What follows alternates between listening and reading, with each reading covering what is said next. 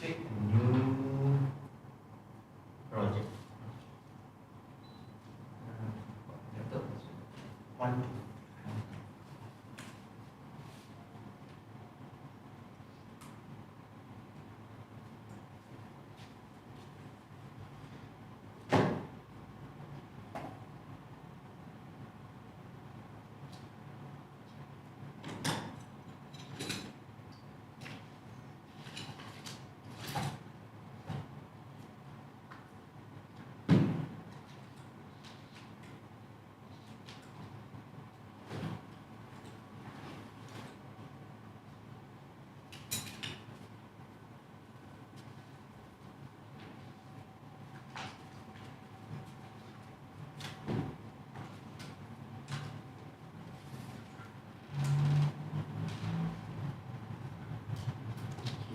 First thing what you do, you upload from the PLC to your laptop.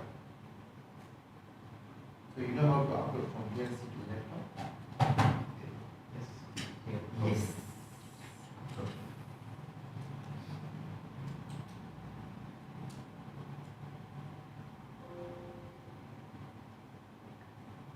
Yes.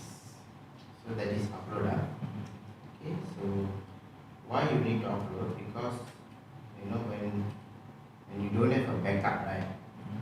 So you need to upload and complete the program. So in case the PLC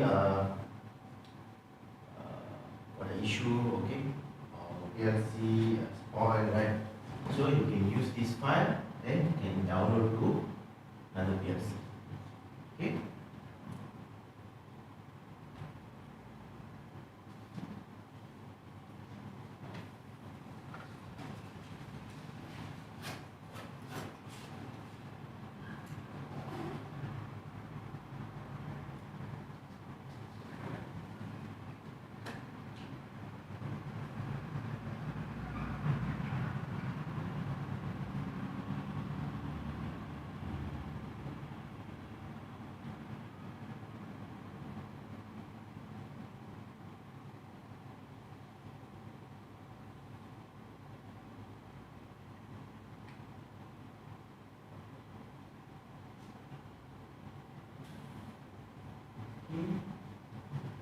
Just save it as an upload date to it.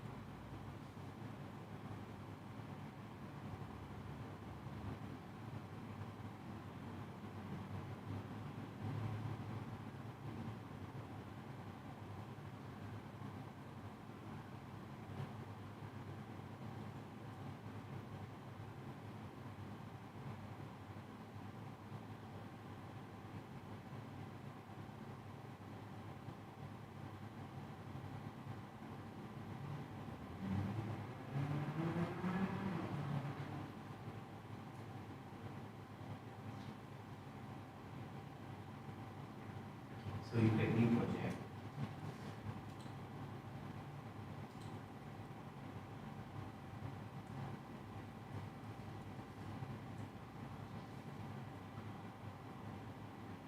Okay.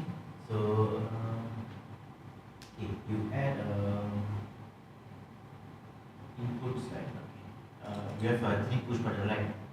So you put push button 1, 2, 3, then switch 1, 2, 3, then the lamp.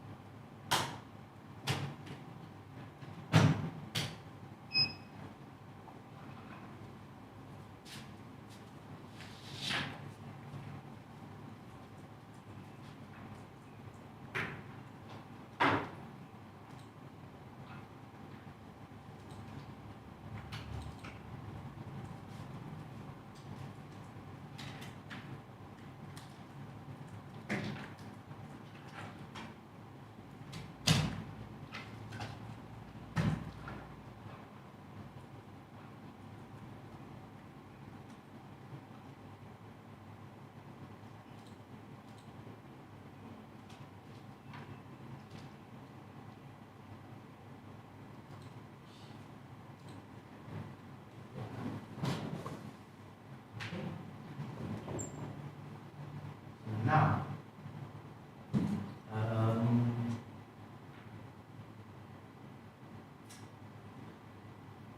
add PB1,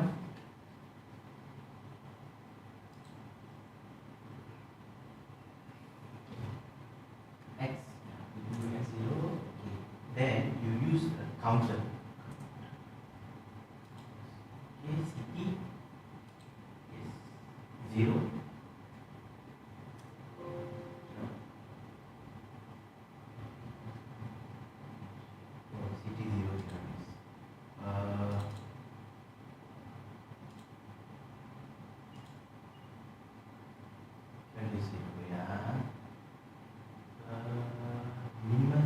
Because in my manual that give you like PANASONIC addressing here.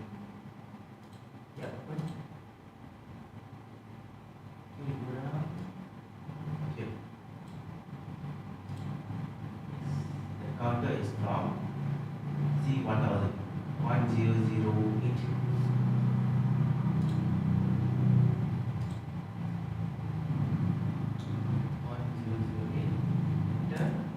Then how much the value? Let's say K5. Enter. Okay. Then here you add the PB2.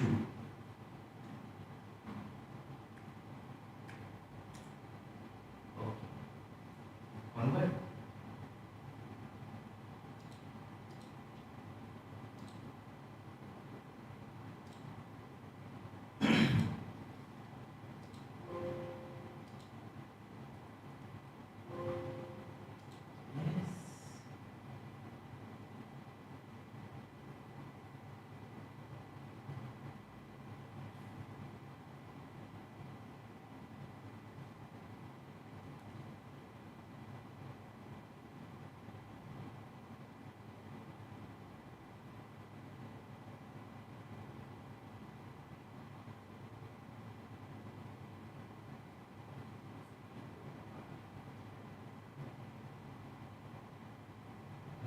Press the push button and see. Stand one level. Okay, right. Okay, you press push button 2. Okay, reset. Right. So it means this one on, I start counting, right? And when this one on, I reset the value. So same like this now. Okay. So after that, I can use the counter similar to timer. Okay. So for example, here, we are online. You add normally open C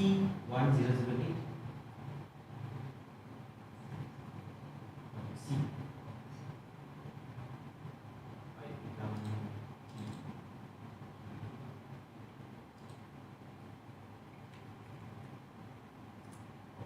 So that is the counter. Same like the timer, right? Timer T0. Okay. Then you can add one output. What is it?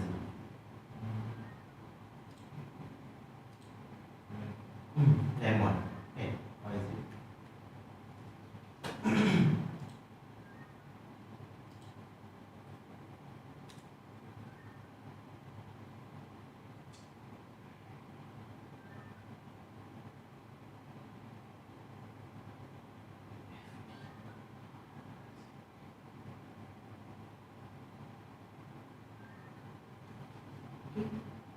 Convert. Convert is really very download, right? But this is called online data. Now you press the button.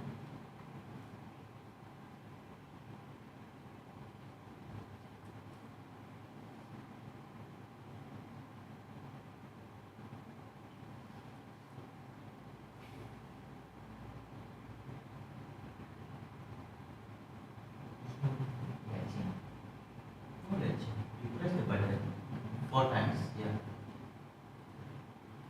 Yes. Come. Same like the timer, okay? So the timer, see how timer works. When there is an input, okay, then T, M, Y, right? K, K. So what happens?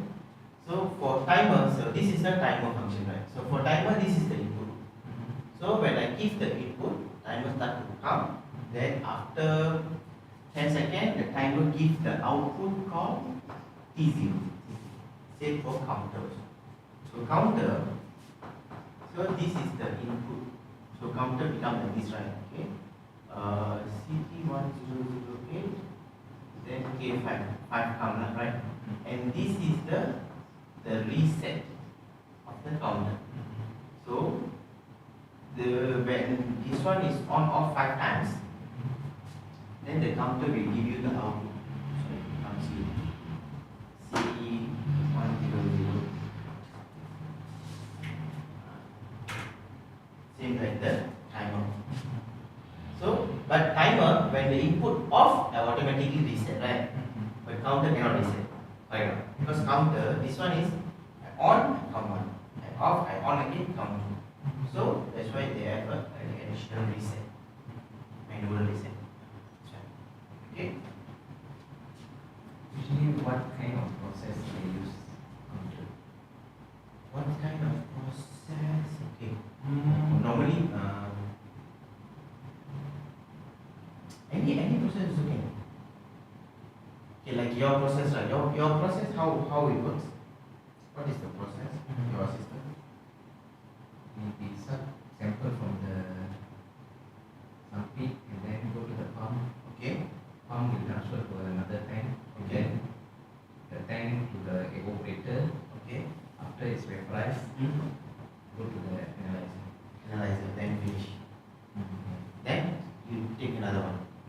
Yeah, continuously. Continuously lah. Okay, so let's say that one cycle finish, right? So you want to count how many cycle finish already. So you can use counter.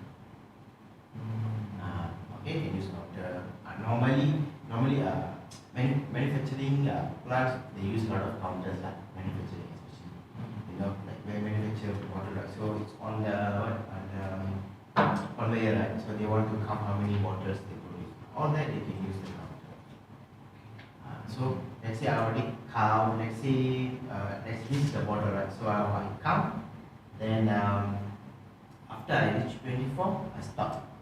Then I put in the box. Then I continue. So another batch, something like that, right? So for that all, they use counter. So you count until 24, then stop.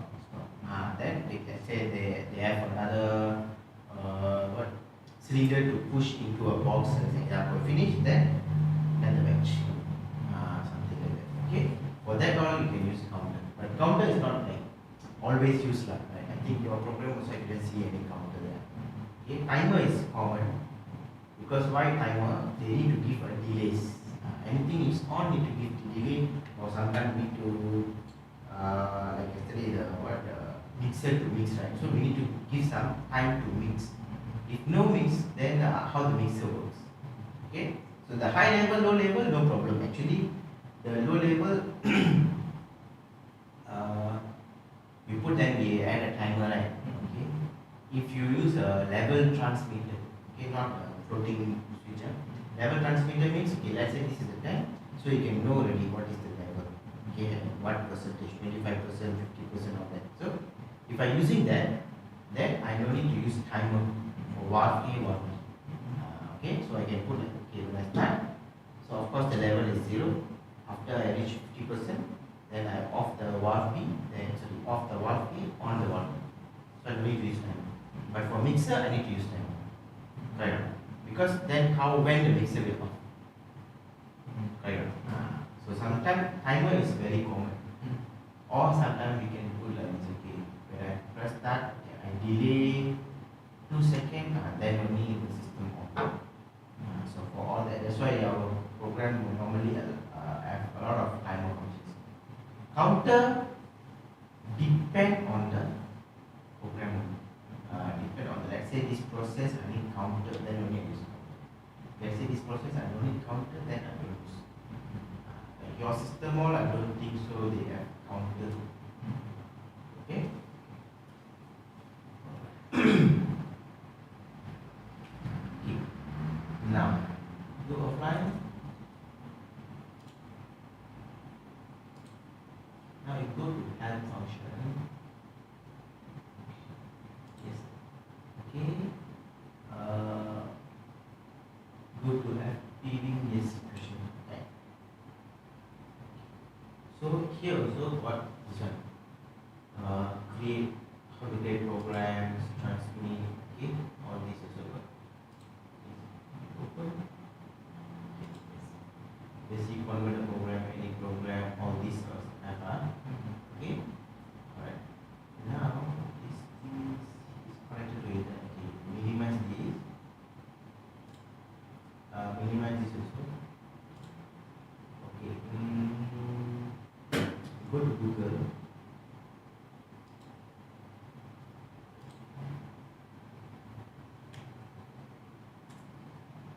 Okay.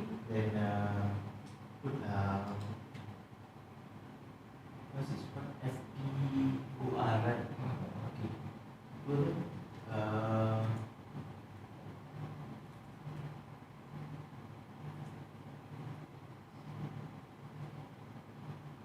FP0-C32T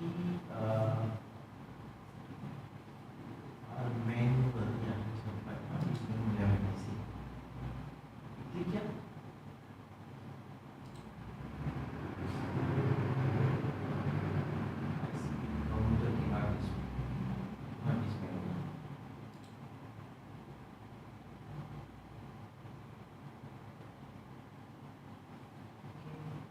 Programming menu.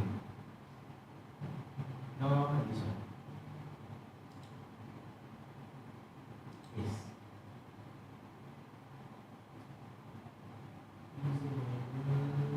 User manual. Okay, this one. Image.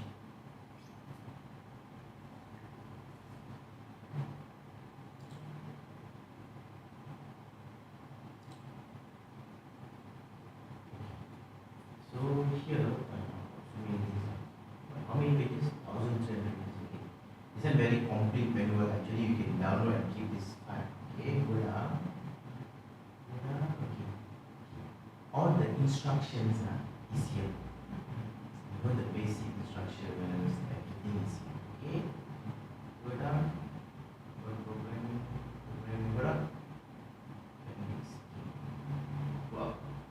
Okay, click on the basic instructions. And okay, then you click here.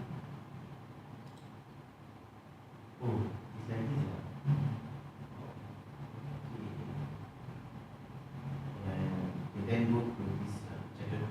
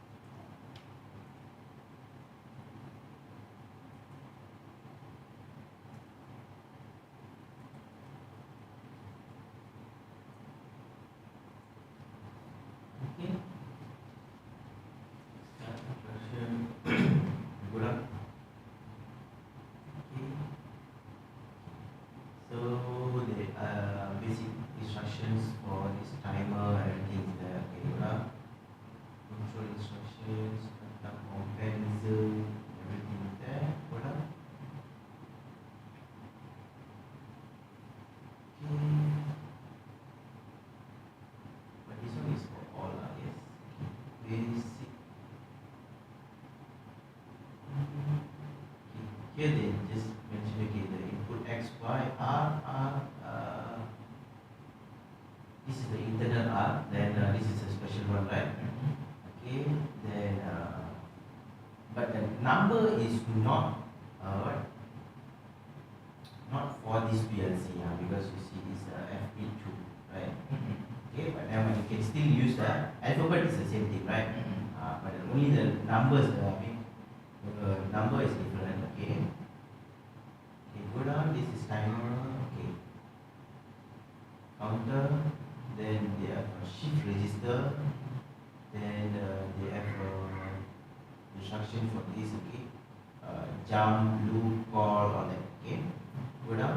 All the subroutines. Yes. Go down. This one we for inputs. Go down. Sorry, go down. This one they just show you and not all function. Okay. Now I want to see the time of functions.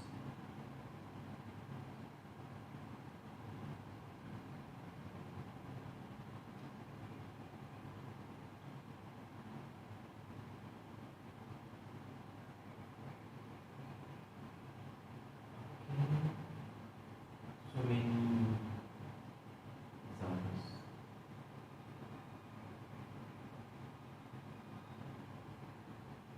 Okay, this one.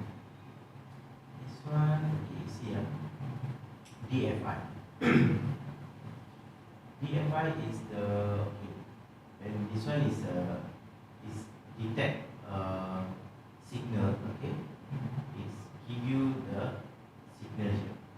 Means like a pulse only.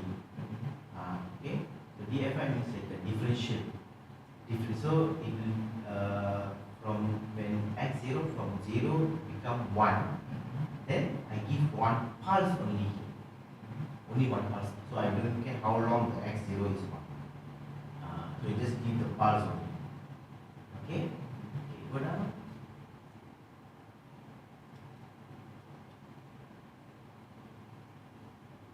Okay, then the set reset. Right. Okay.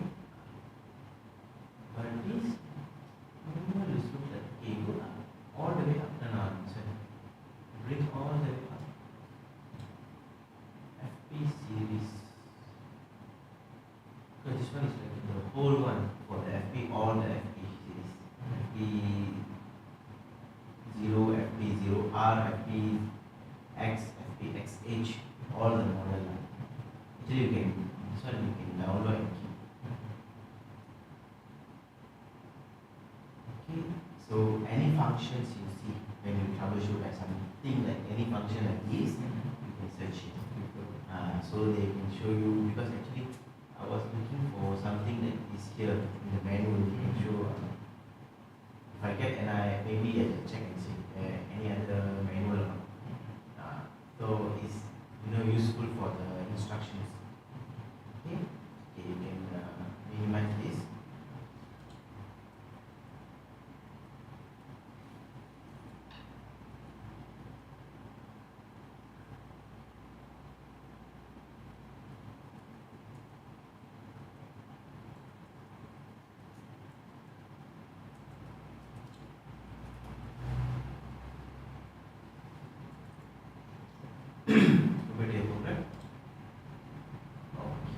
So this is counter, okay.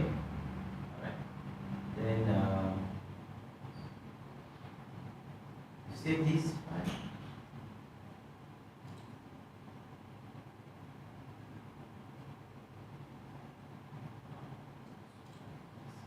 Day 2.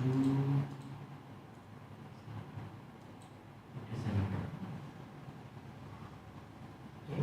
So now what we do a small project for this CT100. Okay, I mean for the counter. Okay, using a counter, and also we do the pulse function first. Okay, the pulse function. Before we go, we click here. Put normally open.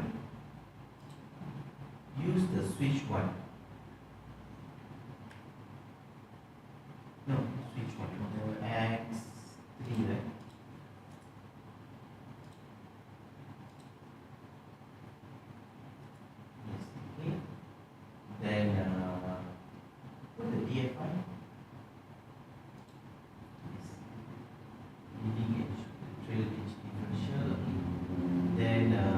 enter. Okay. Then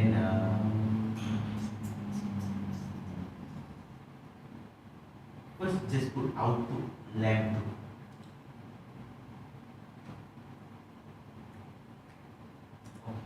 Good.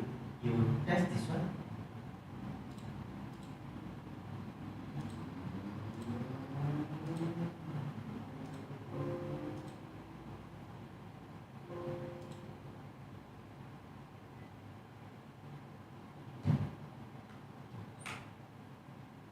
Okay, whatever.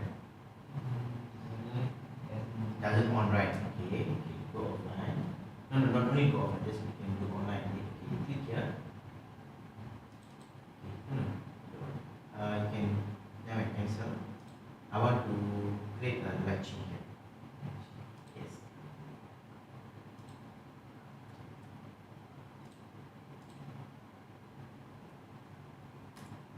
No, why one? That's the one.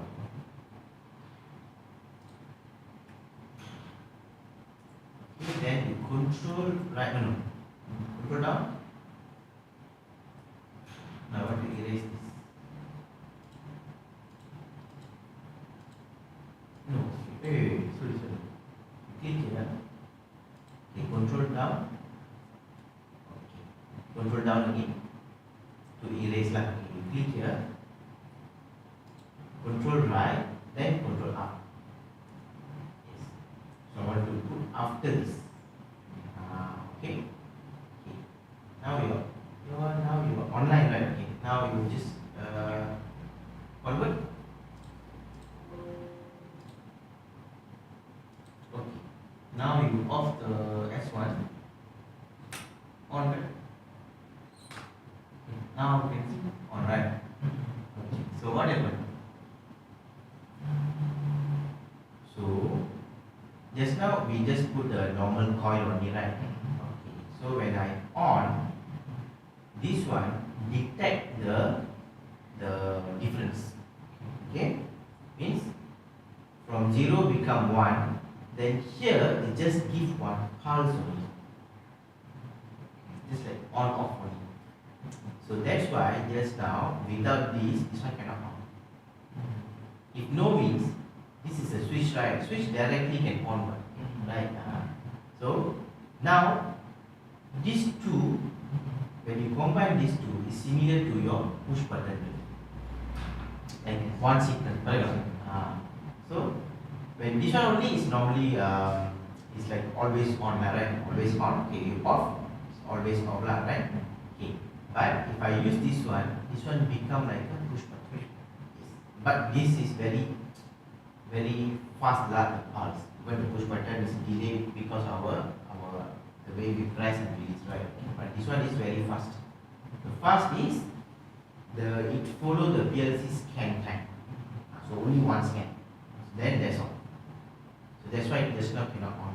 But the moment I add a latch, then yes, of course, because the moment this one from 0 become 1, this DF differential will detect. That's why they say what just now in the manual they say detect the H signal, means I detect the H means it's like this. Because it normally open, normally close, and the coil, all right, is what actually it's a bit, right? Okay. So bit, or we call it boolean also, like bool. Okay. So boolean means 0 or 1. Okay. So let's say this is the timing, how long. Okay. Let's say when it's off, it's always off, right? When it's on, it becomes steady 1, stay 1, then off. Okay. Now, the edge means the movement from 0 become 1. That is called the edge. Okay.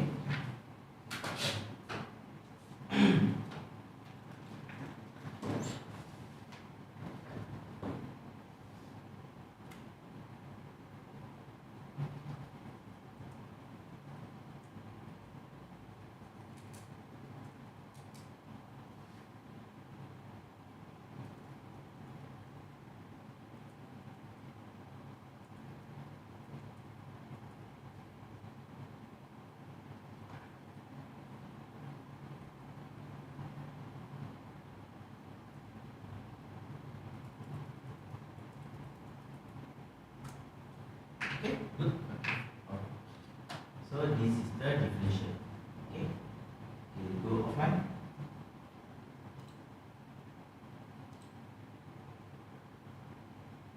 Okay, then there's some other functions later we see. Okay, now you minimize here. There is a max function because I thought max function later we okay, max function later too. Then when you save this, we do one project. Okay, we do one project until the count.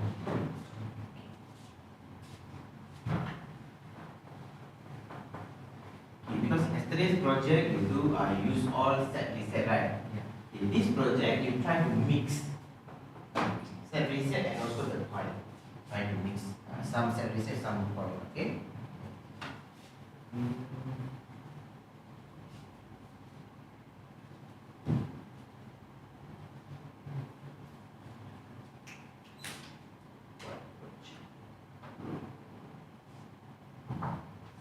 Because your process don't have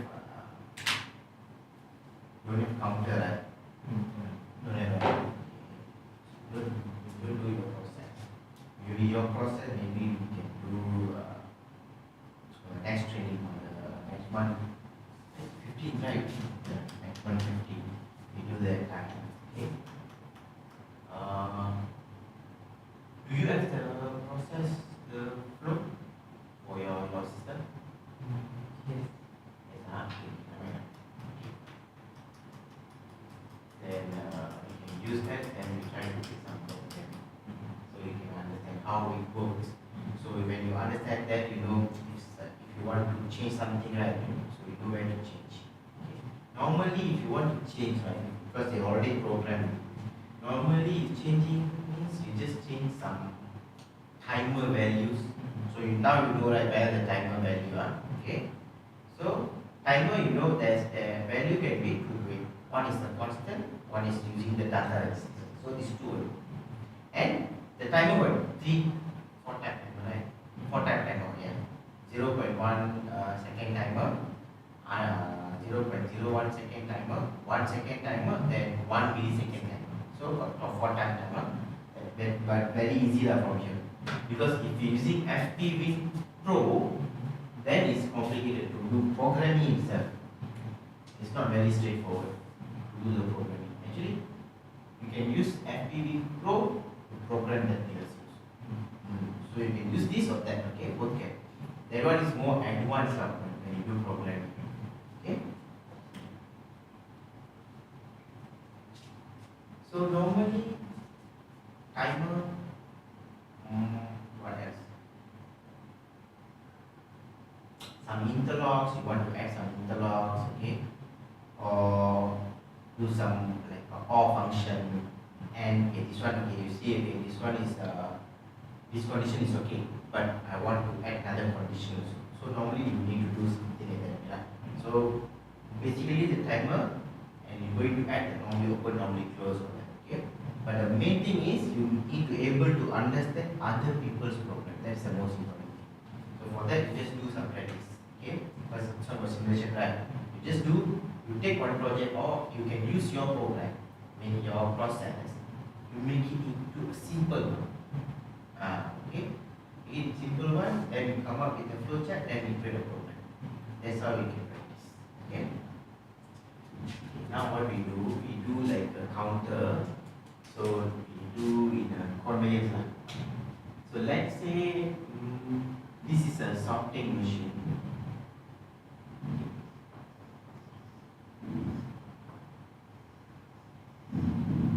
Let's say we have 3 conveyors. Okay. Here I load let's say I load some boxes. Okay. I load some boxes.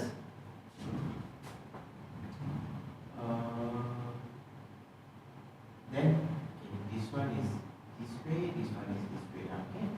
I load some boxes. Box number 1 until box number 4.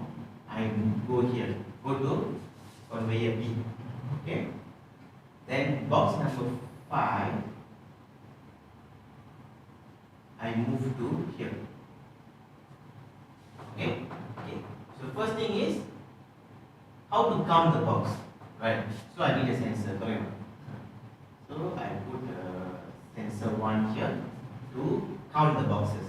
Okay? Here I don't need sensor lah. Okay? Just here. Then to move this one, I need a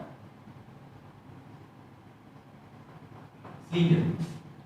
Correct. So I need a cylinder to push the box number 5 to conveyor C. Right. Then I need another sensor here to detect the box. Okay. Then what I do? So addition.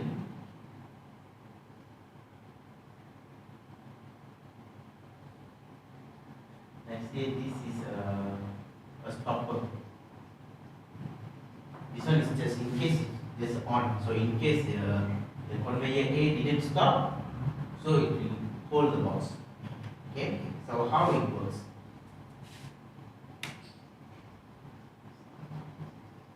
Okay. So how it works? Okay. When I press start, okay, all the conveyor on. Okay. All these 3 conveyor on. Then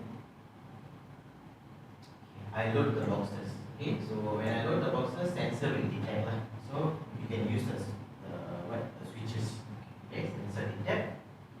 So 1, 2, 3, 4, 5. Then conveyor A and conveyor C stop first. Okay. One stop, I give like a 1 second delay first. 1 second delay. Then 1 or 2 second delay lah. Then the cylinder will push. At the same time, okay, no, we do like this. When I start, okay, conveyor A, B, C on, okay, sensor will count 1, 2, 3, 4, 5. Okay. Once I reach 5, the stopper will on. Okay. Stopper on. Then I give 2 second delay. Then only the cylinder will push. Okay. Cylinder push. For cylinder also I put timer like 5 seconds. But normally cylinder will have this is the cylinder, right?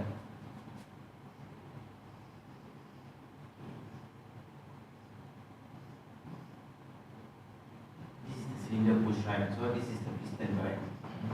Okay. So normally they put a sensor here, sensor here.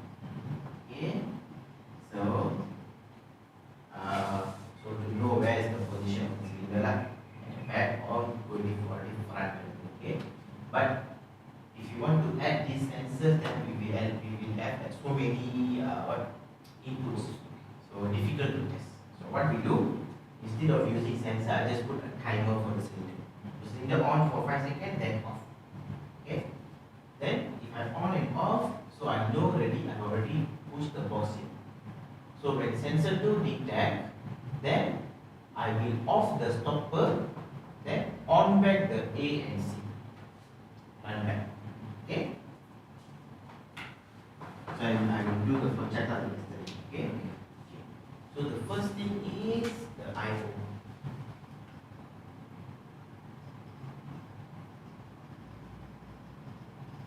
Good. So as usual, let's start. Stop. So X0, X1. Then sensor 1, sensor 2. This one we use the selector. Okay. Because later we can test the way. Example, if let's say sensor 1 is like always on, but cylinder push, you see, this one later we test. Okay. How I know? Okay, sensor 1 I on off 5 times. The 5th time, right? I on. Then once the cylinder push, of course I will off, right? Because I imaging the box already. Let's say the cylinder push and come back, but the sensor is still on. So the conveyor cannot run.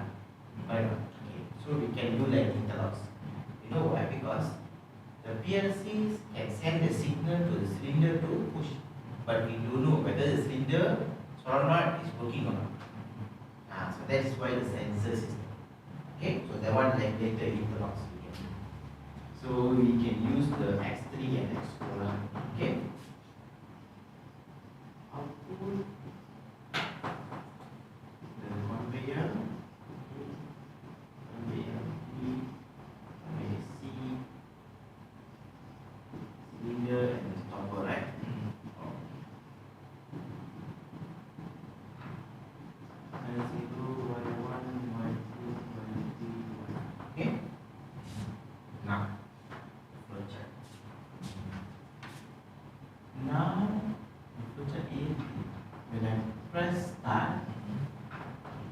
make sure the low level S1, S2 must be off. Off means there's no off boxes here. Then only I can start. Because you see, this type of sensors is from. It's not like the inductive sensor detect the metal. Normally this one will be like the laser, right? So if someone go and put their hand also, it can count one. So I make sure the counting also need to have some interlocks. And when to count, okay? And one later on we can have. So, but before I start, I make sure the sensor and sensor 1, sensor 2 is off. Then only I must start. Okay?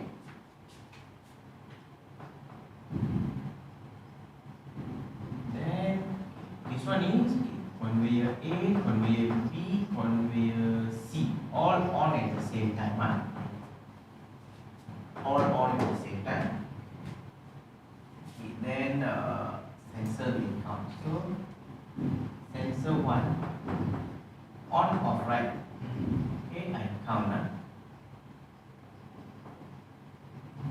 Count. Okay. Then when count equal to 5, okay, what I do?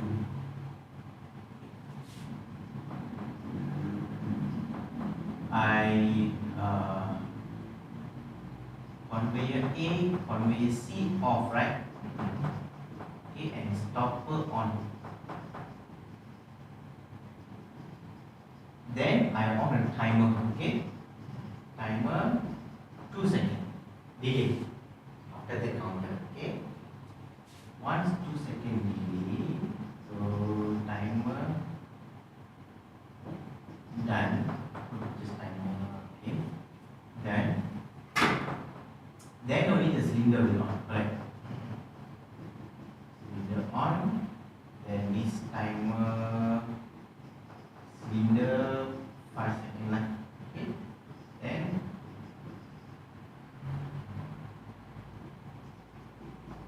timer cylinder done.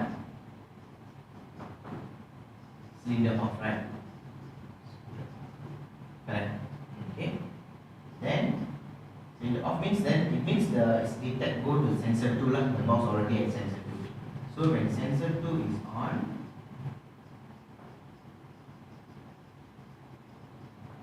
stopper off, right? Okay.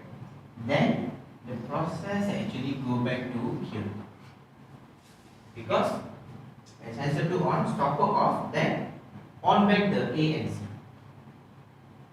Okay, so next batch. So you need to go back to the B no need to off. B no need to off. B always start. Okay. Then when you stop, as usual lah. Stop, you put it like all off. Conveyor A, conveyor B, conveyor C, cylinder. Stop. All off. Okay, good. Okay, you try. So you have how many outputs? 5 outputs, right? So you can try some set preset, some using coil. Use both. So this project have of course lah, normally open, normally close, everything. Coil, set reset, timer, and also count. Try this program.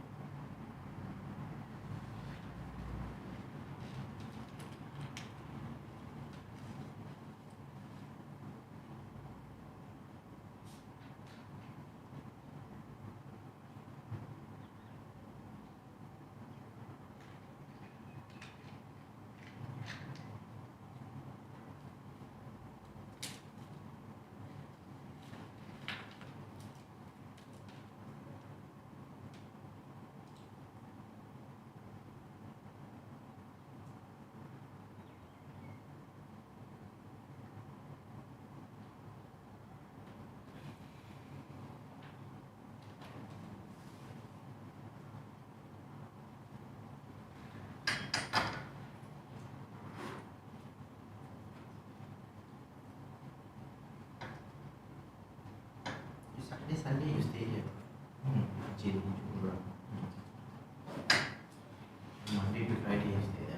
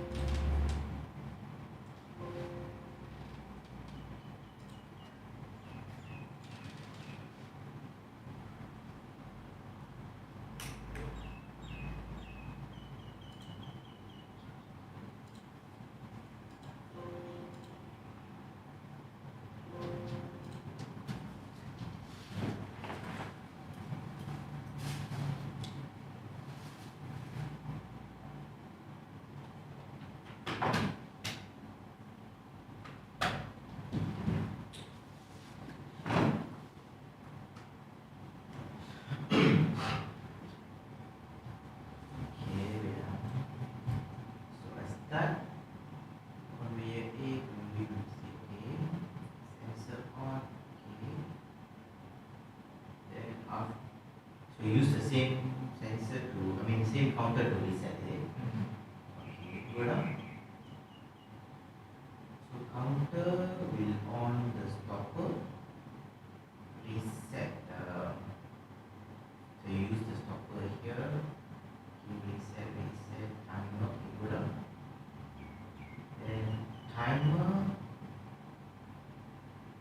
is on the cylinder on the timer.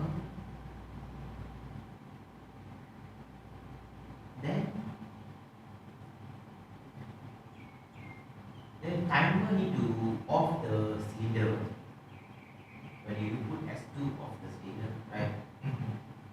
When timer off the cylinder, right? Okay, now we can stop. Okay, reset cylinder.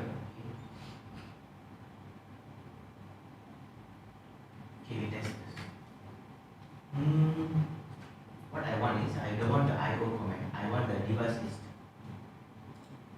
No, you close the IO command. The device, go to online. Device monitor. Yes. So you key in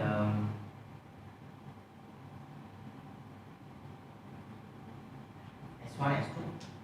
So S1, S2 is what? X3, X4. Okay. X3, wait, X3.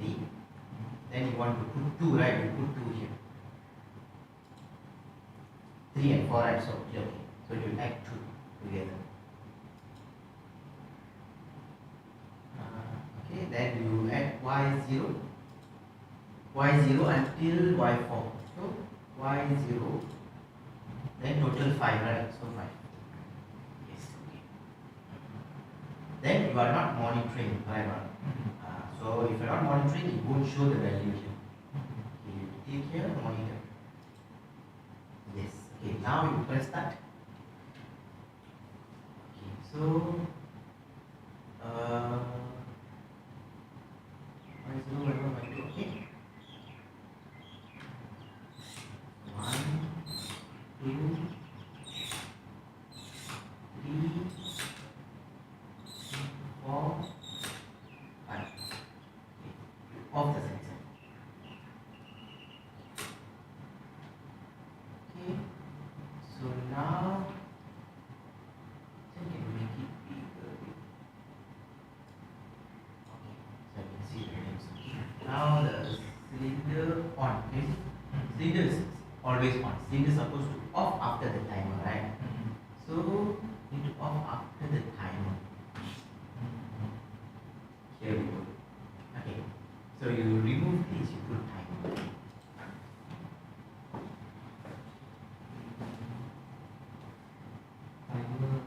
T1. T1, yes.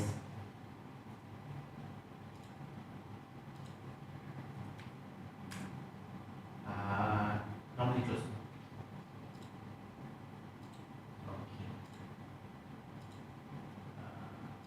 Enter. Okay. So, okay, try first.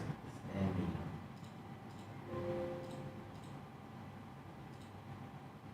so it counting now. No, go to the series. So when you see repeating, correct? Okay, why repeating?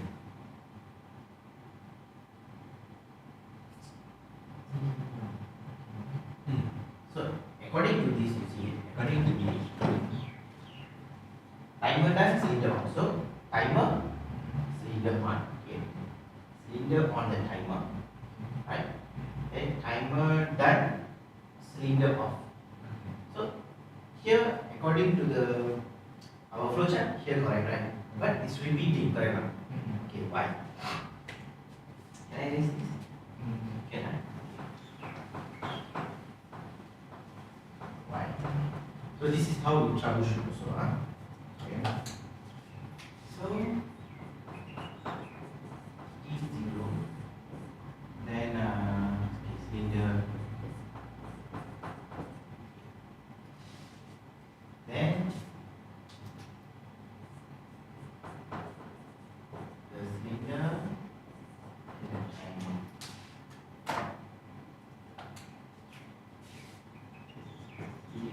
K5, K5. Okay. Then we use the T1 here. Now we see how it works. So the current way here, right? So this one normally close, huh? So when the T1 energized, cylinder on, the timer run. Okay. So T1 is always on.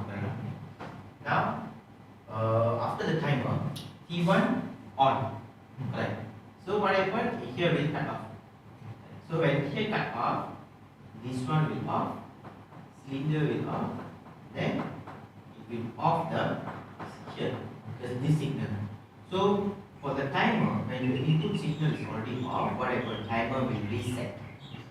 Then the T1 what happened? Off. So here become normally close back. So it will on back. So now the problem is the T0 here. Okay, so how to solve? What we can put in there? I don't want this one is always on. Correct. So what we can do? Another latching. Another latching for which one? Latch which one? Because the T1 Here. Okay, you latch what? normally close T0. Normally close T0 cannot. Because it become like here normally open, here normally close, right? So means that it's like always on ready. Because if you put right? If you see, if you put T0 here, before we start, the T0 is already off one. So straight away on the cylinder. So now the idea is we actually programming is like problem solving. So now the problem is this signal. I don't want this signal to be always on. So what I can do is I cannot off the T0 because T0 is there here. Actually, there's many ways to do that. Okay, you go up. Okay, now you go up a bit. Okay, now the problem is T0, right? So we can off the T0, right? We can off the T0, but how to off the T0? By off the stopper. So stopper cannot off. Stopper after sensor 2 only can off. Okay. So there's many ways. So first we do one way. Okay, we try to off the T0 first. Okay. So what I need to do now? Who on the timer? The stopper, right? Right. Actually, the counter on the stopper. Stopper is the one counting. Okay. Now I don't want the stopper to on the timer. I create an internal memory to do this job. Okay. Okay, go offline first. So we can learn how to use the internal memory as well. Okay, what you do? You right click here. Insert blank round above here. Okay, sorry, network. Right click, insert network. I think you right click here because always insert below. Right click, insert network. Oh, it's inserting up. Okay, you go undo. So it is inserting up, right? Then you click here. Insert network. Okay. Now, so we use the same C0 here. You put the C0 here. Now we open C0. Sorry, not C0. C. Okay. Enter. Okay. We create a what? Internal relay. Output R0. R0. Okay. Then you latch. You latch the R0. Okay. Control up. Then here you click. Control down. You cut. Later you delete this one, you put it here, this one here. TMY0 K2. The timer. 0 K2. Okay.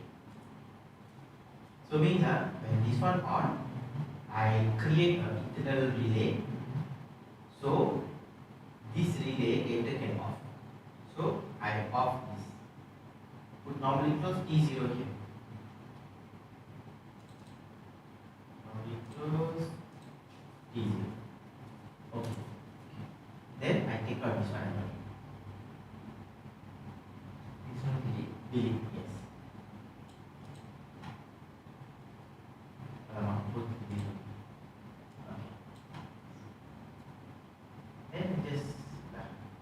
can click here, control down, then control, yeah, okay, convert. Okay,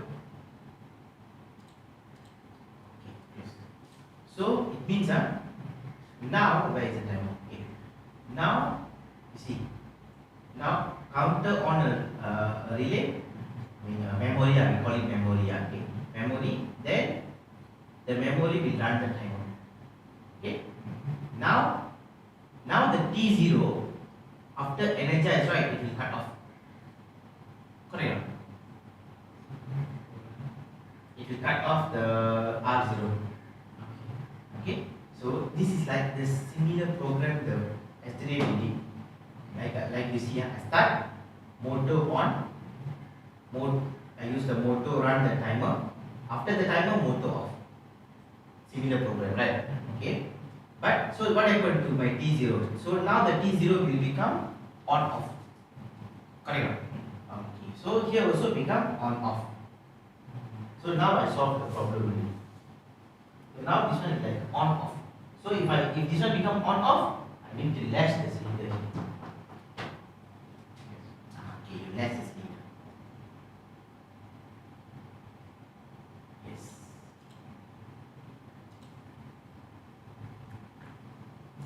Control up. Okay. Convert. Yes. So this is how they use the internal relay. Actually, you see, this relay and the stopper, right? You go up. Okay, you see, this program and this one is the same thing, right? Okay, but our idea is because we don't want the T0 is always give the signal. When T0 always give the signal, the cylinder cannot stop. Keep on repeating. So what I do, I remove the timer from the stopper and create another one. Because why? After the timer, I can off the memory because I don't need the memory. But here, if I want to just like just now, it was here right the timer. If I want to reset the timer, I need to off the stopper. Correct. So I cannot simply off the stopper and sensor 2 on, then only on. So that's why I created a memory. This is why a program will have so many memories. Like example, if you ask me, okay, it's like a internal one output. So here just now we have 4 outputs, right? Conveyors, everything. Okay, like this one, like another output, which is help you to do the delay. That's why our program also so many outputs, so many because okay, they do the job. Okay, they create a memory first. Then they use the memory to do the other jobs, everything. Okay, try and see now.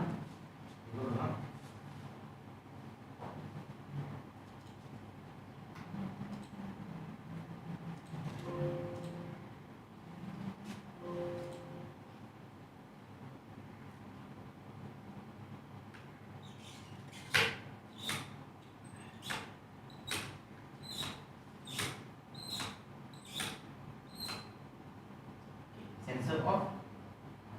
Now the T0 can you see off already? Okay, off the sensor. Okay. Now, okay, good. So now the cylinder also off already. Can you see? So earlier cannot off. Now on sensor 2. Here you monitor.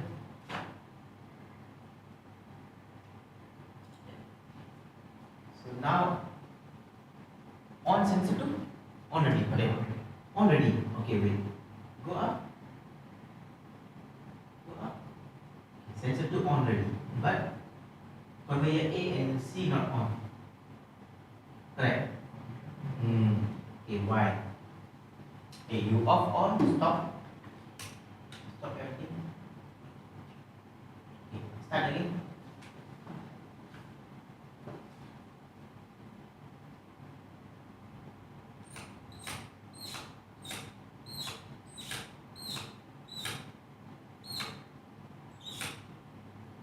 Okay.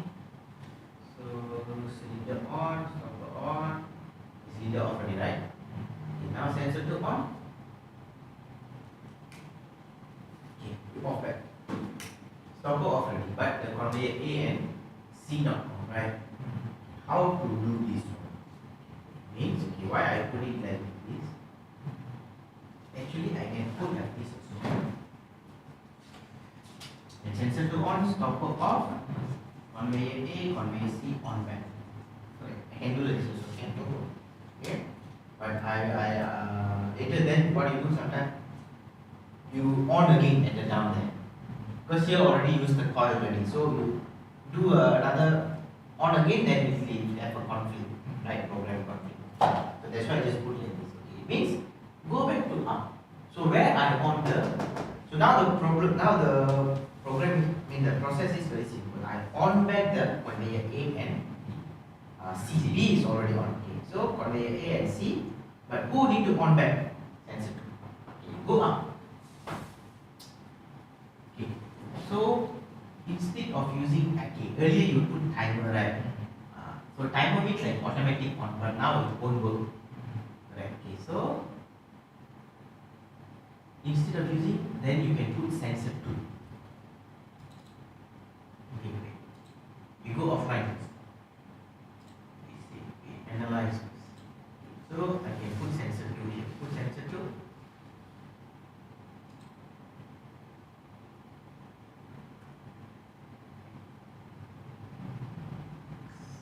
X4. But you see, X4 on here, it will cut off here. So of course this one cannot give signal, right? So the latching must be after this. So you click here, okay, control down, yes, go right, no, control, yeah, just join here, okay, so this is the same thing lah, right? Joining here, okay, but, okay, never mind, we test this first.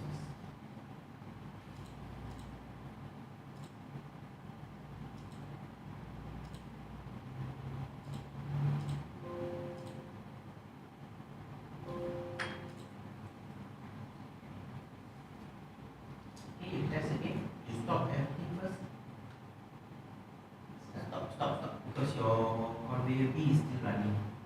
Oh no, it's not monitoring the sorry. Monitor. Because every time you offline, right, it's going to be monitor off. Okay. Because for me, I easier to see here. Right. Because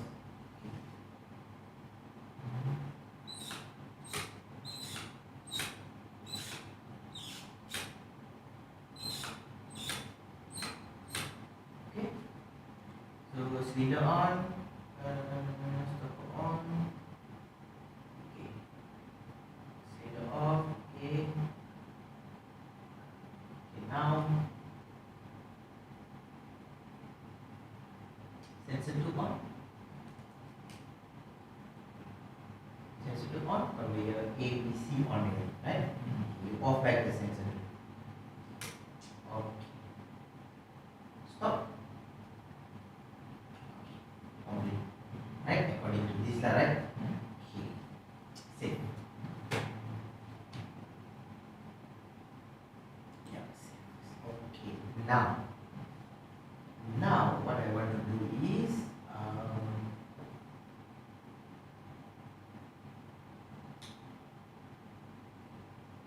okay, so according to this, all working, right? Okay. Now you just on sensor 1 first.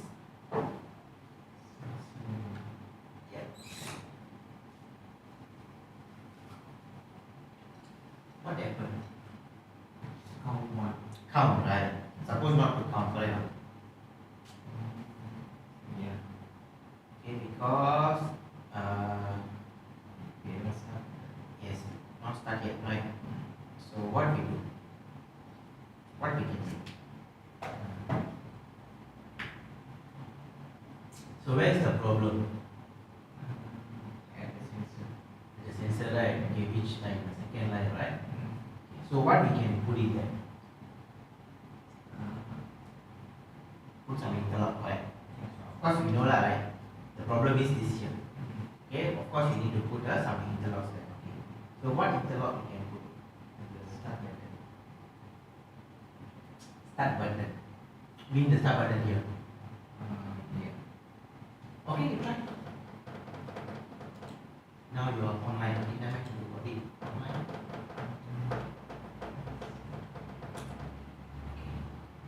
Convert.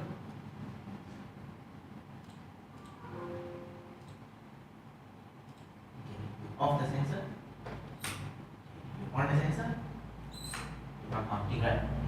You off. Okay. Now you press start. Okay. Now you come. Now the running, right? Now cannot count. Okay. So of course start button cannot. Okay. Because why? Because it's like a because it's a push button, right? So it's just the signal is on and off battery. So we need something like here on. Correct. So which one can you use? Okay, very simple. Okay, when the sensor can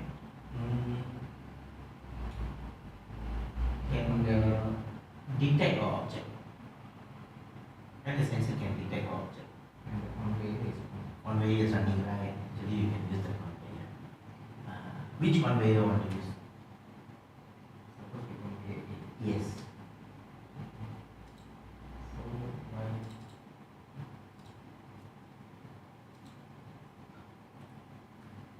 Yes. And just now you already count one already, right?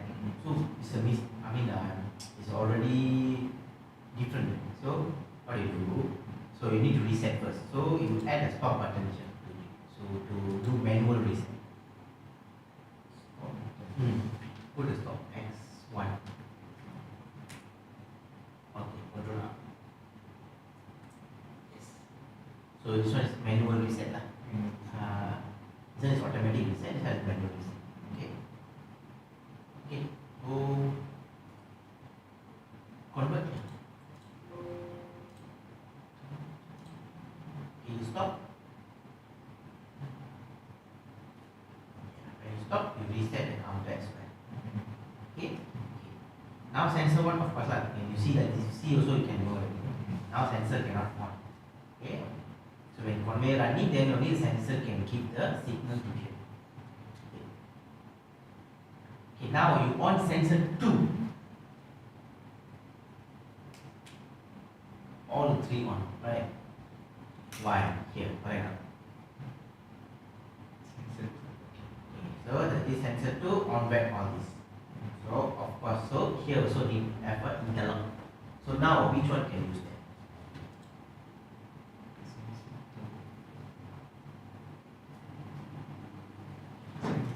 Sensor 2. Interlock can use. So earlier for sensor 1 we use conveyor A, right? Okay, because when the conveyor A is running, then only the sensor will detect the boxes. So we put the conveyor A. So for here, sometimes we think conveyor C, but it cannot run because you see, when the conveyor C not running, then only the sensor will detect the box because then only I get the box. So, but I cannot put a normally closed sensor C also, conveyor C also, because before I start, it's already conveyor is already off. So if I put normally closed conveyor C, then the sensor 2 still can enable. So the best way is, okay, who is always on? I can use conveyor B. Because conveyor B is the one always on. Okay, so I can use the conveyor B. There. So when switch 2 is on, conveyor B Is in run mode, then only I can on back the conveyor A and C. Because we need to understand this the sensor 2, this sensor 2 here and here is different purpose, correct? This sensor 2 is as an interlock for the start. This sensor 2 is to on back the A and C. So to on back A and C, I need something here which is already running. Okay, so I can use the conveyor B here.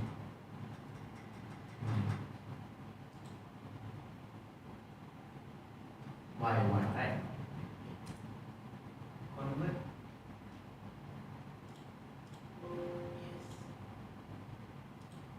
stop. So it means when conveyor B not running, sensor 2 cannot give the signal to this. If you put conveyor C, also cannot work, conveyor A also cannot work. Why? Because the moment sensor 2 detect here, your conveyor is still in off state. After this only going to be on. So of course conveyor A and C cannot work. You cannot put normally close also because it's already off. Initially it's already off. So you can put conveyor B. But let's say you don't get this idea. Okay, there's another way also. That is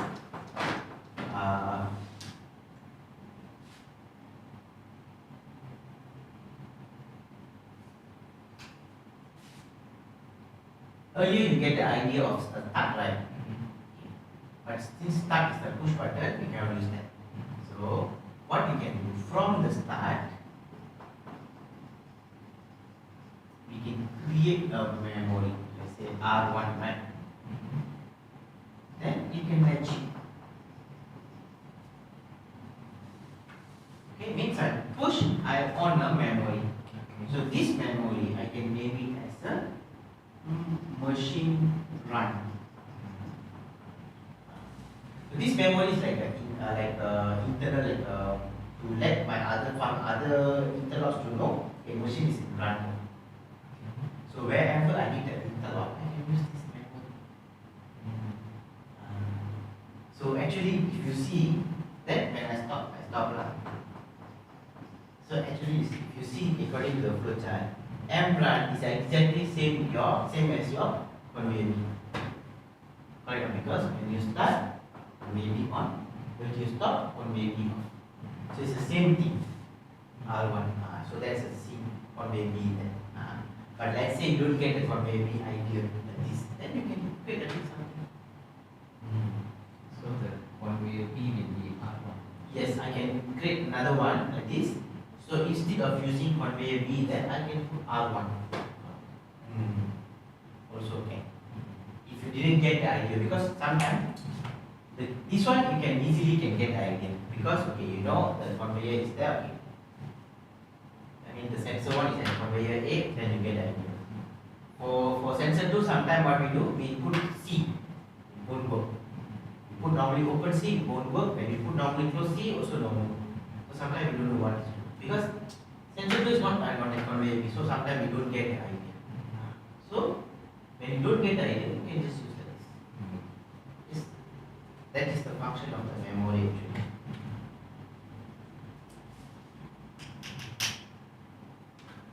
Okay, good.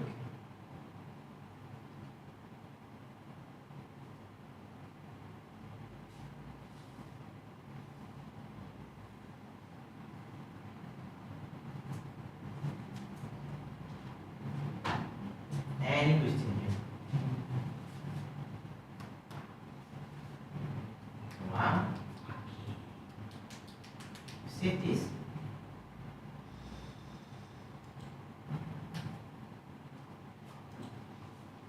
Then create new project.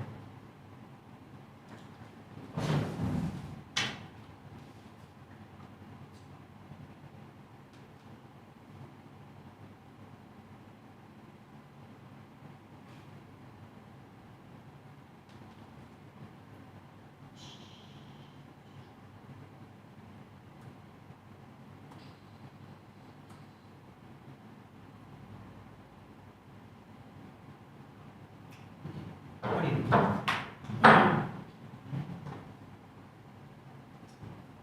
So far we already learned the pulse function, right? The DFI, right? Okay. Pulse function, that. Counter that. HMI next week we do. In next class, the maths. Maths.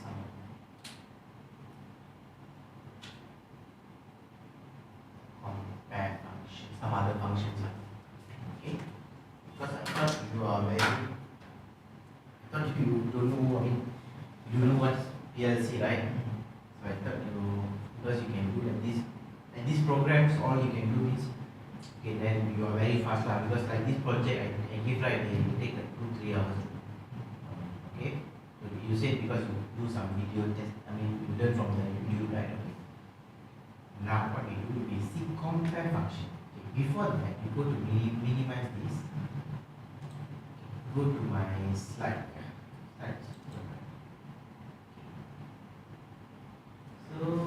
So far I already used the input output, the relay. Of course we cannot use the L now, right? Because we are not connecting to PLC. Timer counter we already used. Okay. The special, okay, later we see the special, because we need to check in the manual which one is the special one. Okay, go next. Okay, analog. Okay, because this PLC don't have analog. Okay, then go next. This one cannot use. This is data register. Okay, data register we already used it, right? Then link register we cannot use because it's a PLC. This one is a timer value lah. Timer and counter. Yesterday we used that at EV0. Okay. Then this is a special data register. This special we can see later. Okay, go down. Okay, this one. Okay. So you see, in PLC they have data types called Boolean or 1 bit. Okay, so 1 bit means all these are bit. Okay, so you go to here. Okay, all these are bit, like when they use the name flag, right? It means it's just a bit. Yes. Okay, so it means like internal means R, right? So just 1 bit. Can you see? To store bit information, like I said, right? Used internally by the PLC program to store bit information. So like this. It means when I start, since the start button is a push button, I want to create a always on one. So I store the bit inside here. So like a 1, right? Okay. So this one, so turn on and off based on specific conditions. So these are bit also. Okay. Go to next. This can see all 16-bit data. Right? Means it can store 16-bit data. Okay, go next. Same like your data register also. 16-bit. They call 1 word. Okay, 1 word. Okay. Or like your special data register also. Data memory for storage setting and error codes. Okay, so inside here you can store some settings and also your error codes. Then of course the timer, of course like value, right? Okay, you see 16-bit. That's why yesterday when for the timer we use the DT0, right? You can store value like how much, like 10 seconds, 20 seconds of that. Okay, go here. Okay, these are the common PLC. Common PLC data types. Okay, so these data types you see Boolean. Boolean means bit, 1 bit. Okay, it means you can store only on and off. Okay, then they have a short integer. Okay, or we can call it like 1 byte. Yes, but I think Panasonic don't have this. Okay, because Panasonic start with 16 bit. 1 bit, 16 bit, 32 bit. There's no 8 bit in Panasonic. Okay, but we learned lah, right? 1 byte is okay. So they have a sign and also unsigned. Okay, then integer, which is 16 bit. So 16 bit means you can be signed and also unsigned. Okay, positive value 0 to 65535 or negative to positive value. Half of this one. Okay, then we have a double integer. So just now we see there's no double integer here, right? 32 bit. Right. So what happens? So some functions using 32 bit. So it will combine 2 data together, 2 data register together. So let's say there's one function. That place must use the 2-bit example, right? So if you put D0 there, it automatically D0 and D1 together. Automatically. Later we learn in the max function. Okay. Then we have so So of course like the value more than this, of course I need 32 bit. Right? Because sometimes PLC is like the value will be more than these numbers. Like 65,000, sometimes it will be more than that. So we will be using real or floating point. It's also 32 bit data. Okay, why I put it here like a size, right? Name size, because then only we know how many bit to use.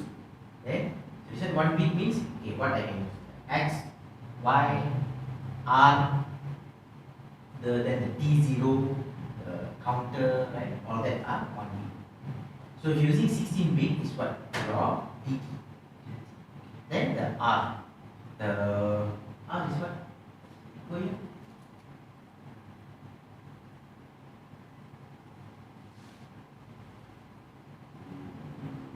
The special data register. Yeah. The R, I mean DT also, but more than 90,000. So your hours go up. Hours is a C32, right? Model. So means the DT can go up to 32,000. 32762. Okay. Alright. 32763. Okay. Any question here? It's not the DT we use, last time we use for the timer. So the counter also we Can use. yes, same thing lah. Same thing. Same DT. Because why like yesterday we used the DT in the timer because we want to change the value.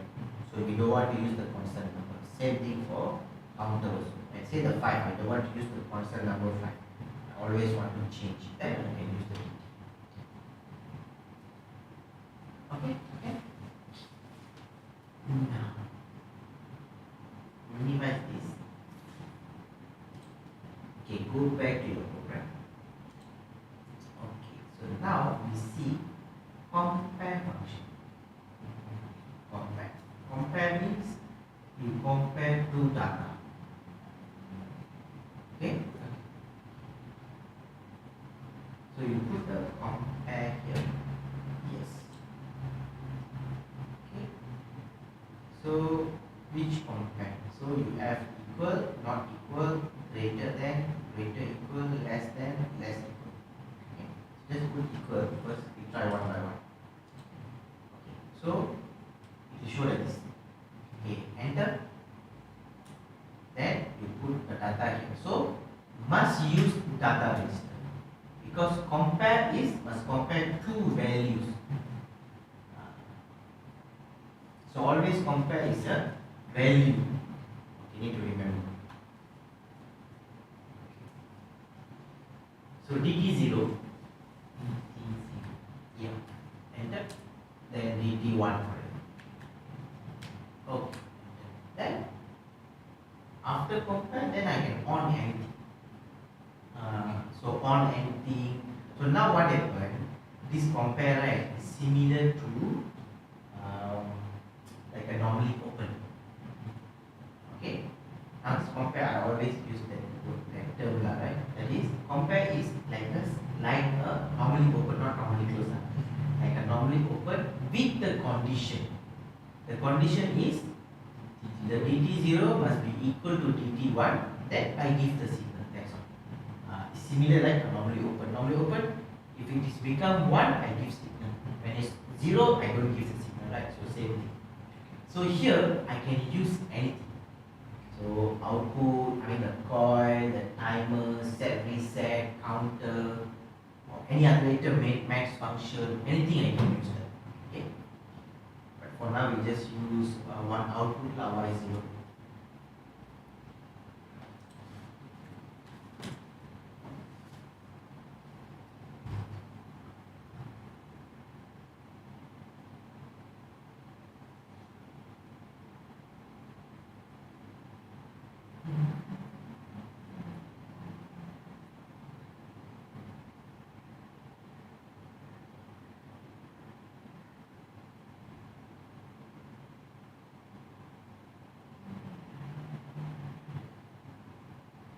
Just one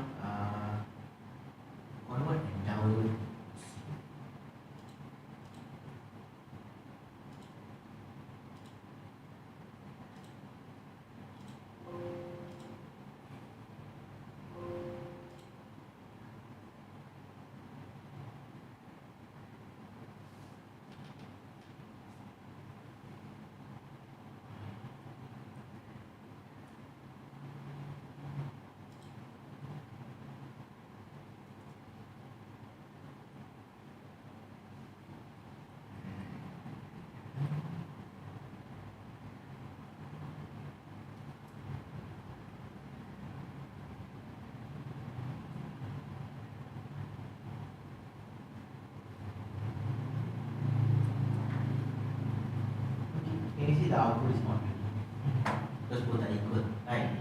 So you can use device monitor. You can use this. You just key in some values and you see whatever.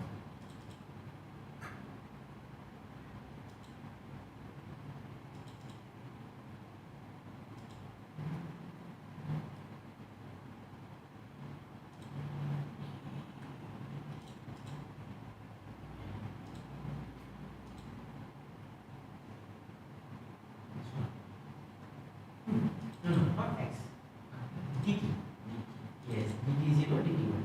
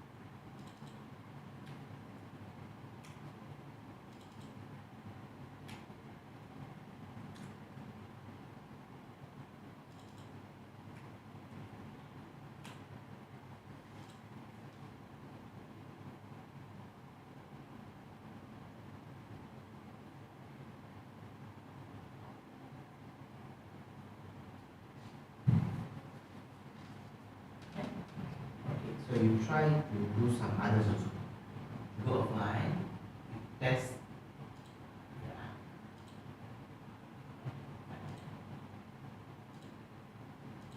Okay, then you can test some other compare equal, not equal, right? Then you put some outputs, then you can use this here to do some values. Okay, even you can put constant numbers. Let's say you put this, okay. And then, okay, let's say DT2. Here can use constant number K50 for example. Yes. Then you put one output.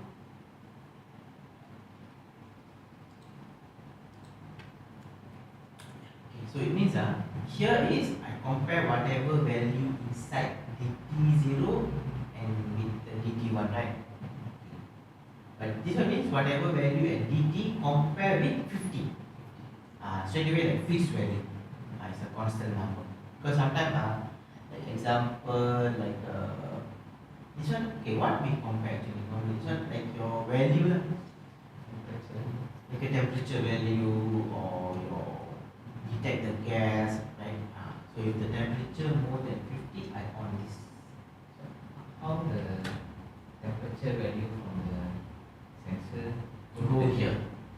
Okay, this one we call, that one we need to use the analog function. Yes. Okay, but later I will show you how to do that. Okay, because when we need to learn maths first, then we see. Because but I don't have the analog inputs here, but later we see. Okay, then we try a few learnings.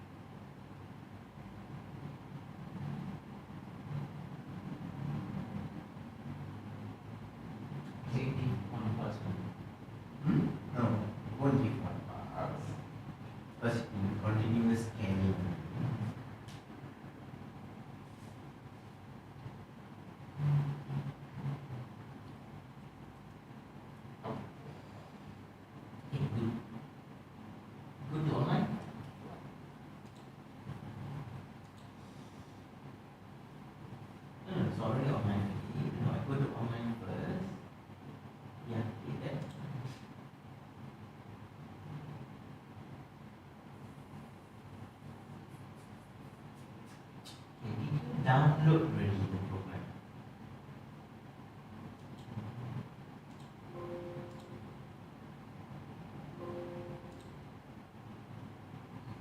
Okay, now you key in again. You monitor first, then you key in.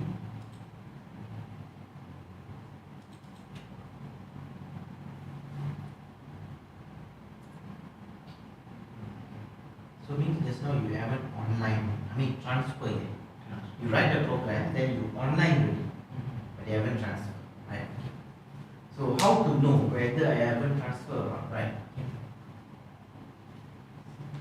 You go to it's called a compare function lah. Compare function. Okay, it's not here. Go to project. I want to see program now. Okay, no good at it. Go to that result. Find replace.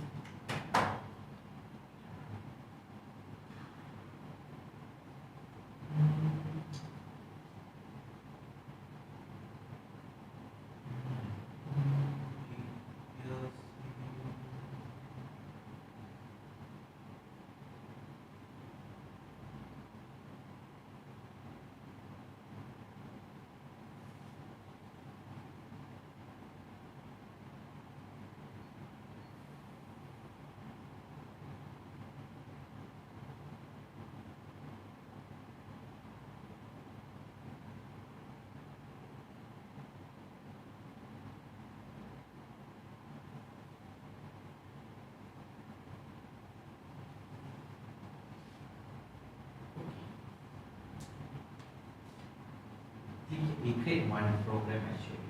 Go offline. Okay, you add another run.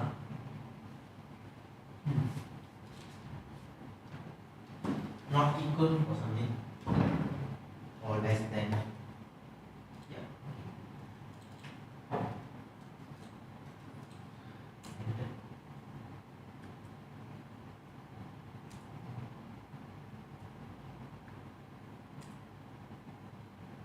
Then you can use back the D2 here also can, D1 also can. Same thing lah, right? Because maybe this one may be different value. Maybe let's say this is a temperature 1 must be temperature 2 equal. Then this one is maybe pressure. So pressure must be less than temperature or something like that lah. So can use back. It's not like I already use here means I cannot use. Can use also. Okay, never mind. Put one output.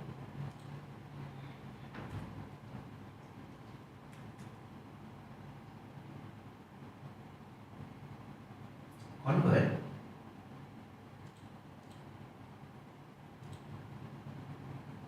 Online. Don't download. Go online. Okay.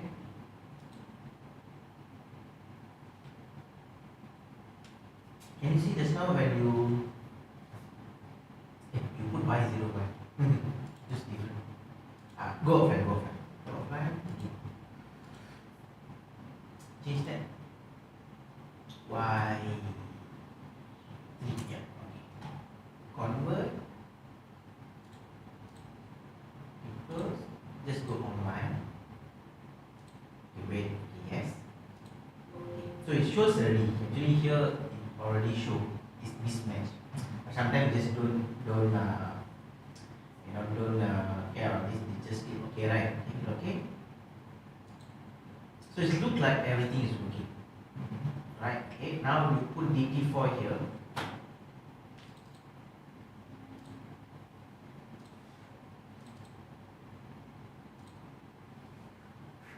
Okay, put the value. So supposed to on, right?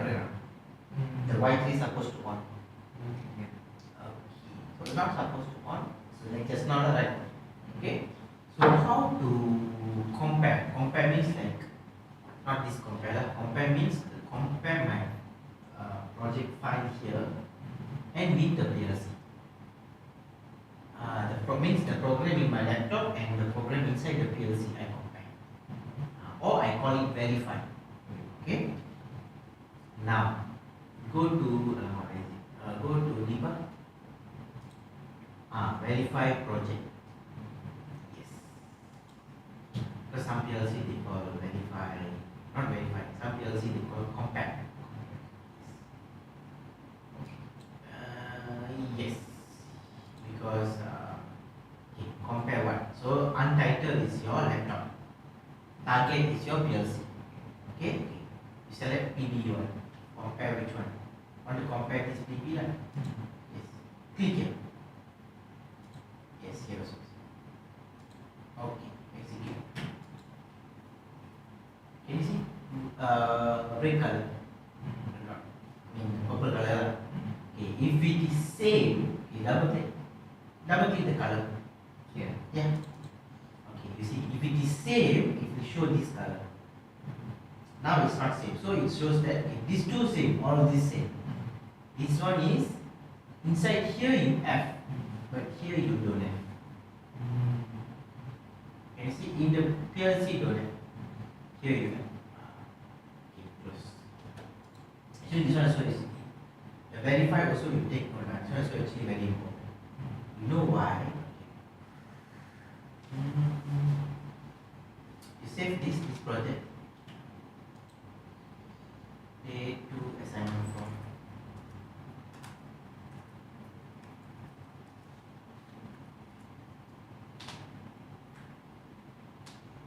Okay, so let's say for example, inside the PLC there's a program only 3 lines.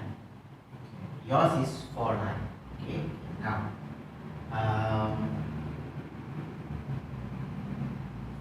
let's say it's running. The program inside is running as normal or no problem. Let's say it's a machine program. This program you get from the guy who create the program. You can say that, okay. Then he give you, so if you use this, normally you don't need to download. Correct. Okay, because the program is already inside that. Then he give you this file, right? So you open this file, like you show me your file, right? You open, just go to monitor. I mean, go online and just go and check what is the problem, what is the issue. Okay. So, but can you confirm or not whether the program you use and the program inside is it same or not? So to do that, you can use the verify. But the thing is, the good thing about this one is, this PLC is, where the moment you click online, it's already show already mismatch. Mismatch means okay, you know already because this is a what they call it? The program is not same. So you can go to verify and check which one is not same. So what you do, the program the guy give you, right? You keep aside, you upload from here. Don't download here because we don't know why you do some changes. Because you see, when I do program for a machine, okay, I do the program. You give me the flowchart, I can do the programming and everything. Okay, I install. Okay, it's running. Then let's say in the future, after 1 year, they want to do some changes, right? So what they do? Let's say there's a guy to do programming. So he go and do some changes. Like you said, you need to do some changes, right? You do some changes. Okay. Then let's say after 2 years, got problem. Then you call me. So the program I have is the older version. The program inside the PLC is a newer version. So we don't know where they do changes. So if I want to do troubleshooting, I need to use the newer version, cannot use the older version. So the best thing is always upload the program and keep first. So that's the first thing I teach normally. So always, wherever any PLC system, whenever you want to do troubleshooting, always upload first. Keep in your any file. Then only you go online and do something. Let's say in case you messed up the program, for example now. Okay, I will just show. This is based on my experience. What I do normally. You see, if you want to troubleshoot your machine, right? So you know the sequence. Right? So for me, sometimes I do troubleshooting for companies as well. Okay. Sometimes company call me. They ask me to troubleshoot their machine. So I don't know anything about the machine because it's not my machine. Okay. what I know is what PLC they are using. So from there I know already what software, what cable I need to bring. So they just inform me what cable everything. Then they will inform me what is the problem. Okay, they will inform me what is the problem. So before I go, okay, just in my mind I just try to, try to debug. Okay, maybe what is the problem? Okay, let's say they say motor not running. So I will check. Okay, maybe motor not running. Maybe why inverter problem, or PLC not can give the signal to the inverter, or maybe the motor is direct connect. So check the contactor, something like that, right? Or in the program. So normally for me the most important part is the program, because I do know about their system, how it works. Okay, then I don't try to understand their program. I always, okay, let's say they have this is troubleshooting. Okay, I show you. Let's say they have something like this. Then this is the output. Okay.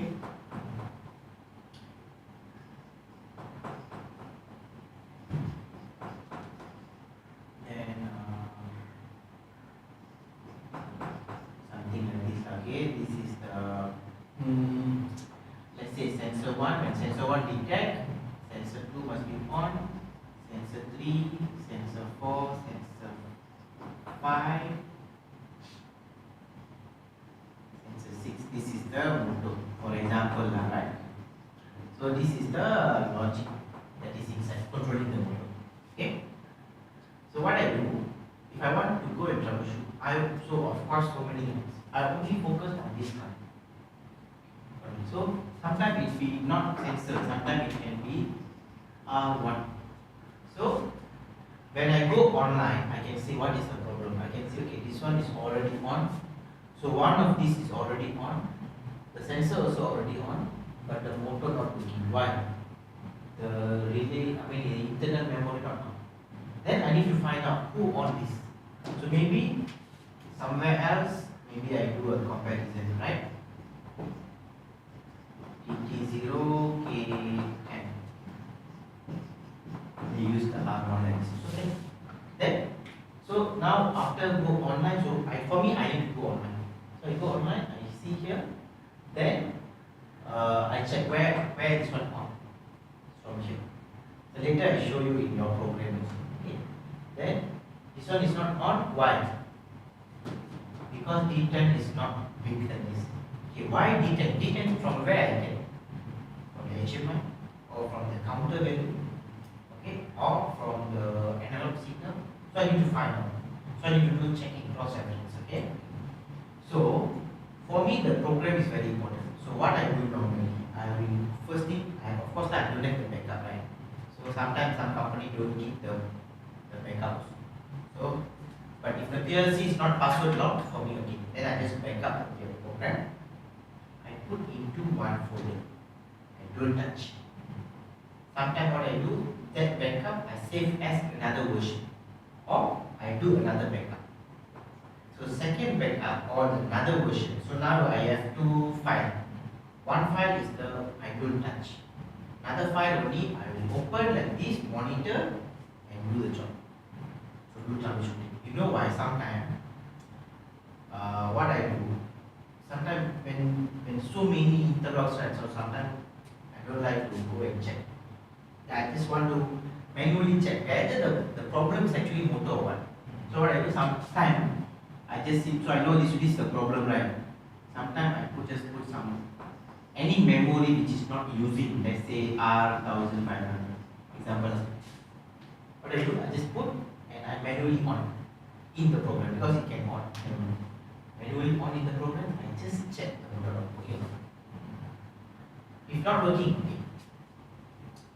So it's working, then okay. Then I will, what I do, I will put it here. So this one I cannot key in the value because this DT is from some other place. So what I do, sometimes I go and change this DT to D1 example I'm not using. Then I try to put value inside here. See the R1 can or not. Maybe because sometimes here got something online. So when you do something, some changes, right? If you forget whatever, where you change, you don't need to change back, right? Because I do this changing because I want to check Is it actually that is the problem? Because sometimes you see, okay, maybe not this because of this, maybe from other places. So I do some changes. So if you messed up, always can go back to the question code. So always you do that whenever you want to add something, like okay, original you keep aside, don't touch. Then you create another version, maybe version 1. You use that, then you do the you do the commissioning. If you want to add something, you just go ahead. Okay? And if it is working, then you save as another version. Just keep. So you have both you keep. Then normally how you keep, I don't know, because normally what I do, I will keep like this. The machine name, okay, say machine machine 1. What is the date? 29/8/29. So later on when you edit something, then machine with 59/25. Something like this. So you whenever you refer is easier because this program is very important. If you lost this program, are very difficult. Because why? You see your program, how big is the program, right? If you lost the program, what happened? Finish. If the PLC spoil, finish. This PLC all are very easy to stop. But of course, that can last now if properly together. The power supply all. Because very small components, not like the Siemens or that. Very, the bill also is. You see the bill also, you can know how quality. I don't say that Panasonic is not quality. Panasonic can work, but this one is not. It looks like what, like a cut only, simple cut only. If you compare to other PLCs, you see. But they also have a big one. That one is a FPX. Because that actually in Panasonic, this is their lowest model, FPO. Last time FPO, now the FPOR. This is the lowest model they have. Other than this, they all have the higher end. That one is support Ethernet also. Ethernet that can add modules. And there's another one. The highest one, I'm not sure which one. That is, I think, black color. Whenever you open this PLC, you can see the black color. Right. That is the PLC. I don't know what model.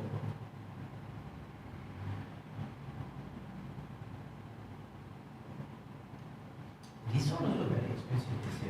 600, 700. It's Panasonic, right? Actually, there's another one. You can see the NAIS. Yeah, can you see the name? It's not a Panasonic, NAIS. It's actually same thing. It's like rebranding. The car they rebrand right like that. But they don't have their own software, so you need to use the Panasonic software. Mitsubishi also got. Mitsubishi this one. There's another one. If you want to learn Mitsubishi for your own, in Shopee they're selling this type, but not this type lah. It look like it's like a PCB board only, but on top is like a clear cover, so you can see the PCB board everything. Okay, but of course they use this USB port everything. So it's very cheap. I think 200 plus only. But you see the good thing is it's using Mitsubishi software. Yes. So the idea is to learn the software, not the hardware. Right? Hardware can be different hardware. The idea is to learn the software. Right? So if you learn, normally those who come for Mitsubishi training, I will suggest them to buy that. If you want to learn yourself, buy very cheap, because the same that one they come with how many 24 inputs for analog, 24 DI/DO lah, plus if you both plus 24 DI/DO, 12 input, 12 operating. Then for analog input, analog output, then some communication everything. If you the same number of I/O, you buy actual Mitsubishi, right? I think it costs you around 3,000 to 4,000. So the same thing for Panasonic. If I buy that PLC only, And then I didn't do the termination for the The- wiring. yeah, yes. Still I can check from the lighting here. Yeah, of course. Of course. Just connect this wire. Yeah, just connect the wire. That's what I'm doing here. I'm just checking if the HMI can work or not. So, because I need to know this cable, because not all HMI using the same type of cable. But this cable is to connect to the laptop. Okay? But just checking with this HMI. So I need to do another cable. Okay. So I don't need. Just see the output here now. But only thing is input won't work lah. You can buy one like this. Cheap one. If you want, I can check for you. So we buy second one. Okay. Because you staying here right, in GB right. So when you buy if you want, then you can come and collect. Okay. You practice lah. Or you can use simulation also. But if you have the advantage is but this one, if you ask me lah, not that advantage if you buy also. But if your other PLCs, if you ask me like Siemens example like this Siemens without this Siemens also you can do the job. You can do the programming, I mean the simulation lah, right, example. But what is the advantage here? Sometimes when you do wrong programming, give you error. So you can learn why error. So this one also got, but of course won't create any error for now. Because if you know when you can get error, if you do the expansion, if you connect the expansion and suddenly you remove, then you show error. Or sometimes the power supply is overload, you show the error. Or if the program is lost,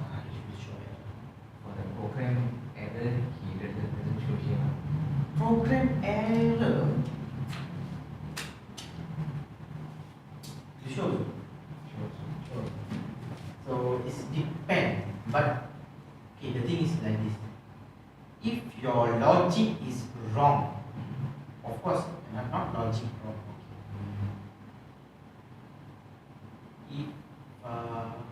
If your logic is not complete, then of course you cannot download the software.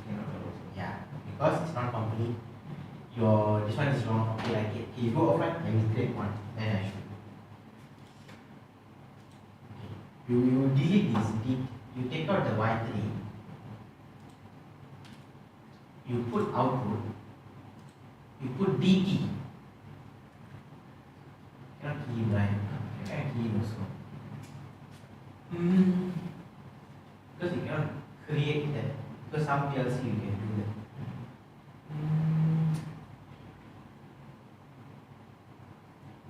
Why?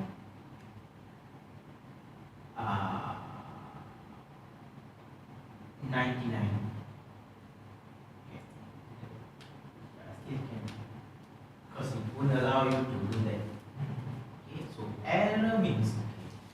Because some PLC, if you put wrong one, it will show red color. Because sometimes, because here there's a one annoying part is that this is because FPWin Pro is not there. This FPWin Pro you can key in anything. So if it is wrong, it will show error. This GRS is like helping us not create any error. Okay. So if it is wrong, then I cannot even download. You convert. What this one can convert. Okay, no error. Okay. So of course, if a wrong, I mean if there's an error in the program, I mean your logic, of course cannot download. Okay. But you can download wrong logics, which the logic is not correct. That one you can download. Only thing is your program, I mean your machine won't work properly. Okay. When there's alarm, because that day once I go troubleshoot PANASONIC, but not this one, it's a big one, not PANASONIC. What happened is they connect. Okay.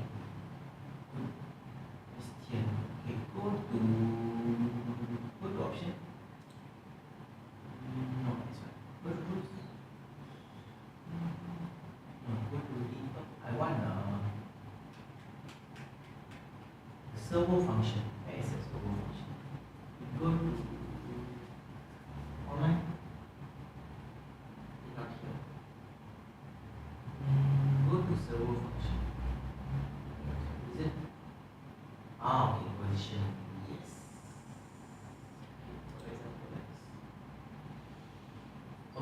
So this is the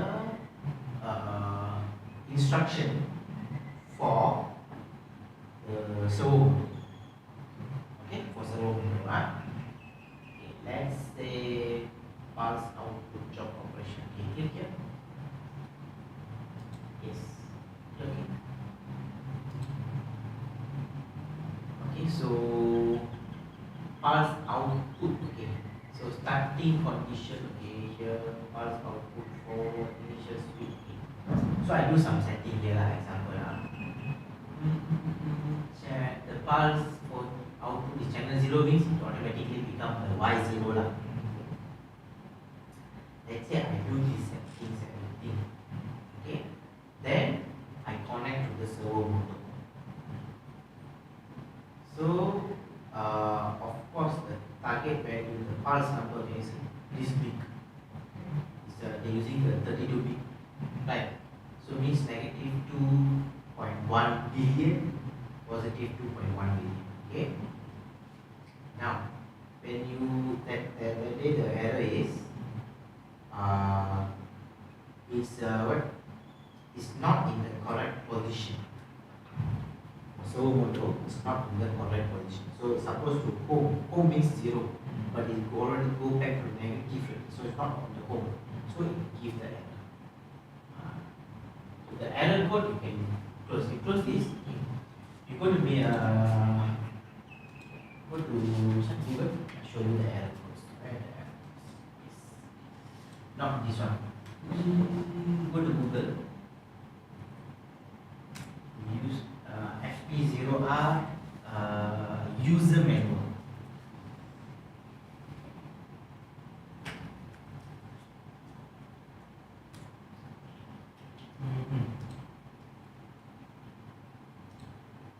Click it. Okay, troubleshooting. Open. I want to see this. Okay. Status of this one. Okay. You make it smaller. Okay, so it shows that okay. So sometimes okay. For flashes, if the error flashes, okay, self-diagnostic error has occurred. Okay, but if it is still on, then can continue the process. If the run mode is off already, then there is a error. Okay, means it cannot. Means there's a two possible. Right? One is error, but PLC still can run.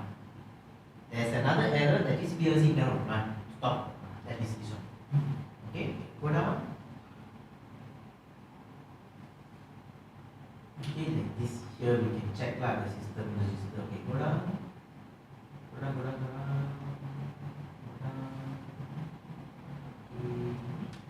They will give you the error list. Go down. Here on the LED lah, what? The LED all okay. Okay, go down. Finish it. Click here.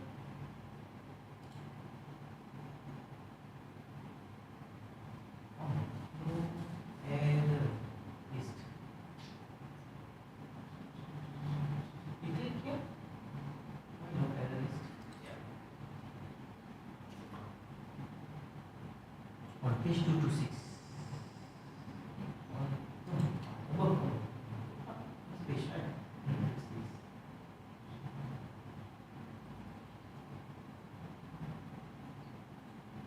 No error codes. Means no error code here. So go back. Go down. Go to appendix. Go down. Error codes here. Okay. Make it smaller. So when there is an error, then you go to the PLC. Actually, you can go to PLC here. Go to online.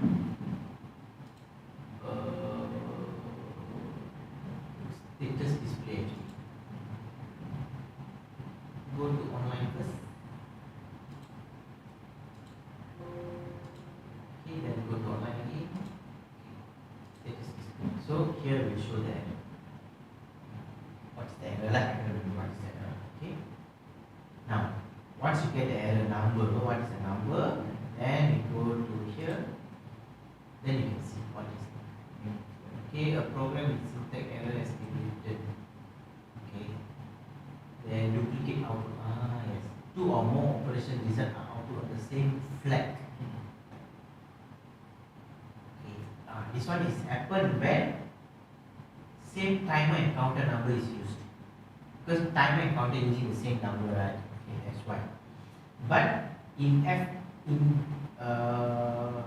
this GRS7, it won't allow you to use same thing.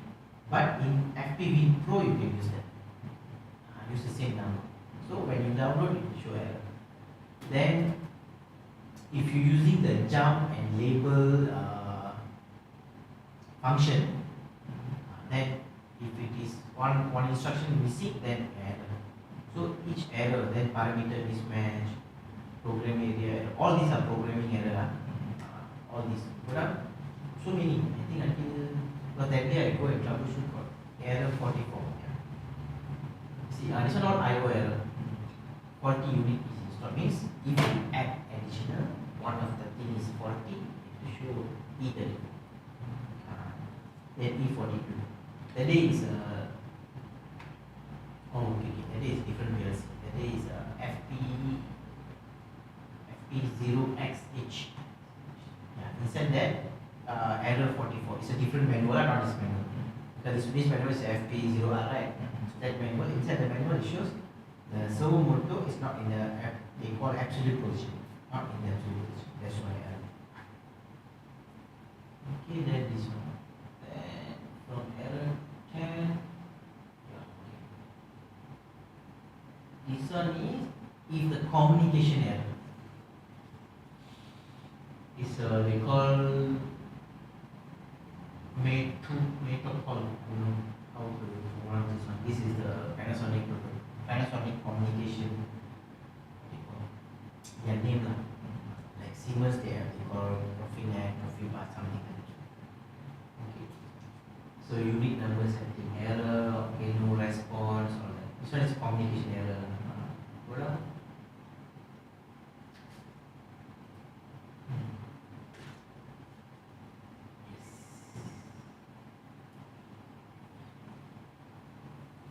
Okay, any question? No, okay, so whenever you do some checking, verify first whether the program, but the moment you click online, it should already show mismatch. Actually, that's what important. So whenever you actually work with PLC, if you see some message, don't click OK straight. Read first what is that mismatch, or even sometimes what error. Some error come out, right? You just take all the error, just type the same thing in the Google. You can get the details. Because you see why I do the same thing, because in Google, see now people using ChatGPT or that. But ChatGPT, if you ask me, is not correct sometimes. Because why? ChatGPT also is using the Google functionality. Go to Google and search and give you data. Okay? Because sometimes it's not accurate data. So anything with the PLC, right, you can go to Google, just type. So means it's not like Google give you the result. Someone faced the same issue, someone gives the solution. So you can go to the PLC forums. So many forums. So many. Like one of them is they call PLC forum something. That is common. Then Siemens, they have their own one. So they say call Siemens community. Mitsubishi also same. So anything you face, just go and inside here. But if you see error codes, then of course you go to the manual. Other than manual is very very hard to get. And the manual. If something like suddenly an error come out when you do programming, just like mismatch example language, or you cannot log in, you cannot upload. When you upload, some error come out, right? You just go to Google and can find out that. Or if you face some issue, you just take picture and send it. I will check for you. If I know, I just know. I will tell you like if I know. I also same thing. I just go to Google and check what is the problem. Okay. Then I will show you that. I will tell you that what to do. Okay, good. Any question? Okay. Okay, you go for your break, then after the break we continue. Okay.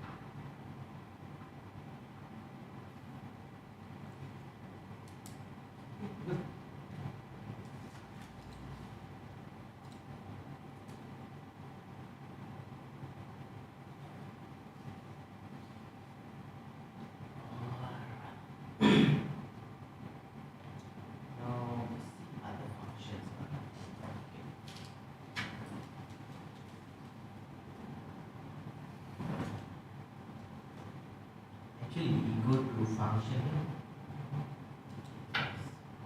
So these are all the functions we have in this PLC.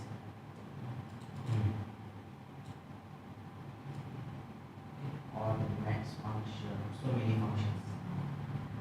And depend on the program which program are you using. Okay. So we're going to see some functions now. Okay. Go to sequence, go to basic function. Basic function SR. Click SR, then override shift register. Bring the shift register to the end. Just delete, then you can put it here.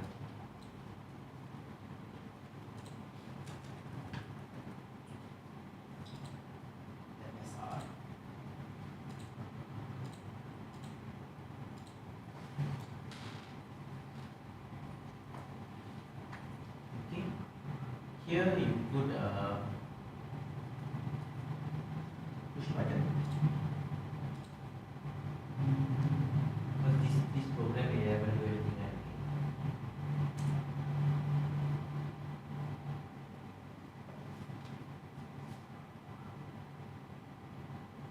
Then you connect them here 1, 2, 3. You put 3 buttons here.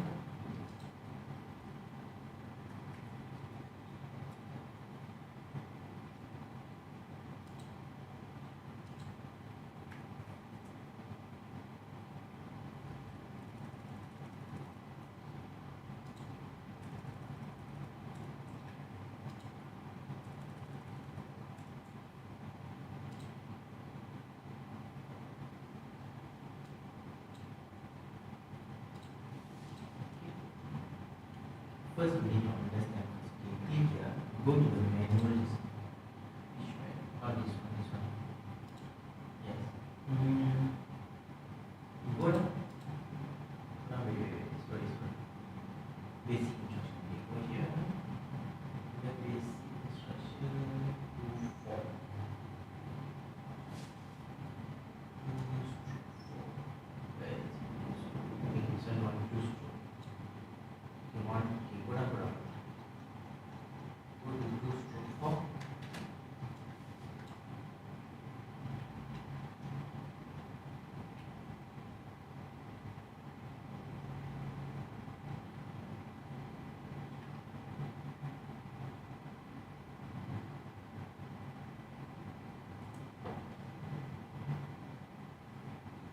Okay, go down.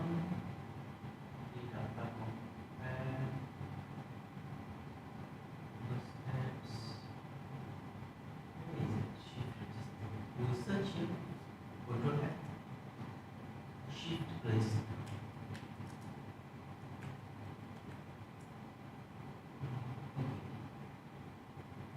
Don't have it. Yes. Okay. So you see, shift register means it's 1 bit shift of total 16 bit.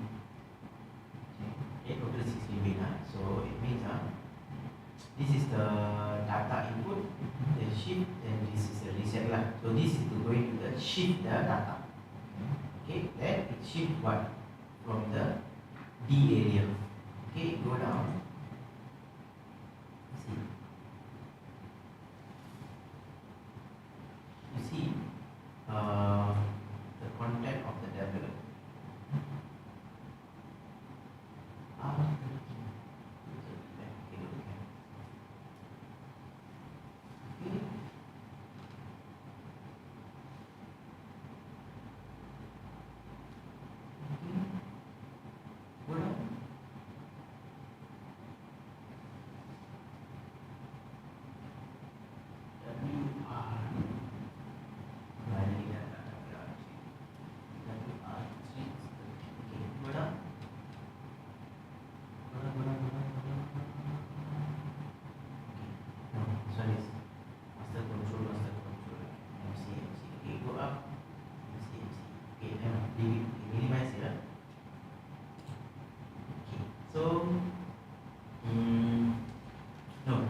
change to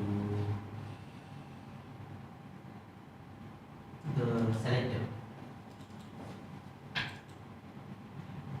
the X3, yeah. X3, then this one X0, X1.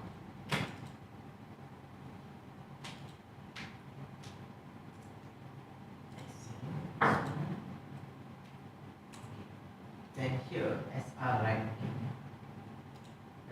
Double, I mean, can I change double click? Can I change, right? Yeah. Go to function. Add a new function. SR, okay, override. Okay, enter. This one, so must use DT or the work delay. Okay, internal delay, but W, yeah, W, okay.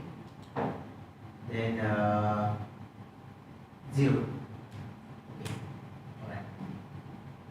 Okay, convert.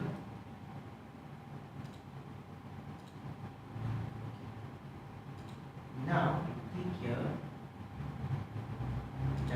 New one. Okay, double click.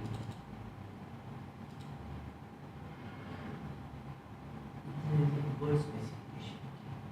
Use the R starting from 0, then I go to how many? 16. Okay. Alright. Okay, so means 16 means R0 to RF, right? Okay.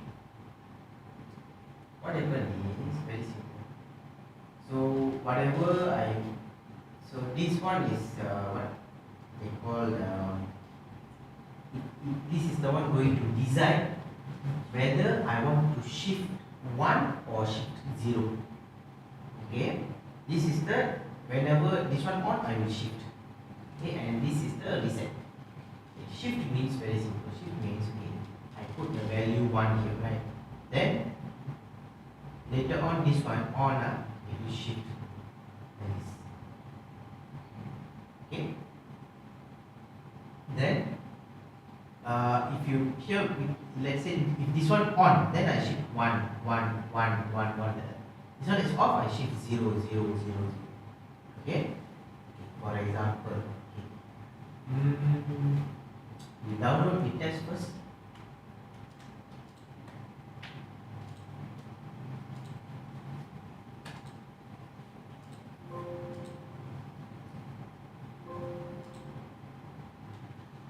Monitor. Okay. You on this switch. Okay. Now you press the first push button. Okay. One ready, right? Okay. You press again. You see this one become 1. No, this one become 1. Yeah, don't see this number. Here this one become 1, 1. You press again. Because this 7 means is what actually? It's a 1, 1, 1 in binary. In decimal is 7. 1, 1, 1. Okay. So WR0. Okay. WR0. It's very simple.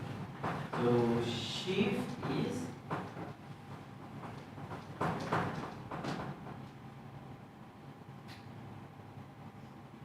this one we use the X3, right? Okay. Actually this is the what they call it. This is the one decide, let's say okay, data. This is the one decide whether I want to shift 0 or 1. Okay.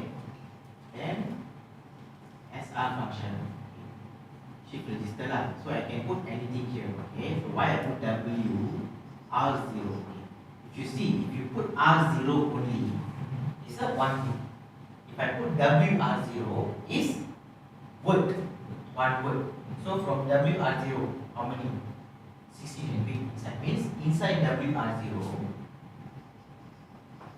I have R0 until RF. Okay. So if I put 3 means 30 until 3F. Okay. So inside here got 16 bit. Okay. Then this is the one I'm going to shift the shift data. Okay, then this is the reset. So what happened means this one is 1 and I press the shift. So I from then this one become 1. Again press, second become 1, 1, 1, 1. This one is 0, then I 0, 0, 0. Okay, you off the X3. Now you press the shift, the push button. You press on off it. Okay, never mind. You on first. You on the X3 first. Now the X3 value is what? 1. Right? Yeah. X3 value is 1 now. Okay. Now you press shift. Mean the X1, S0, the first push button. Can you see it become 1? Right? Okay. Now this one make it 0. The X3 off. Selected off. Okay, now you press the first push button. Then can you see this value becomes 0. Right? Means okay. This.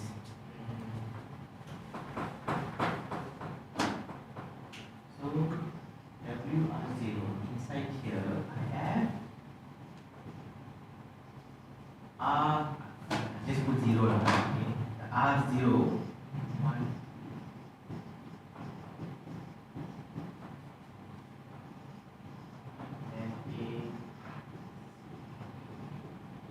So must write like this way.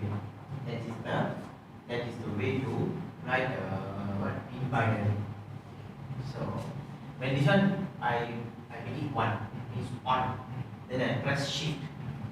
Then this one becomes 1. Of course the rest all 0, right? Then again I shift. So what happened? It will shift here the number 1. Then this one become 1 also. Then again I press shift. So this one become 1. 1. So you keep on going. Okay. Now let's say this value now becomes 0, means I'm off. If I off, then I press shift. What happens is because it's shifting the data here, right? So it will shift the value 1 here. Then this one becomes 0. Okay? Because why? Because I'm shifting 0. Because when every time I shift, I always follow what is the value here. If I value 1, I shift 1. If value 0, I shift 0. Okay? So again I press, this value goes here and this value goes here, right? So all the value that move like so now you see 1, right? Okay, again you press the push button.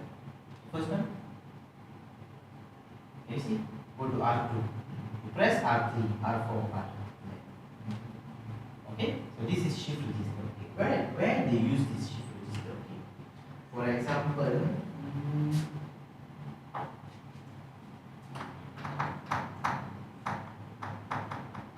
okay, let's say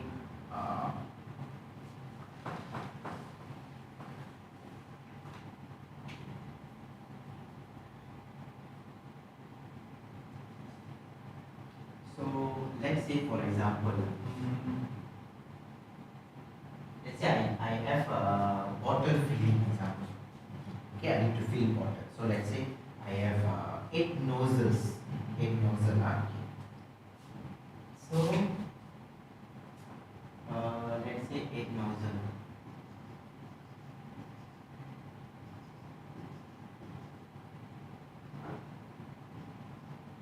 Because this one I've seen last time when I do machine troubleshooting lah. Mitsubishi PLC. They use this method. Okay? So what they do? So this one of course I need to fill up something like water example. Okay? Then they have 2 type of bottles. You know? One is the big one and a bit longer one. One is the short one. So when it goes here, right? So let's say I put 8 bottles, I go until 8 bottles, okay, I stop, then I need to fill. So this each nozzle need to know how long need to open and off. So for let's say for this one it need to open for 10 seconds. For this one it need to open for let's say 5 seconds for example. So each nozzle need to know how many seconds need to open. So how to do this? Okay, so this is where they use the shift register function. Shift register is to know which one is on, which one is off. Okay, maybe we can try this. So what happens? They will put a sensor here. Okay, so when the bottle move, when the big bottle come in, okay, so it will 1. So this one is your shift data. Okay, then they have another sensor. Let's say we have 2 sensors, one sensor here, one sensor here. So this one is the one your data. Okay, this is the shift sensor. Okay, now let's say big small. So what happened? 1 0 1 0 1. So when you go here 1 0 1 0, so each one, let's say this is Y0, Y1, Y2, Y3, Y4, Y5. Let's say all different nozzle. This different nozzle. Okay, so many of them. Okay, so Y6, Y7. So what happened? According to these outputs will on and off according to this. So what I need to learn. Maybe you can try, but for that I need to compare your learned. Shift and can use the time. So what happens is, so when you go here, so let's say so big bottle, let's say big and small. So let's say this is big bottle 1 0 1 0 1 0 1, something like this. Okay, so for Y7 it is 1, so it knows that I need to fill 10 seconds. If 0, it knows that I need to fill only 5 seconds. Okay, so if you mix also can, so it can be like this also can. Because when the first bottle come in, first bottle pin, so both the sensor on. One is to shift, one is the on. When second bottle, third bottle, fourth bottle come in, it's all 0. Something like that. Okay? So, but this one shift, because they have 2 types, but here only got shift register. SR only. You go to offline. IF, go to function. That is just now the basic instruction, right? SR. Okay. Go to all instructions.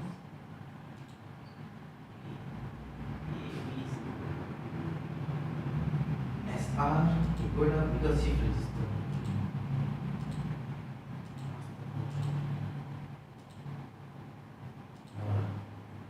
Because in FP2 they have left and right.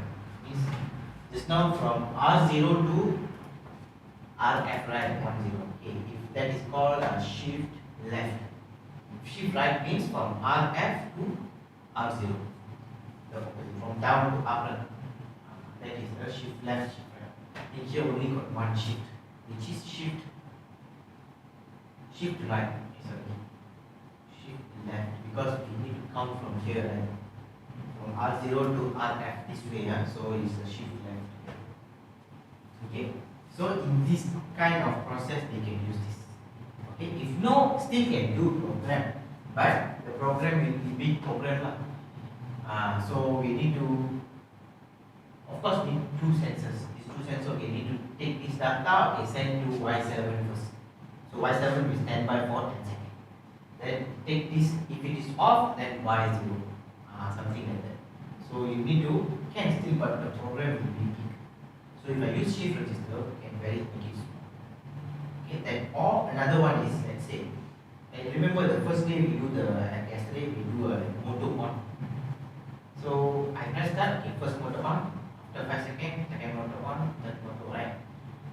So let's say I have 5 motors. Sorry, let's say I have 10 motors. How? So need to on for. Let's say 10 motors, but the timing is the same timing. So I need to do 10 timers, right? If I use shift register, I can simplify that. Simplify to one, correct? One run, then we can modify a little bit, then just a few runs only. We can try maybe that. We can try that first, and maybe we can try this. Okay, what you do? You close this one, but you understand the shift function, right? Shift is very simple. Shift 1 or shift 0. It depends on how you want to use it. But let's say for the shift, if the order should be same lah.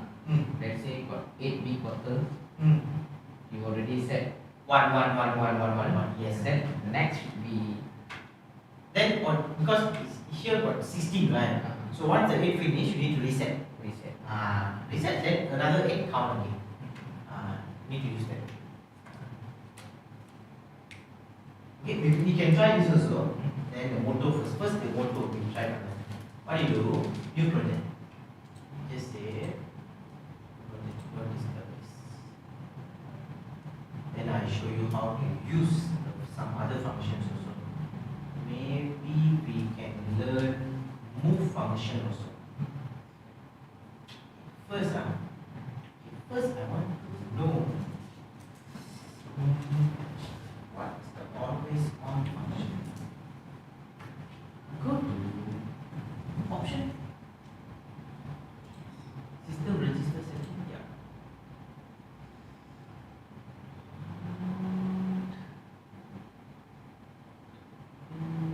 Controller in. No, this is the part settings. Just the manual also. You go to manual. Go all the way up. Yeah, this menu all the way up. Yeah. Go to the content. Sorry. First class. Need to wait. Go up. Okay. Special relay. 120.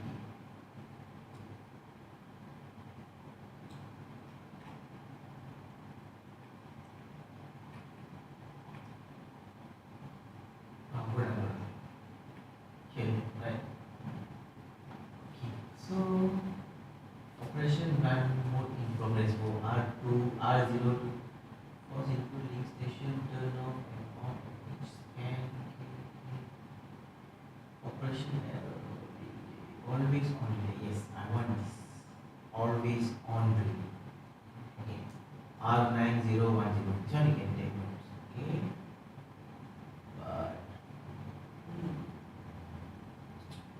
9010. Minimize this. Okay, we put normally open R9010. Okay. Always on relay. Then if then in that case you go to IO list, I think you can find out the IO list. Double click. The option can close. Then click here.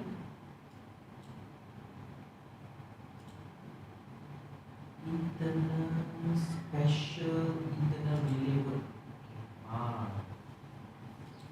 We see here also got self-diagnostic IO verification error. Like I said, right, the 9, this is a special PLC data, right? Okay, so always on, initial pulse, 1 second. Can you see? In your program, we see that day, right? There's a 1 pulse. This is the 0.01 second. Go down. 1 second pulse, 2 second pulse, 1 minute pulse, all that. Okay. So what I want to do, I want to create a 5 second pulse, which is not here. If it is here, I straight away can use that. Okay, but I want to use a 5 second pulse. So that's why I did this one. So what I want to do, always on, then you add a timer.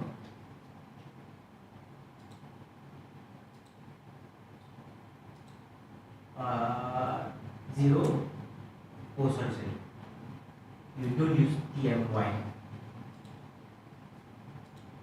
You you go here, this one got how many seconds? 0.1 second. Okay, 0, because I want to run 2.5 seconds. So we can 2.5, right? Because if I choose TMY, it's in seconds. Like this is in under milliseconds. 0.1, right? It's under milliseconds. So you key 25. K25, yes. So K25 means it's a 2.5 seconds. Because if you simple lah, 2.25 multiply 0.1, then you will get. That's all. Then you click here. Normally open T0. Then the output is no, not output.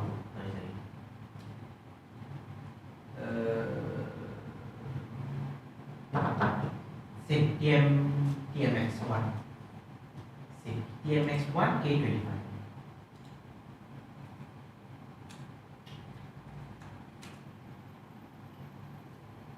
You convert first.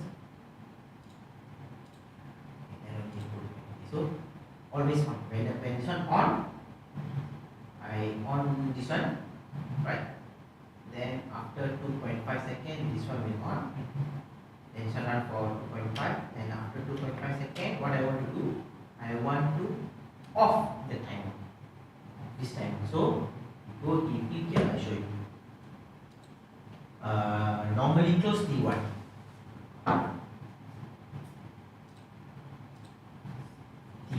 Okay. Then so you can use the T1 as a pulse. We test first. You put normally open T1. Then enter. You just put Y0 first now on output. You test the pulse first. Okay. Convert download first.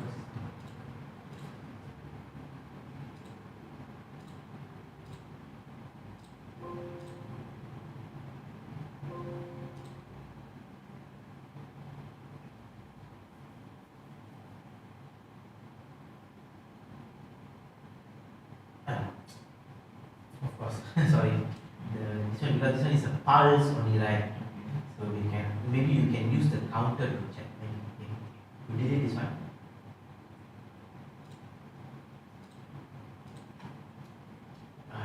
You put it here. Counter. CT. 1008, right? Okay. Then this one you put K20 lah. Okay. Then this one delete first. Okay, later we and here to reset here you put normally open X0 first. Okay. Then just join. Next.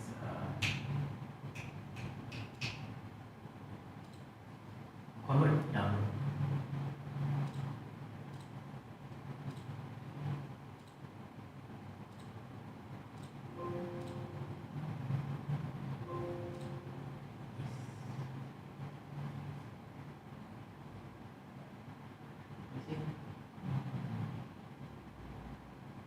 You reset X0, you press the push button. Okay, 5, 2, every 5 seconds, right? 1, 2, 3, 4, 5, right? Okay. So every 5 seconds I can see here, right? So means T0, sorry, T1 is the 5 second pulse. Every 5 seconds, okay, 1, 2, 3, yeah. So I already created 5 second pulse. Okay. Go offline.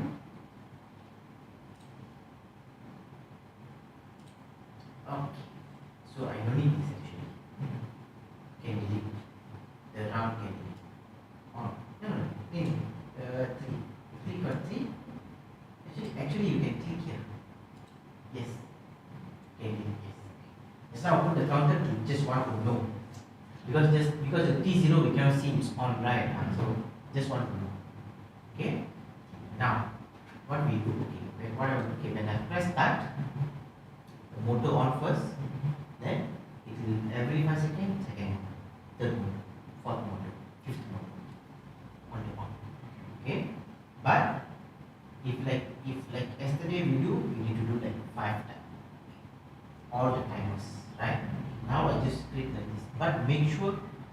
but the this one is the condition is all the motor the delay must be 5 seconds. Then I can use this shift register. If different timer value, then of course I'm going to use the like yesterday we did. Okay. Now, the IO command, you go here, go to X0, just put the start stop.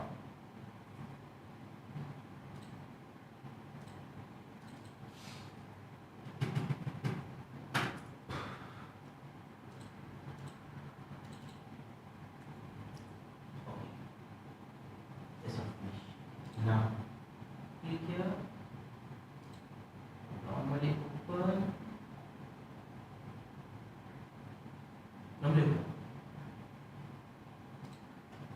X0, start,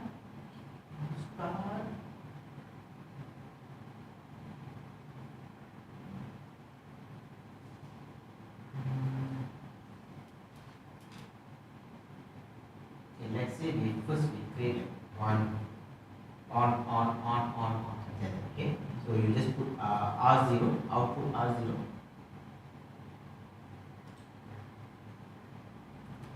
then you latch it.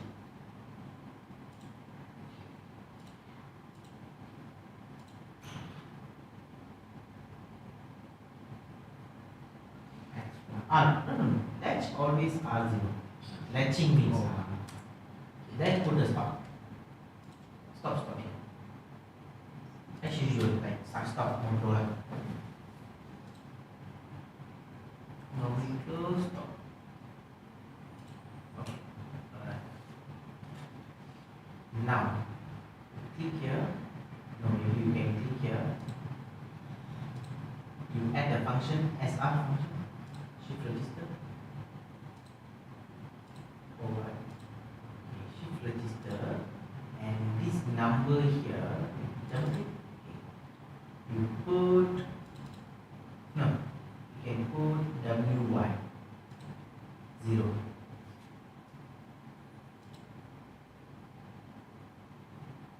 Cannot see. In WY cannot. Cannot. You put WR. WR because 0 already used, so you cannot disturb the 0. Put 10. No, put 1.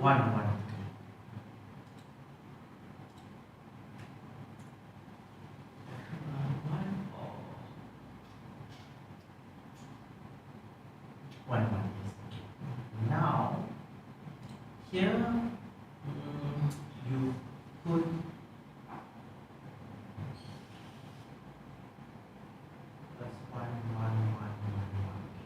put R0. When you connect the line, okay, the second line is you put the T1, normally open T1,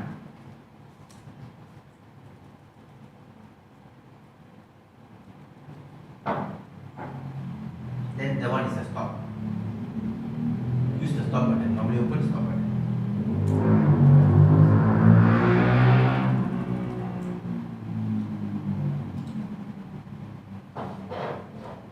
Okay, now here you put the R0 here. Yes, normally open R0. Okay. Because now see, now the R0 is the one going to decide whether it's a 1 1 1 1 1 1. Okay, then T1 is the one is the pulse, right? So this one is like always pulse, correct? Okay. But why I put the R0 interlock means if always pulse means always will shift. Means when this one is on, then only I can shift. Then if I stop, then stop. Okay. Now,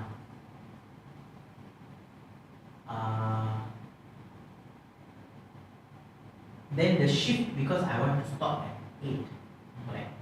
So you put normally close here. Put R17,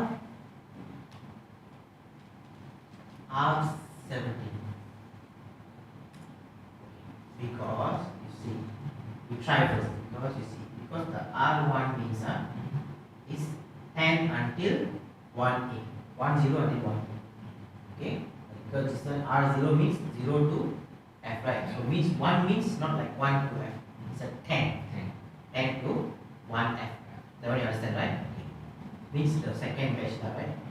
So the 8th bit is the 17, because 10 until 17. So the moment 17 on already, I cut off. So no more shifting. Okay, we test this first.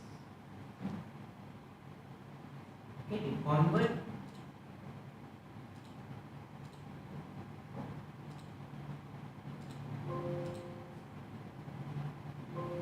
Yes.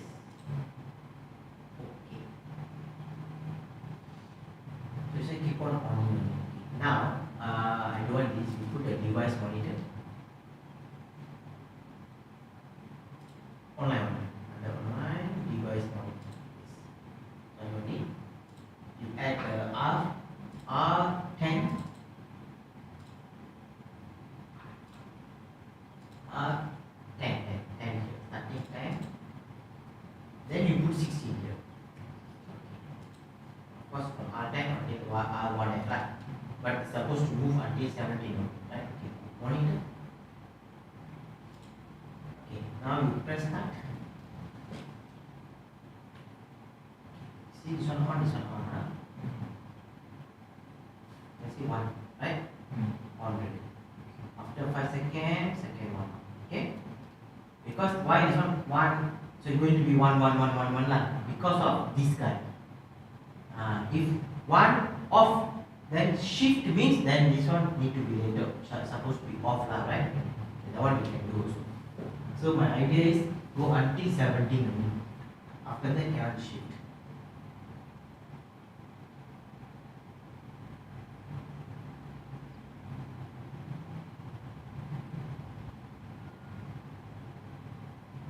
See, until 17 already cut off.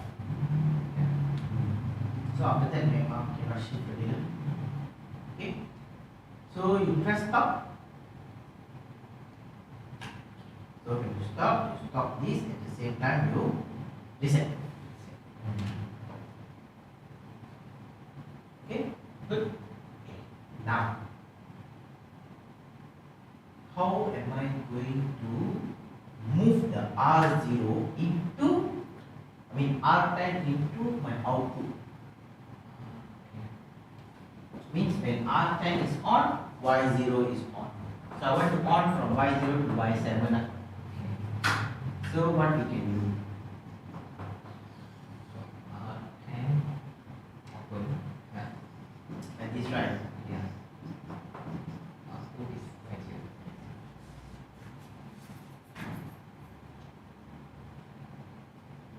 Okay, that's the only way.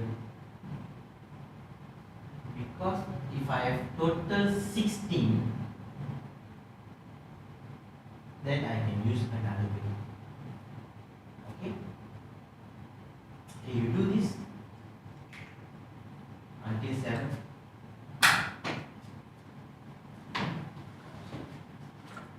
Let's see, is there any way to move only?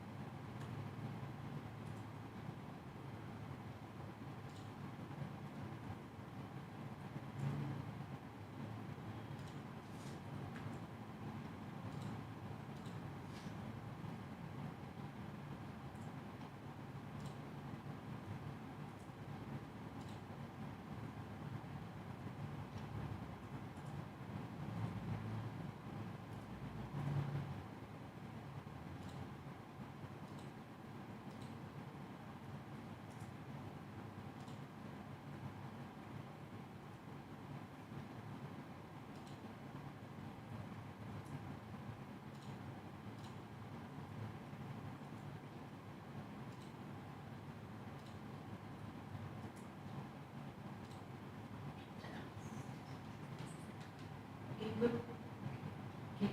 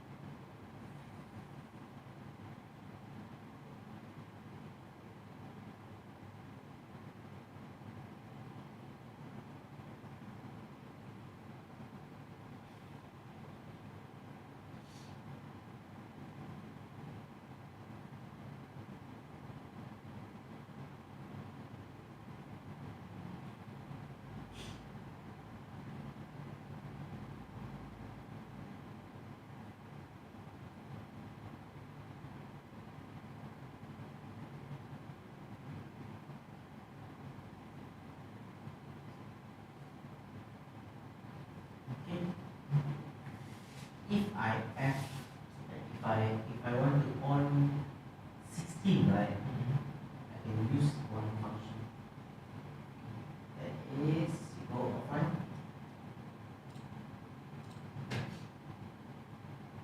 Go down. This one can delete. All this until yes. You put the always on the 901 R901.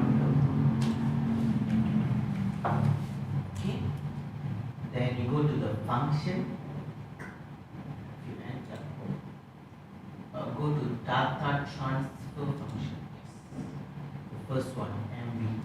Okay, you see, it's a move, but it's a 16 data move. That's the problem.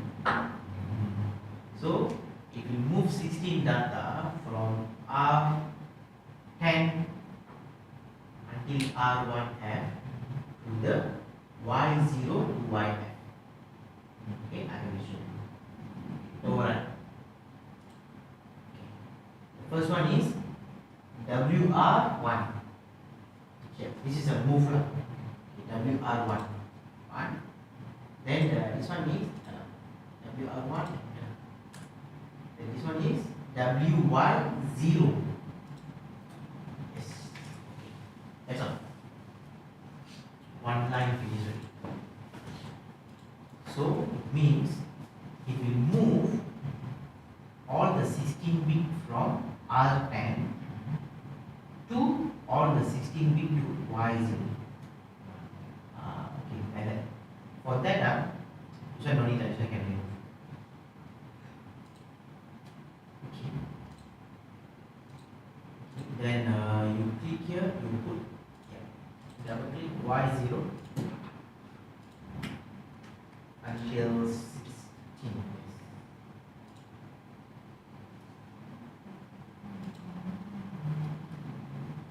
Okay, download, then monitor.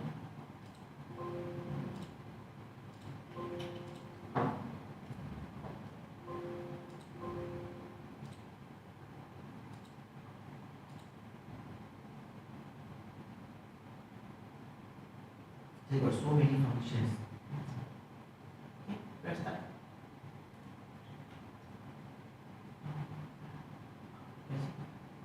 Y0, Y1, right?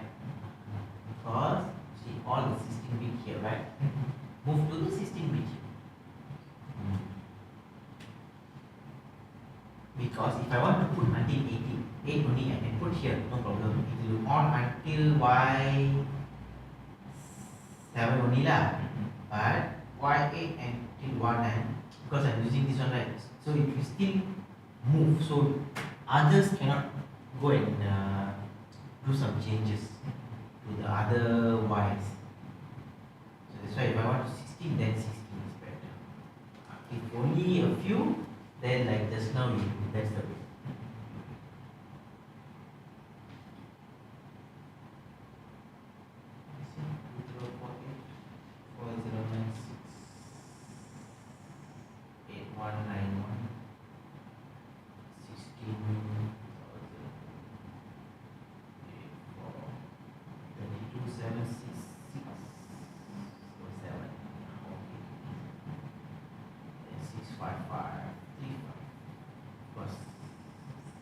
On, then become negative, like all on, right?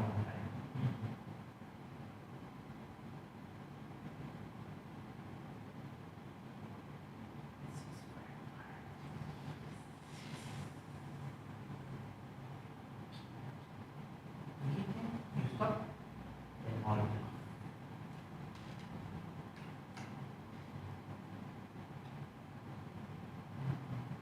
Okay, so this is how you use the move function.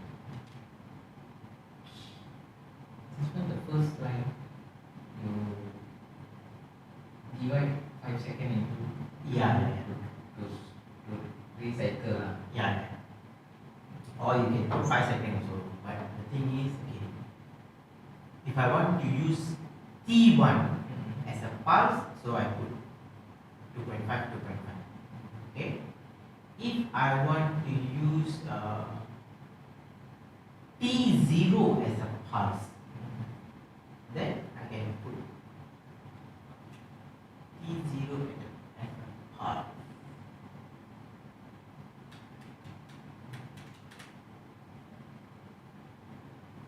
Then I need to use only one now, but not this way.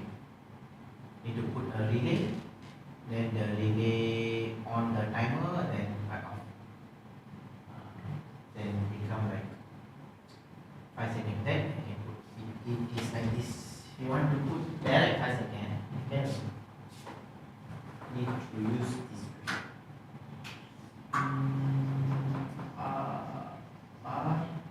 R9010 R0, which is not using that, right? Remember just now whenever your slider keep on repeating, right? Use that method. TMY 0 K5, then you put the T0 here. So it's keep on repeating here.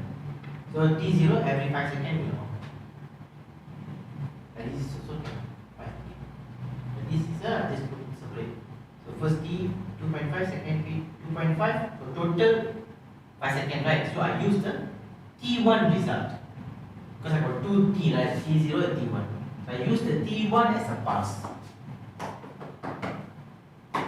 I can use T0 also as a pulse also for 5 seconds. If we use counter 5 seconds. Counter as a pulse.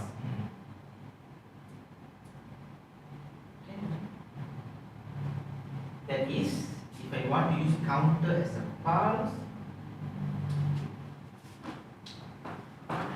first counter is what? CD, right? CD. 1,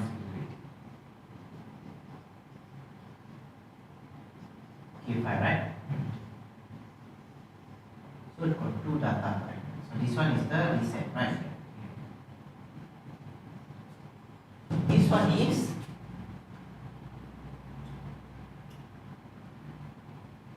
go to IO command list.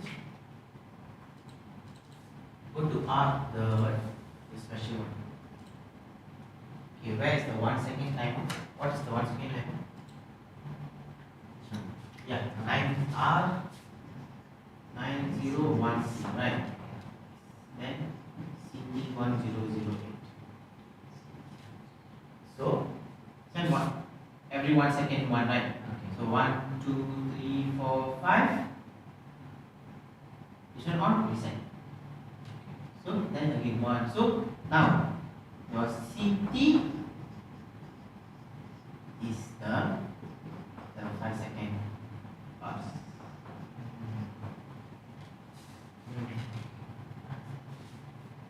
Okay, so just depend how you create it.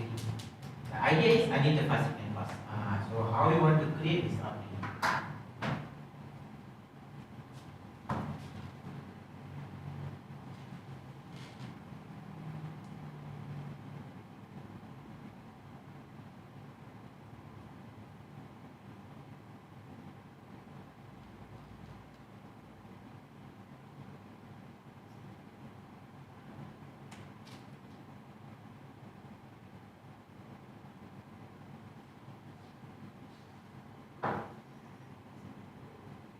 Okay, good.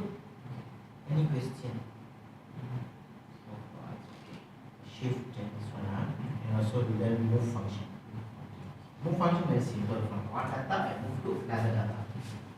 So means why? Because I cannot directly, because in the shift register I cannot directly use the WY0, right? So I use R register, the relay. Then from the relay I on the output. So if you want to on 7 outputs only or a few outputs only, then you need to one by one. All the 16 I can use the move function.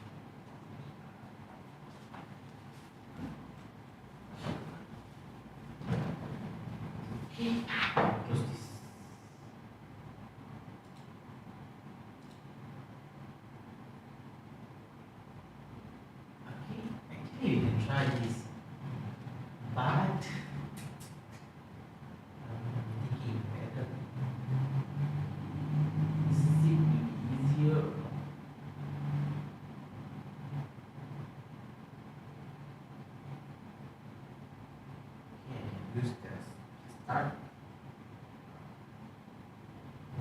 the sensors. You have a push button and everything, right?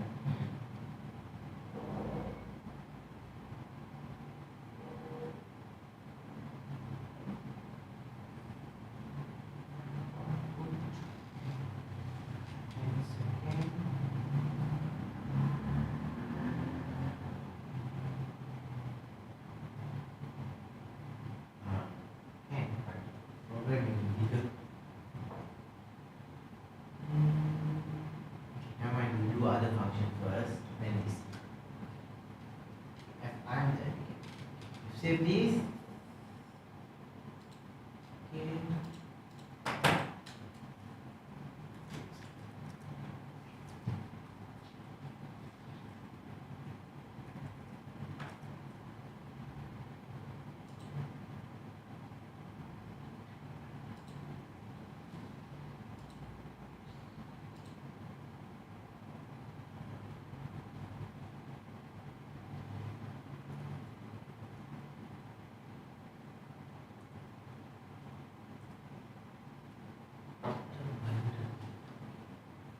Now we want to do some max function. Okay. First, you put the always on. Now we open the always.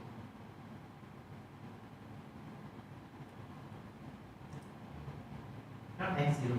The what 90101. Ah, yeah. Okay. Yes. Go to function. Go to binary arithmetic instruction. Yes. You click the first one. Okay, you see data. No. This is a 16-bit data hash. It means one data plus another data. The value will go back to the data. Okay, see. This one is means I have let's say 10. Plus 5. So once you enable this, then this 10 plus 5 then become 15, something like that. Okay, so normally it's not very rare we use. You go to the second, this plus, this plus. This is a 32-bit, like same thing like 32-bit. Okay, go to next. This one is the normal one. This data 1 plus data 2, then the result. So we have three values. Okay, you click that override. Okay, the first one is you all use DT. DT0, enter DT1, enter DT2. Okay, convert.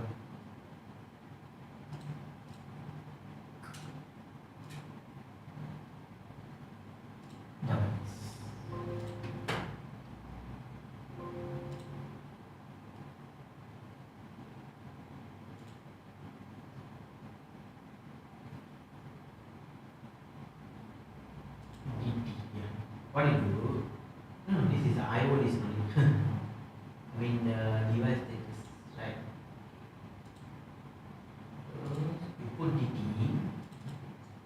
What do? You just put DT. Put a few directly, starting from 0. Then directly you put like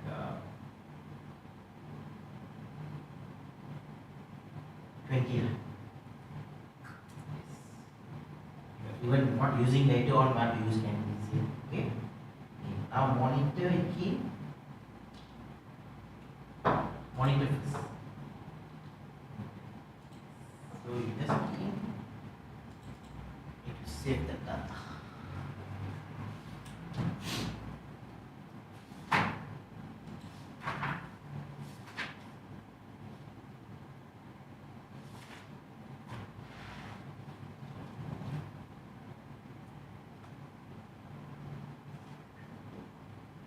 Okay. Now what I want to do, go offline first.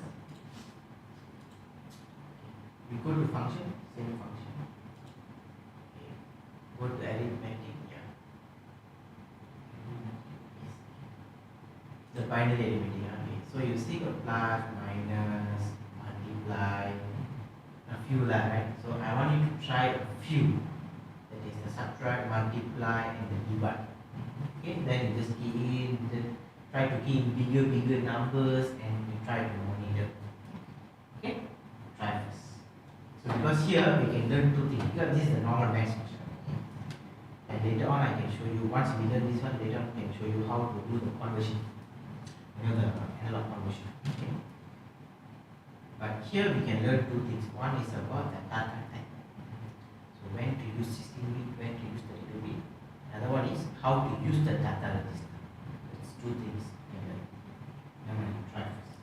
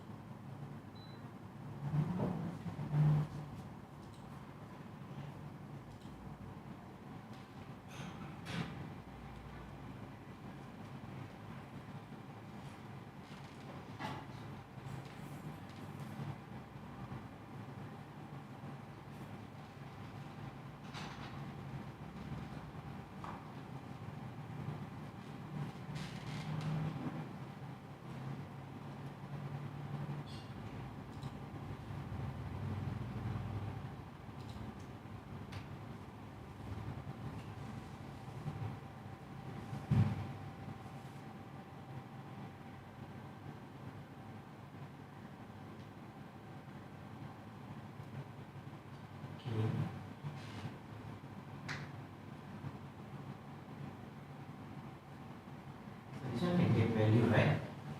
Some get can, Some cannot get. some. So this one okay, right?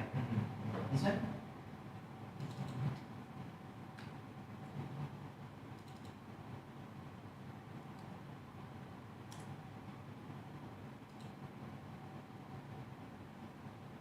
Why no value?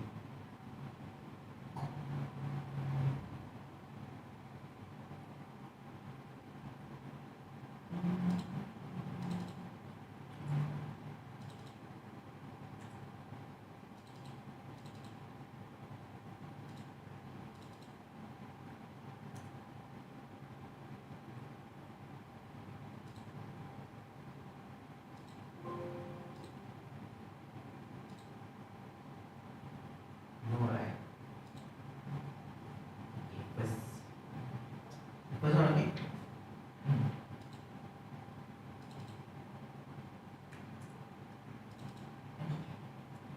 Okay. Why? Because you see, your PLC program mode. So make it run first. Yes. Good. Operation error. Okay. What error? Code 45. Fine. Why? So is it inside here or this menu? Yeah, okay. Okay, this one go up. Go. 45. Operation error, right? Operation become impossible after high level instruction processor calculation error. Okay? That's the reason. Okay, never mind. Go to your program.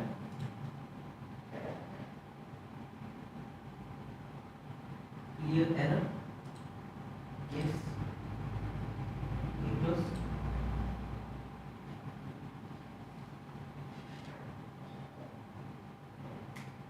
Now change to run mode again.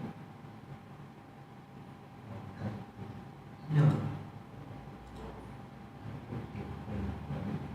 I put different alphabet WX.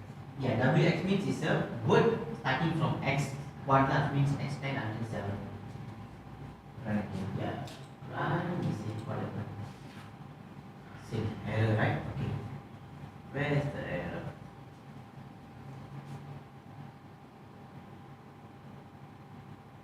Operation error.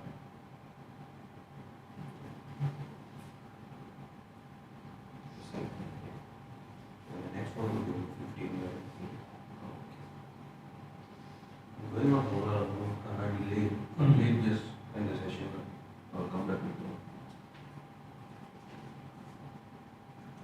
Okay, I'll go. Then see you on the 15th. Okay. Okay, why the error? Where is the error? Kurang. Self-diagnostic operation error. So this two lah. Okay. But it's not showing where is the error. So close. Okay, the first thing. You go up. Okay, this one right. Total lah.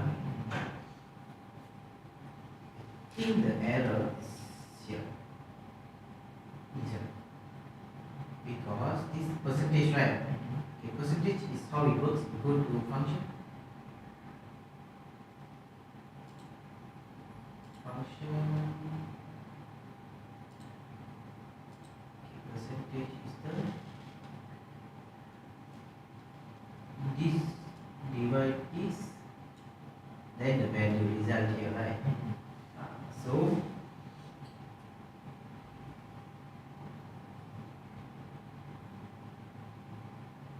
because WX means it's a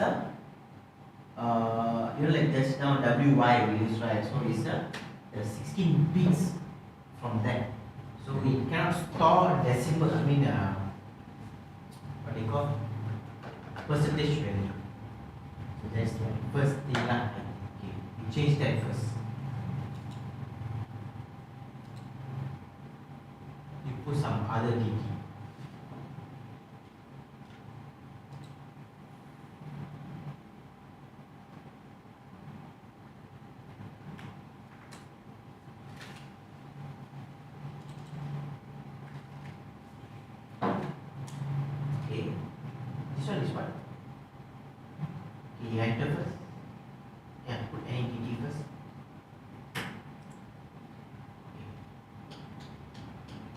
W is what?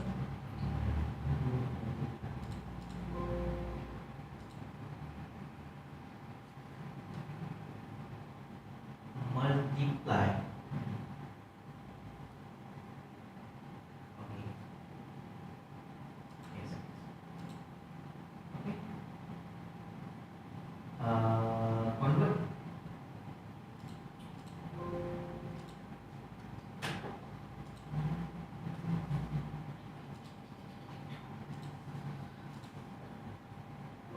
Yes. Still got error. Okay. First. Okay. You know why error? Plus, minus, all okay. This one is what? Multiply, is it? Okay. You put some value here first. Yeah.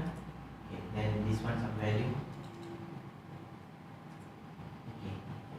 Then this one is so multiply, right? Okay. Put some values. See, multiply normally okay. Only divide normally you will have the problem. No, you don't put anything first. You go to divide. Where's the divide? This one, right? This one you put some value first. 340 and so.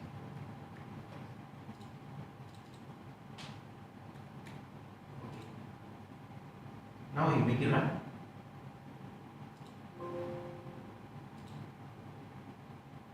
Still error. Right? Clear the error. Yeah. Yeah. Okay. First, then make it run.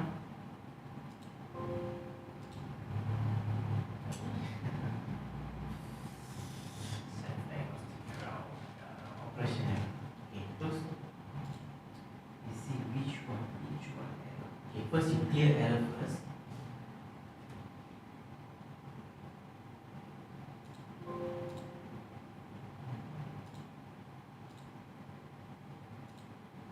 Okay, then you key in all the values. All the input value.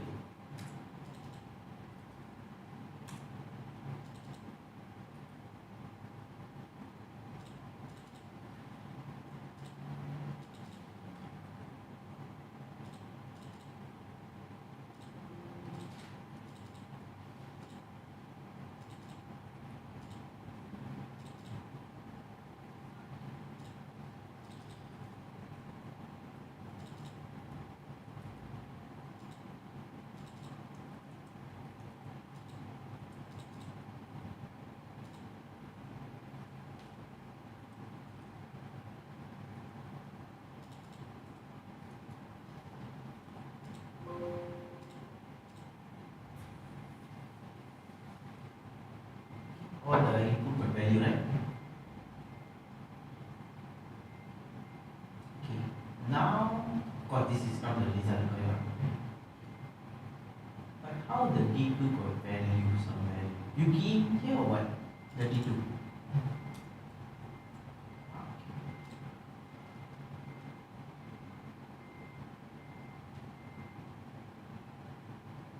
Oh, okay. Because this value, right, D2. Okay, can use that, is no problem. Okay. Okay, now you run.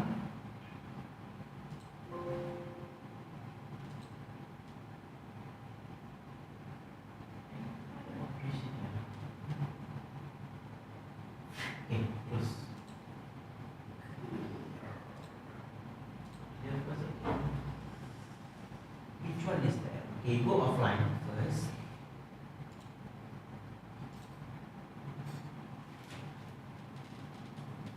This one you take out. No, this is multiply, right? Okay, this one you take out. Yeah. Okay. This is multiply, this is multiply. Yes, can use no problem. Okay, now you download this.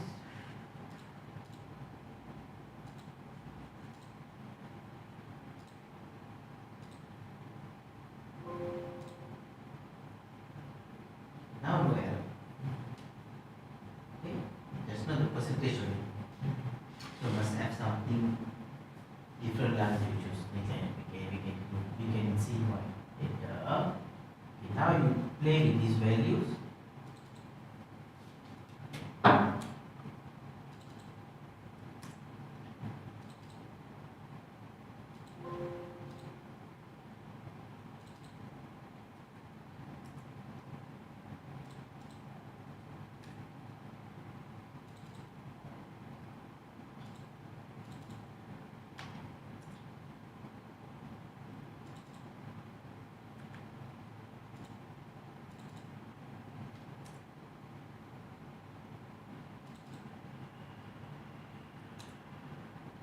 Okay.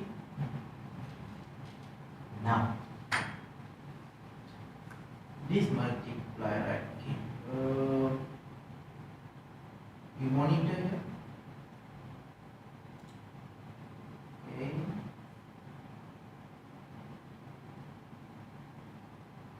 This one multiply.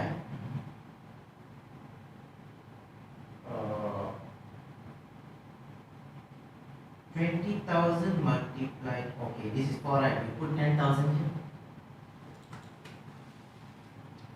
Okay. What is it? Negative, right? Y negative. Okay, you see Y better. Then here, this also multiply, right? 34. This one you put 2,000. No, sorry, 20,000.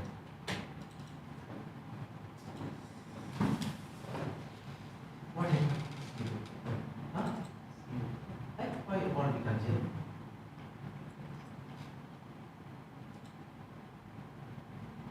But what happened to other values?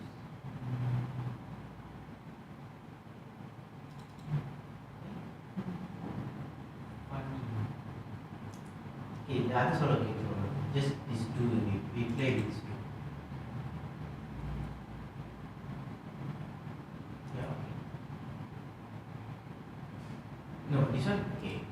20,000 multiply 2. This one also 20,000 multiply 2. Multiply 2. And this also 20,000 multiply 2.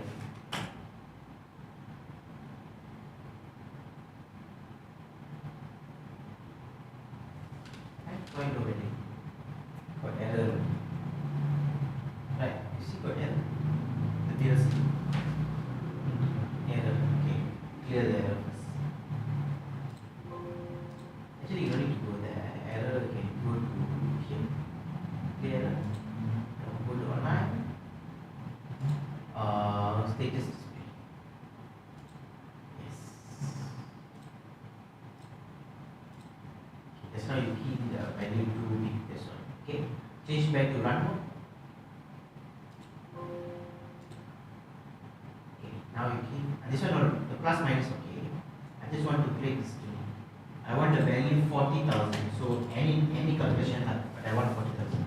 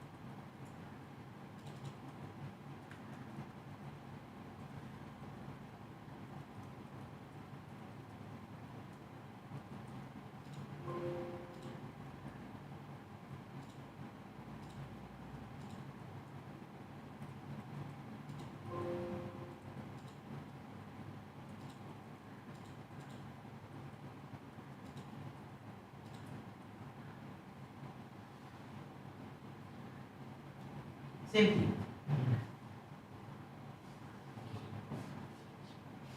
I think this one, right?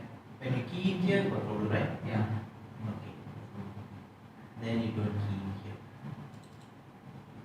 Keep it.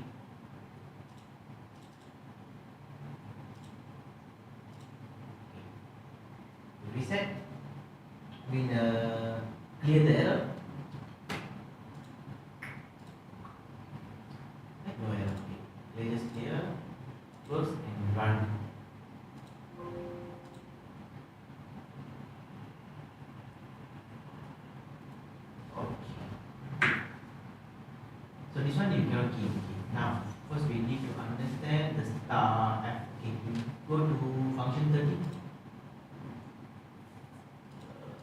13, what is that? Okay, click here. Okay. So very simple. So S1 plus S2, result is D, right? So D plus and D. Okay, means okay, click here. So just now you key in here, right? You key in there 4,000, 10,000 multiplied 4. I want 40,000 value. Yes. Okay, multiply 4. Okay, I think I get this value, right? Okay. But if you double click here, can I change this? Change to 32 bit. Yeah. Okay. Can I get 40,000? Okay. But here also supposed to get 40,000, but why is not showing 40,000? Okay, never mind. Okay, why? Like this, right? Okay, so because according to this one, okay. Can I erase this?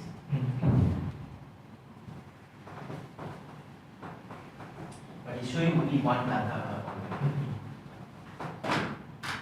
So the only the star, right? Only star means so it is what it shows. You go back to the functions.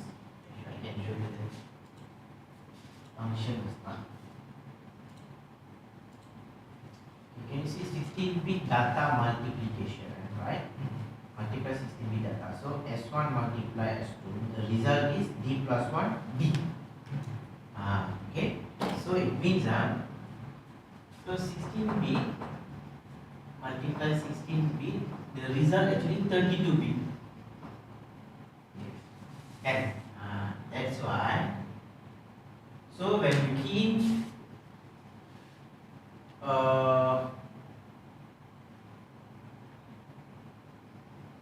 10,000 multiplied 4, supposed to have 40,000, right? Okay, but why it's showing negative something, negative 25? Okay, so when you change here, I can see the value, right? But here, why this value? Because there is a reason here. Because here only showing the 16-bit data only, right? Okay, later we try to use in somewhere else, check whether I can get a proper value or not. Okay, but there's a meaning for the 255. Okay, because you see, 16-bit.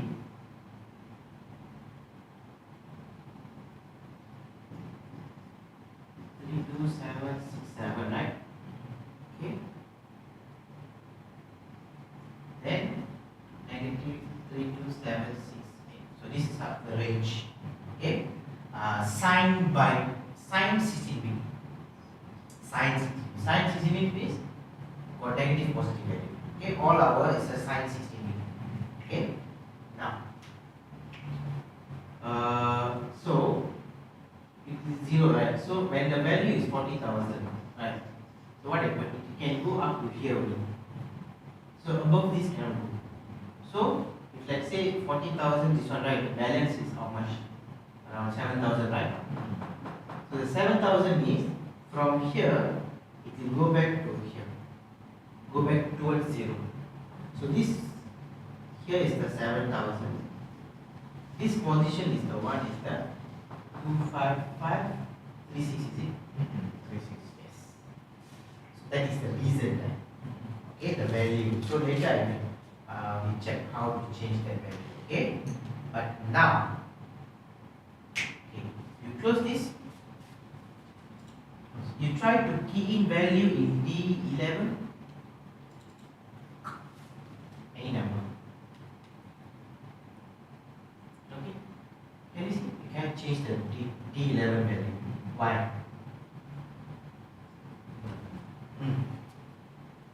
You are not using anyway, right? Why? Because you see, here is what? DT8, right? 8. DT9. So 32 bit, right? So means DT10 plus DT11. But it won't show that. We don't need to key in like this. We just key in like this. Automatically D10 plus DT11. That's why the D10 I cannot key in any value. You try to key in D12, not using anywhere like D12, okay? You try to key, okay? You see, okay. D12 can key, but D11 cannot key. Why? Because you are using always on, right? So always, whatever value here, I multiply with this one, and I store inside 32 bit. It means D10 and 11 because one data register is 16 bit. That is how it works. That's why when I key in here just now, where is it? D10. Just now it's 16 bit only, right? It shows this value. The moment I change to 32 bit, it shows the full value. So that's why D11 I cannot key in. Okay. Now in this case, why I got errors now? Because this one means if you see the function, it's a 16 bit only. Not 32 bit. So the value 16 bit, so 16 bit is a sign, right? So the value, the bigger value I can go in 32767. The highest number I can store here is a 32767. The 32767 Is the 16 bit positive negative value. It's a sign. how you get the number?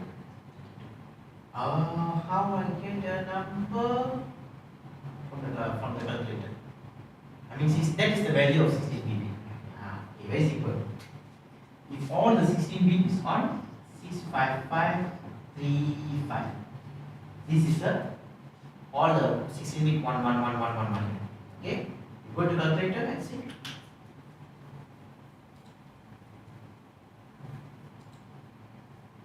This is an integer value. I just typed it. I didn't do this calculation.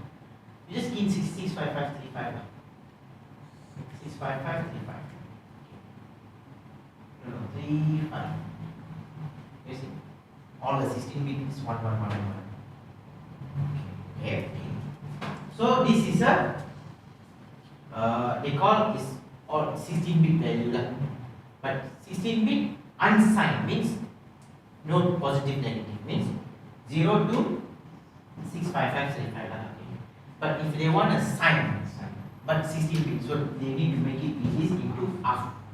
So half means what you get?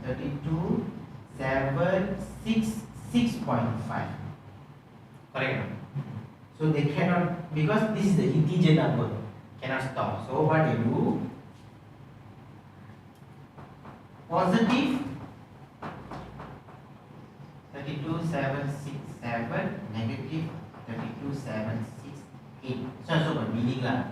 You go to the 65535 delete, you put 32767. Yes. So all the bit on, the last bit didn't come. So if you key any value, it just play here. Then if 3276, the last number. So that's why they put this, because this is the maximum number I can store in one bit. If I make it half, right? If I make it half, I will get 32766.5. Right? Just now when I put 65335 is 16 bit. All is become 1. If I put half, suppose the half should be No, it won't go to that. I know what you mean, right? But that's not how the binary changed to decimal one. Binary, because this is the value half. Right? 65 is the half value. But here cannot make that value. because it's base 2. Yeah, base 2. So it's 1, 2, 4, 8, 16, 32 or something. Okay. So what happened is, of course, so they want to make it into half. Of course, they will have 3276.5 half, right? Then they see here 3276, 32766.5. Not possible. So what is the nearest number? Is that this number? Because if I put another 1, then it becomes 65535. So that's why they make it like this. Okay? Because if I want to make into half, I need to make it into 8 bit.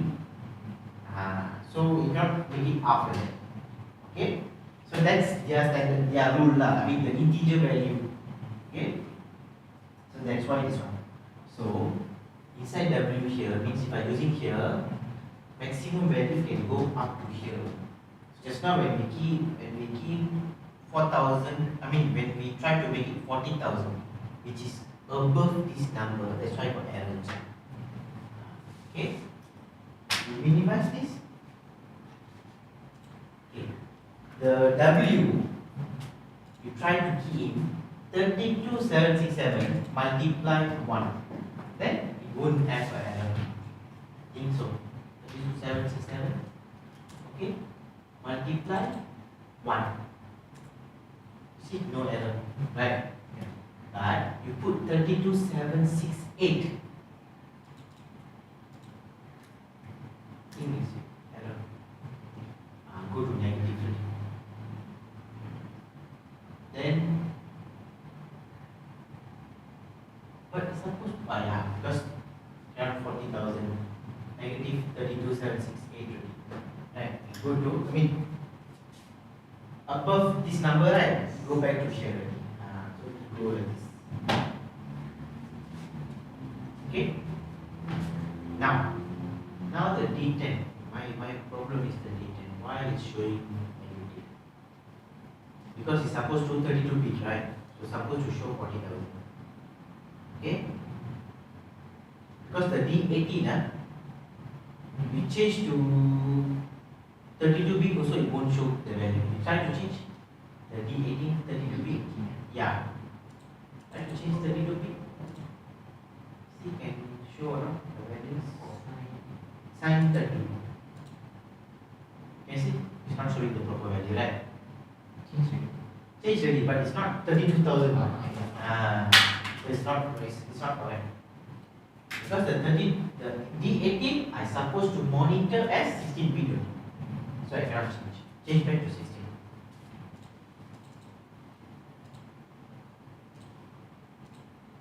Okay. Now this one, why I can? Okay. Now what we do? Go offline.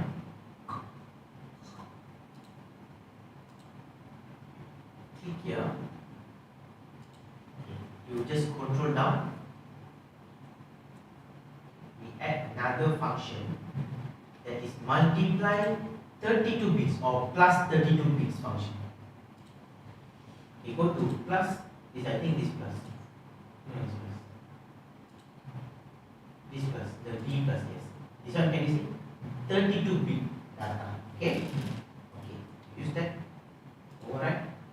So we take, so multiply, then we take this number, put it here. So D10, DD10. Okay. Then the next number is, which number not using? 12 not using, right? So I must use 12. Why? Because 11 cannot use. Correct? Understand the one? And now we enter. Okay. This number, what number I can use? Then after 12, what number I can use? 14. 13 cannot use. You know, right?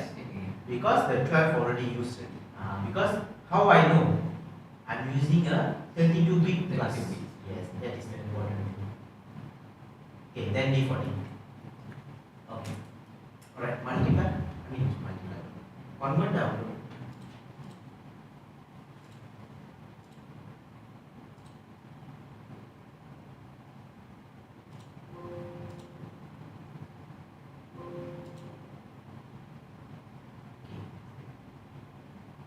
Run mode, okay. Yeah, like just now you put 4,000 multiply 10. Okay. Here you show a different number, but here is correct. Can you see? Because here I already put ready. Because 32 bit So it's already showing 32-bit data. But why is here not showing? That's my concern. Because sometimes, if that is right, some people will confuse you. They don't understand. Okay. You double click here. Sign 16. It's not sign 16.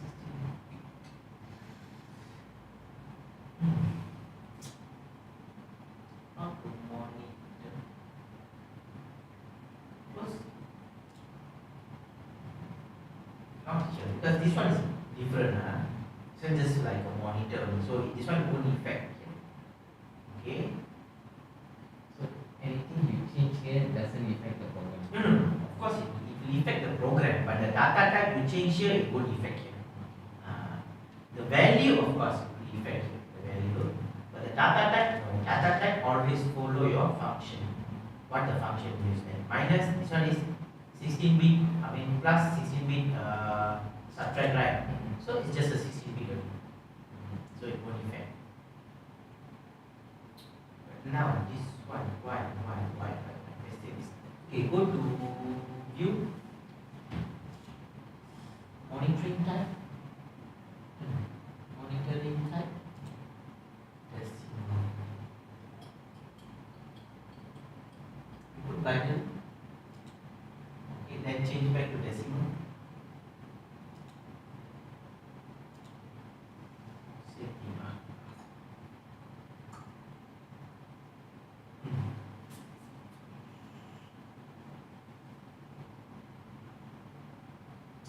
The value is correct, but here the data is in 16-bit. You double click here.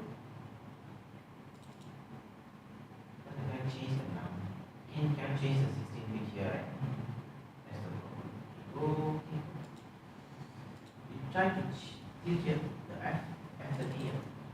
With the function. No function. Okay, F30, you see? Because 16-bit are the multiply, right? So multiply. So here, do you understand how to read this one? F30 is the function, right? S means it's a source. So source 1, source 2, data. So it means what is showing here means when you write the code, you must have 3 data. Okay, that's what it meaning. Then here is the how it works, showing that. That is S multiply S2 equal to D plus N D2. D plus 1 and D. It means D plus 1. So D10, D11. So plus one meaning he take Another one. Another one. Yes. That's why you go to the double multiply. Can you see? D plus 3, D plus Yes, when you see here, you see S1 plus S2 and D, right? So it means S1 and S1 plus 1. Like just now multiply, use the D plus, right? Then source 2 and source 2 plus 1. Then this will become 16 bit, 64 bits. So let's say I use here D1. So D2, D3, D4 I cannot use. Yeah, what D? Okay, you use D1, so means D1, D2, D3, D4. This form cannot use it because already used. Yeah. For the S1 plus 1? Same thing. That is the source, right? So you means you put D1. Okay. Let's say D0 means next number you put use D2. Because D0 plus 1 is D1. Cannot use D1. Cannot use. D2. So always simple lah. Using 32-bit, 2 data register. 16-bit is 1 data register. Okay. So that's why for plus no Yeah. 16-bit can go. 16-bit, just 16-bit only. So if let's say plus, yes, 32-bit plus 32-bit. But this one is like this plus is a different plus. Okay, it means destination my plus the source, value go back to the destination. It's like adding keyboard, like accumulating data. Okay, so this one is normal. The 22 is a different one. This function 22. Function 22 is two source data. Source 1 plus source 2, the destination. It's like normal calculation lah. The top one is like the accumulating. Normally, how they use the accumulating is something. You need something to trigger lah. It's not like a always on something need to trigger. That is the plus, right? Plus, I put 20 lah. We know it's a code 20 yeah. I put plus F21, so you can understand. It's a function 21. Okay, so it means D0, then whatever value inside D1. For example, okay. So let's say this is the total. Okay, then this is the batch bottle. For example, so this batch bottle, let's say I take from a conveyor system counter value. So let's say this batch 25. So initially this is 0. Let's say initially the value here 0, here also 0, right? Then this one is a trigger, like one time only. So it cannot be like always. Now let's say the first batch, how much? Let's say 24. So the value 24 will be here. The moment this one trigger, what happened? This plus this value go back to here. Okay, accumulate. So it can become 24. But this one must be one time pulse. Okay. Then second batch, let's say 20 only. Okay. Then the moment this one trigger 24 plus 10, then value go back to here. Okay, so it becomes 24 plus 30, 44. So every time trigger, keep on accumulate. We can try one maybe. You go to the first one.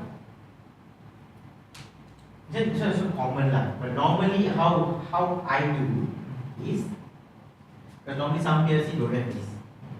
Some PLC normal calculation like this. Okay. So normally how I do, I use the trigger. I use the normal plus F22, right? I use this one. Sorry, it's not F20. Sorry. I put D0 plus D1 value D0. It's the same thing only. So whatever value here plus with this one store here. Then later this one store here. So this one also accumulate. But some PLC don't have this function. Some PLC only this. But this is how we do. But Panasonic they have both. So if you want to do this one, you can use this. Or if you want to be familiar with this way, use this way. Okay? If we try one of this. Okay, close. Go off. You click here. No need to go offline. You go online, because if you go offline, right, every time you download, all your value becomes 0. Correct? That's why. Because every time you download, the PLC from run become stop mode. So when PLC go to stop mode, all the value becomes 0. Then you run again, need to key in again. So better do online programming. Okay. What do you put X0? Okay. Then the function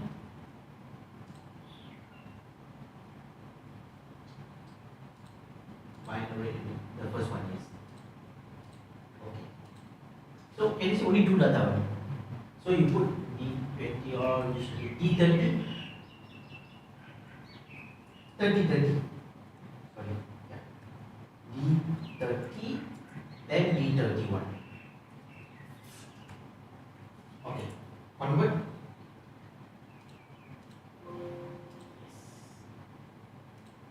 Okay, you put value at D31.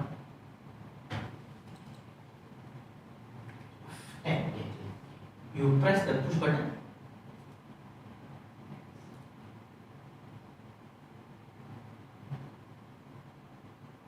Write the value of it.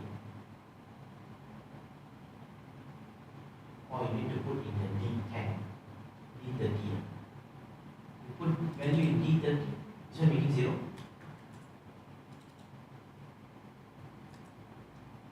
Okay, push. Need to use pulse right here. You use the pulse here. Put the DF here. Okay, done.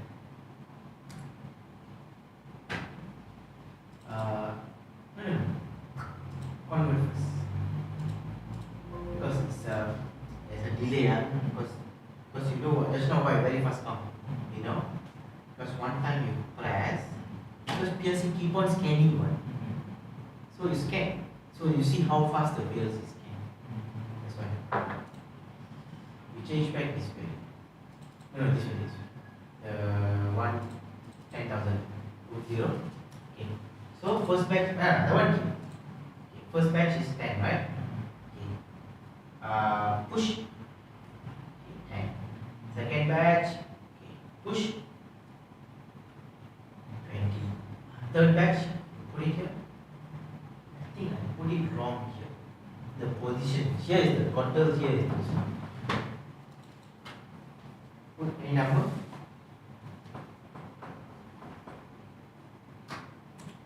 Here is the total. I think maybe I just now wrongly see the number. Here is the here is the total, right? This is the batch number.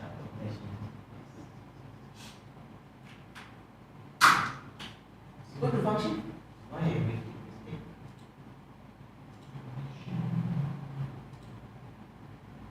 Yeah.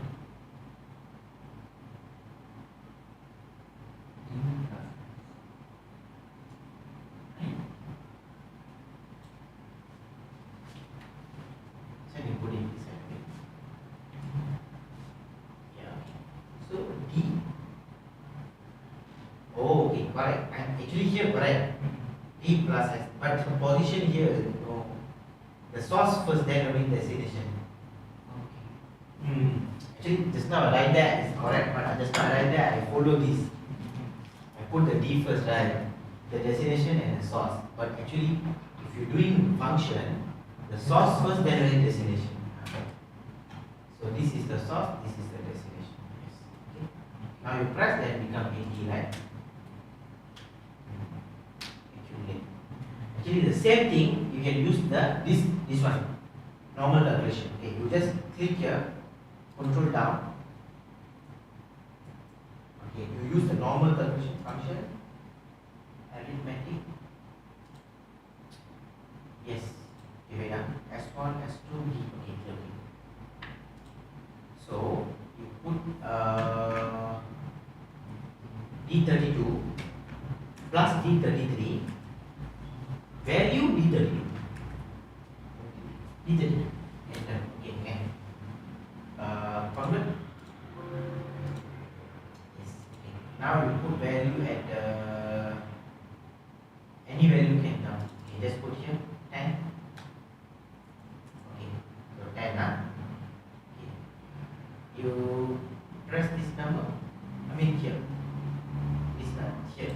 Some value. Put 5. Press the push button. 15, right? Okay, press again. 20. 25, right? So keep on increasing. It's the same thing. Both are same thing. But this one only use 2 units. Source, destination. Here also same. Actually, this is the source. This is the destination. I use back the destination plus the source. I'm doing the my way lah. But in Panasonic you have this here. Some PLC have, some PLC don't have that. Mitsubishi Omron. Mitsubishi got, Omron don't have, Siemens don't have, FP0 don't have. So in if I want to do an accumulator, normally I do this way. So take the answers back, destination back to plus with the source. Yes. So like destination source. Same like this lah, right? So it means my value, my batch number is here. This is the total. So whatever value here, plus with this, that put back. Or you can do this way also. This one D32, then D33, 33 also can. Because this is just source 1, source 2 only, right? So can anyone can be the destination. Okay, good. Okay. Any question here?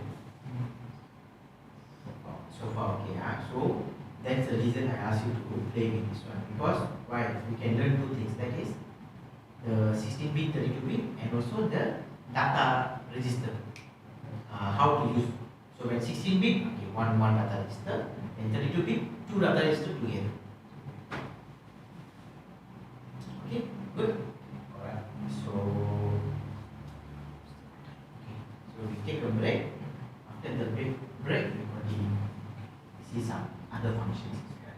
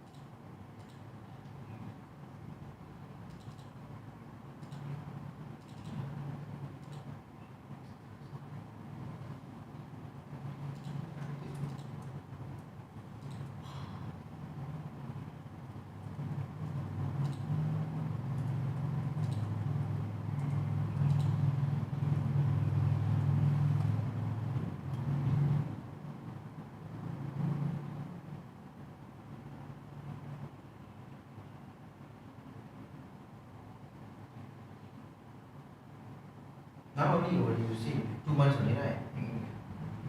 How is Singapore? Yeah.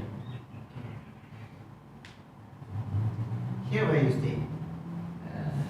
In front of Lego. My friend's house. Oh, in front of Medini. Yeah.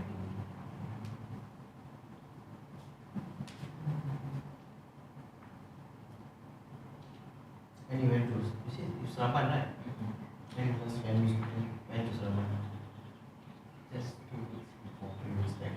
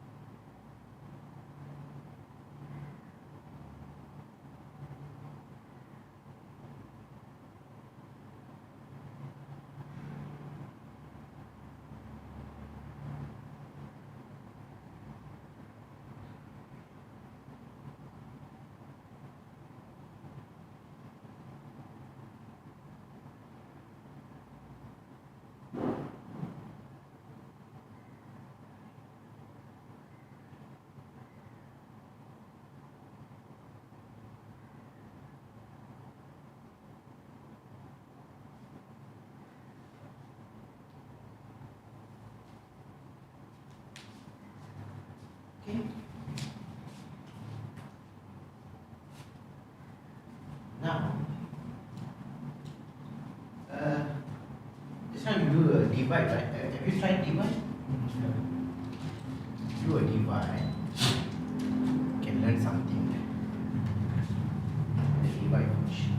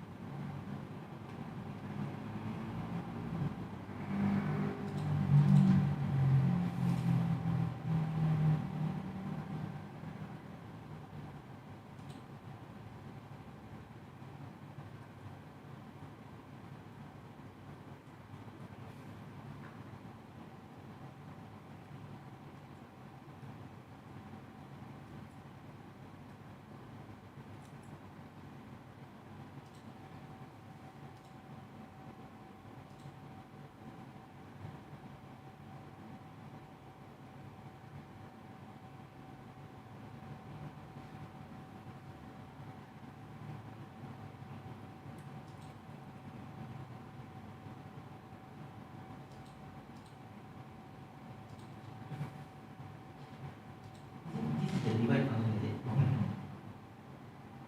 Okay, but okay. Divide. Yeah. S1 divided. Question D, remainder.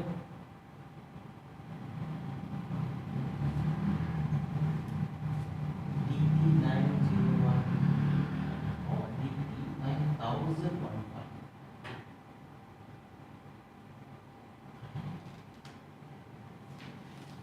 Okay. Okay.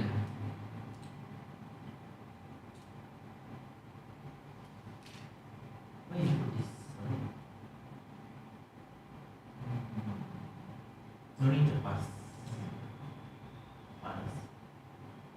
Because this one just now is like we do like continuous, right? That's why we have put this one. No need pass. This one, yeah. Okay. Convert. Download.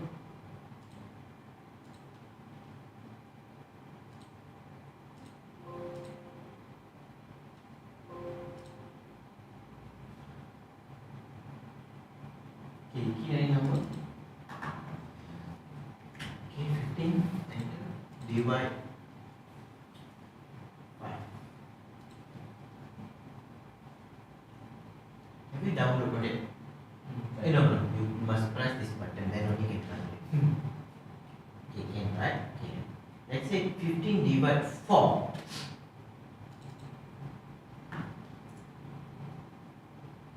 Okay, translate. 53 only, right? Okay, 1. So you put 43 here, DT 43. DT 43.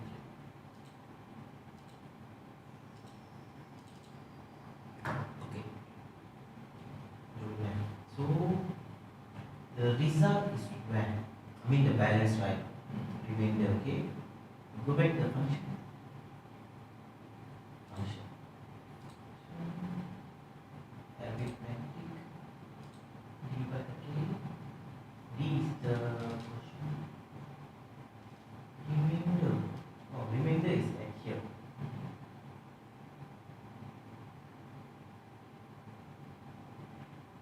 And if I have 5, okay. DT9015.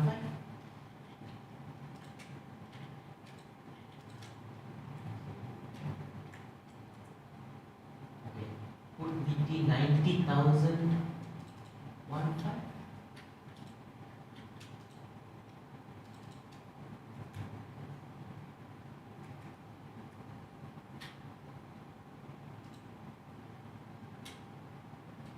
Don't have to write. It's registered for division.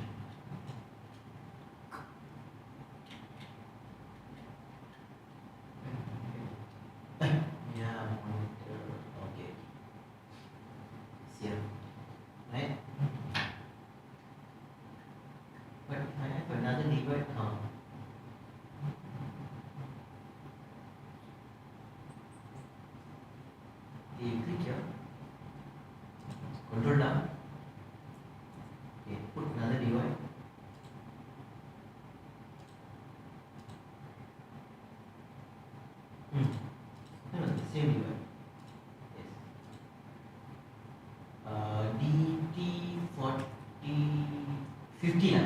50, 51, 52.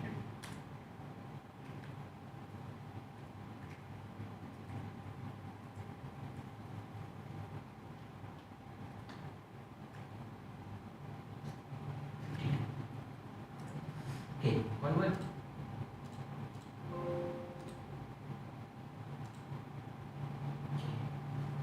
Clean this value. So see, this one you put 10 divided 3. So the balance is 1, right? Okay. Plus, press this button.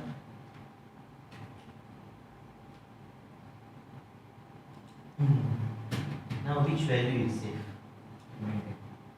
Reminder, but which reminder? This one. Yes, not this one. Okay. Then we no need the remainder lah, right? Okay, so I'm just showing you lah. Okay. Because some PLC, what they do, like where is the multiply just now? Multiply. This is a 32-bit, right? Some PLC is like this. 16-bit, the result also 32-bit, but you cannot combine the 32-bit. One 16-bit is for the divide value. Another 16-bit is the remainder. Normally that's some PLC. But this PLC, they save the remainder value inside the D9015 DD. Okay, but if let's say, you cannot use, because let's say I have a 5 divide. So which one is safe? Correct.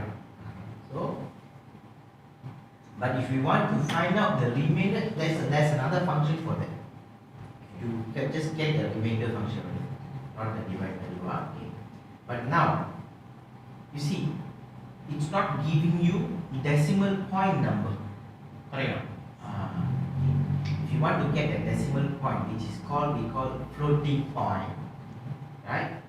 We need to use a different calculation. Okay, go down. Just put the always on okay. Then go to function. Not binary. You go down here. I see got the remainder. No, here. This one is what? See. Okay, go next. Quotient remainder. Okay, go next.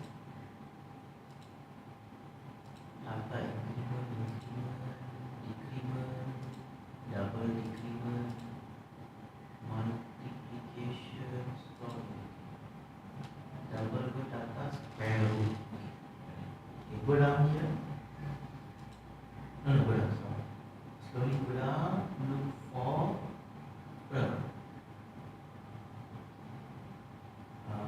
Floating point operation. Yes. Here. Can you see? This is a floating point move function. Okay. But like just now we have a move, right? That is a 16-bit move.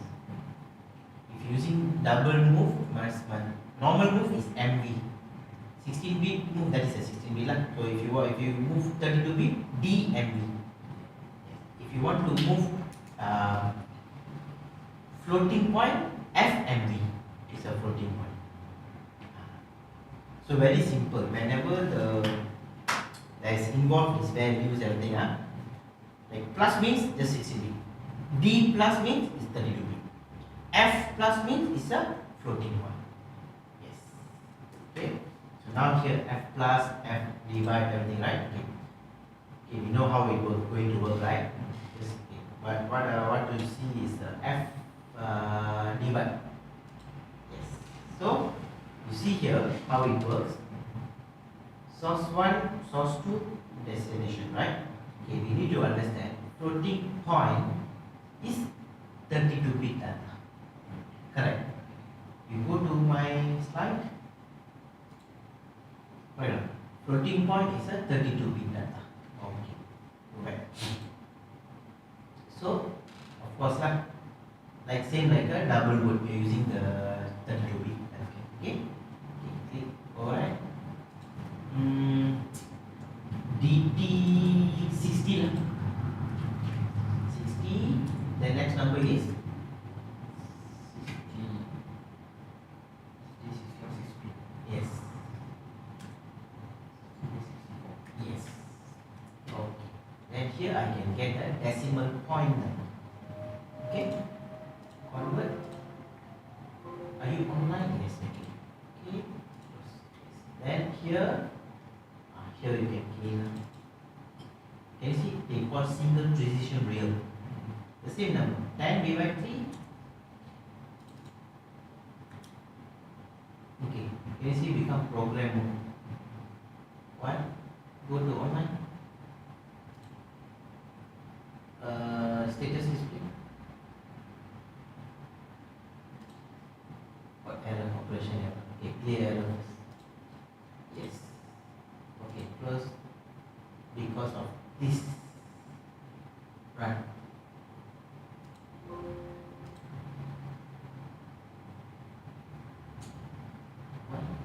Why? Big problem.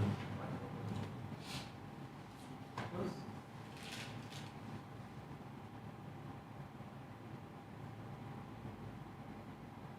Okay, don't use always on. Because you know why? Because you know why the sorry, you choose okay, you put the X part here. Yeah, okay. Now you convert.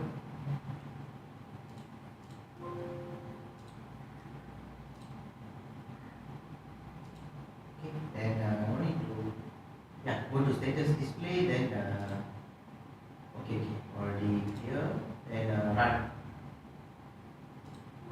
Yes.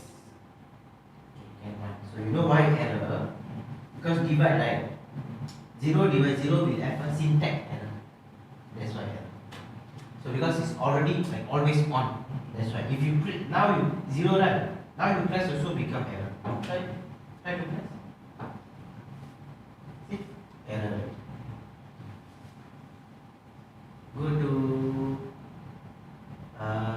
clear the errors.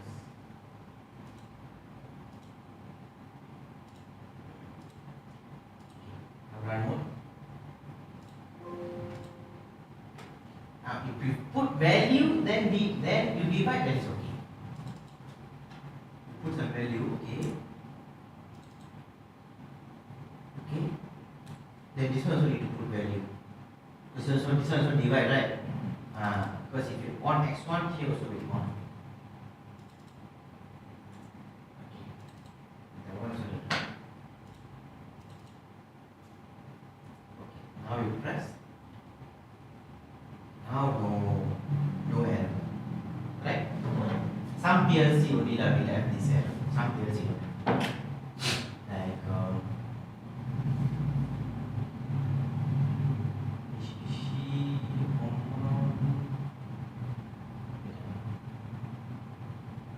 Siemens, yes.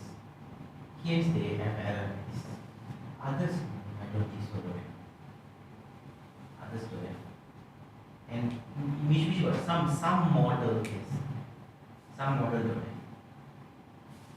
Because normally I will use for calculation, right? I will use the always on only. Only always also we would show error. What's the difference? We use always on And the push. Always on means always do the calculation. I will change this 3 to 5.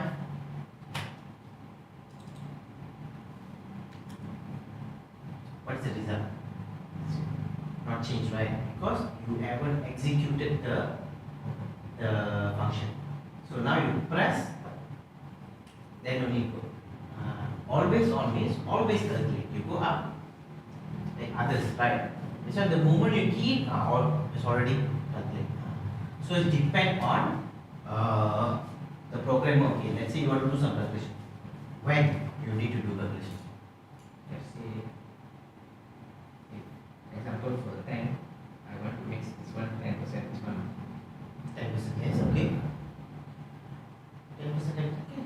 if my total amount is 1000 kg, the formulation is this one 70, supposed to be 70%, this one supposed to be 30%. Yeah, can. So I will create two line for one for A, one for B.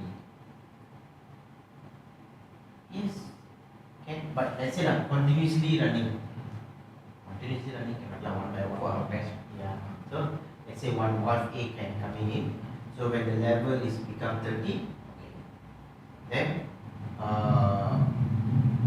that is the source 1 value. Then the another one, okay, that is the source 2 value.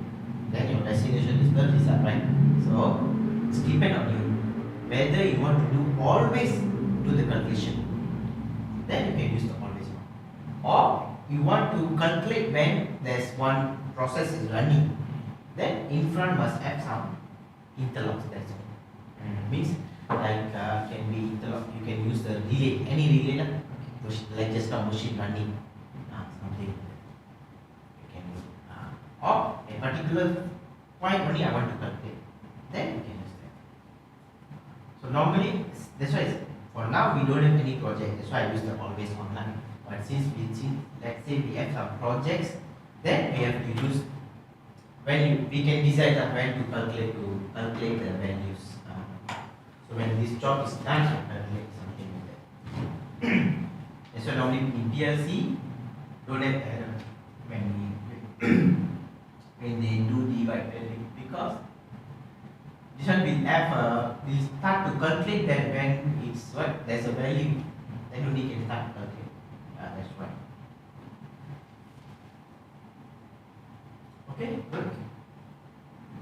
So if the value need to be like example if the value need to have decimal point number, then you must use the F the float floating point calculation, very simple floating point, real value. Okay.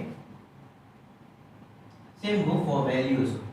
So these are the data types we have. So like yesterday and today morning all, we learn more on the Boolean, like X, Y and the R. Okay. Then today we learn more on the now we will learn more on the functions. Okay, like other functions are max, compare functions, or that functions. And this one, like 16 bit, 32 bits, real. Three data.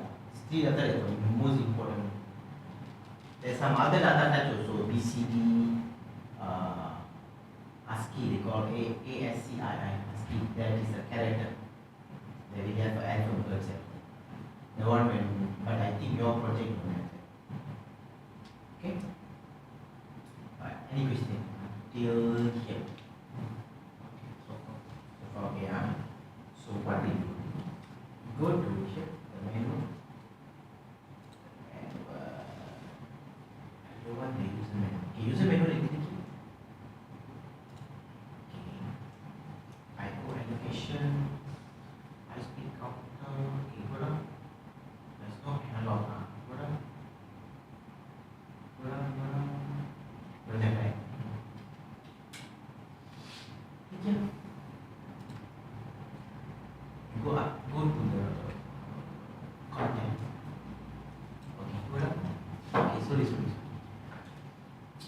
So table memory area for all these numbers, okay. Okay, so data register special. Okay, index register. Okay. Basic instruction, no need. Okay. High level instruction, precaution, okay, no need. Go down. Appendix, okay. Table of system registers, no need. Special data register. Record of changes. That's all, is it? Okay, fine. Okay.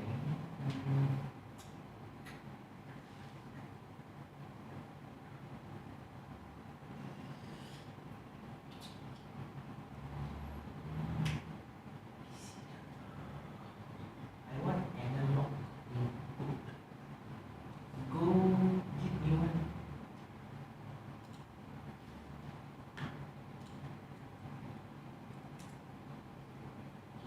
Put FPOR FP0, sorry, not OR, analog input. Okay.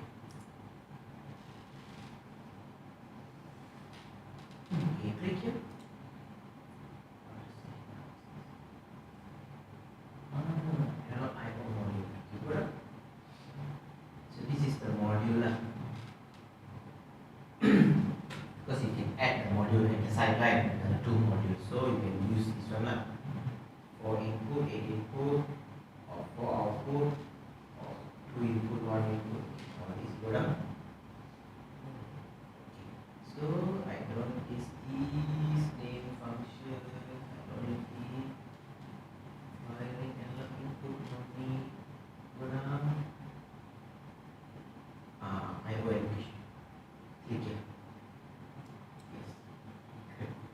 So you see how it works. So this is where I told you, right, the WX will use. Okay. For analog input data, the input relay is a WX. Means word X. Okay. So starting from 2. Okay. Because our input here is already 0 and 1. Right. Output also 0 and 1. Okay. So do not need to be set. It's automatic. Okay. Means it's like this. You need to understand.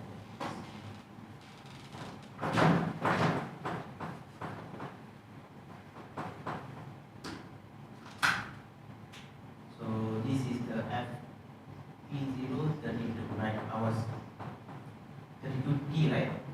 Yeah. 32 IOLA. So it means your CPU already have. Okay, why they put WX? Means word X0 and word X1. Already your PLC already has. It means, okay.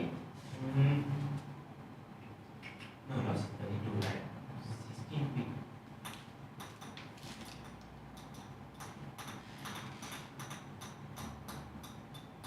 Hold on. Wait.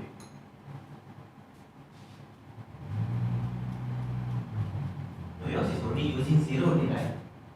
It means inside here is X0 until XF prime. Right? 16 bit, yeah. So WY0, it means Y0 until YF. So anything you add here start with the 2. W2. Okay? So What is W? no, W means it's a word, but there they didn't put W. I put W means like one word, so total 16. That's why they put it there. So what they put is start with WX2. Right? That's how we do that. But here we only see this correct now. But in the just now they show this, it means because 16 bits. I just put it. Okay, so starting with 2 lah. Okay, yes. So it means, so if you have one expansion unit, the first one like this lah, then second one like this, third one like this. Okay, 2, 4, 6, 2, channel 0, channel 2, channel 4, channel 6. Okay. So it means like this, I will say channel 0, channel 1. Okay, then total how many channels? 8 channels lah. Here, right? Input total lah. Okay. So if you're using this module, so 0, 1, 2, 3, 4, 5.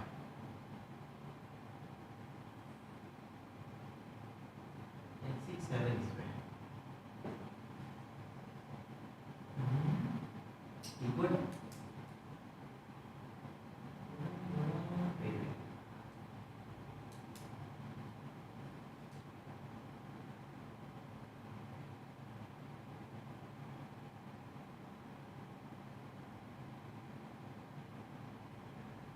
Okay, go up. Scroll up. Okay. So only 2 channel lah. 2, 4, 6. Yeah. 2, 4, 6.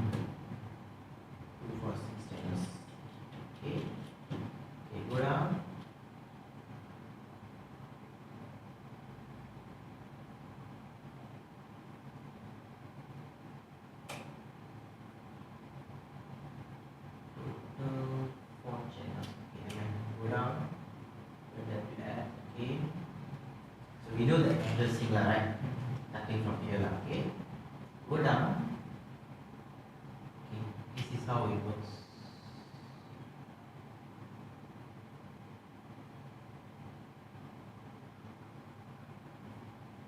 Okay. Wait.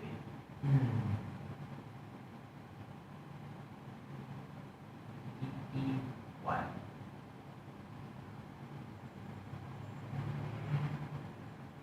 Oh, this one. Okay, go up. You confused. Okay.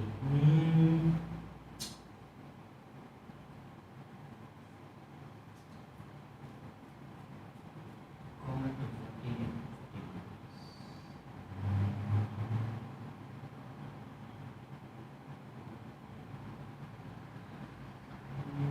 A080.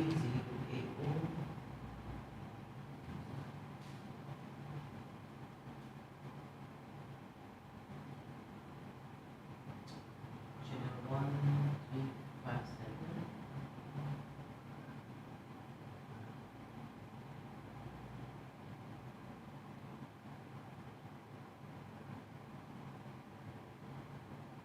Go down. Okay.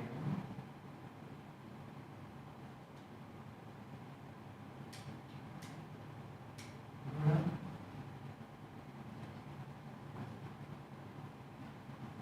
This one next class we see that it's interesting. Go down. I want to see the value, the range. Go down. Analog output. Okay, go down. Where is the range? That this one. Which one? No, that is the voltage, right? Okay, but the voltage coming. But in the PLC, it won't show these numbers. In the PLC, different numbers. Okay, go down. That number I want to see. Okay, go down. Go down some more, go down some more. Okay, when data regards an error, okay, no need. Go down, negative data, okay, go down.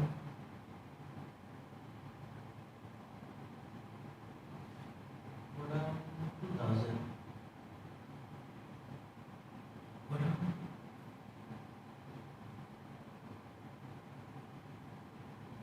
You click here.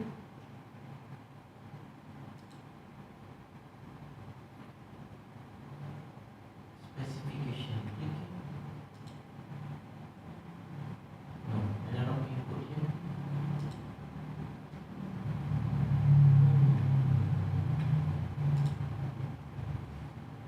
Now we have 4, right?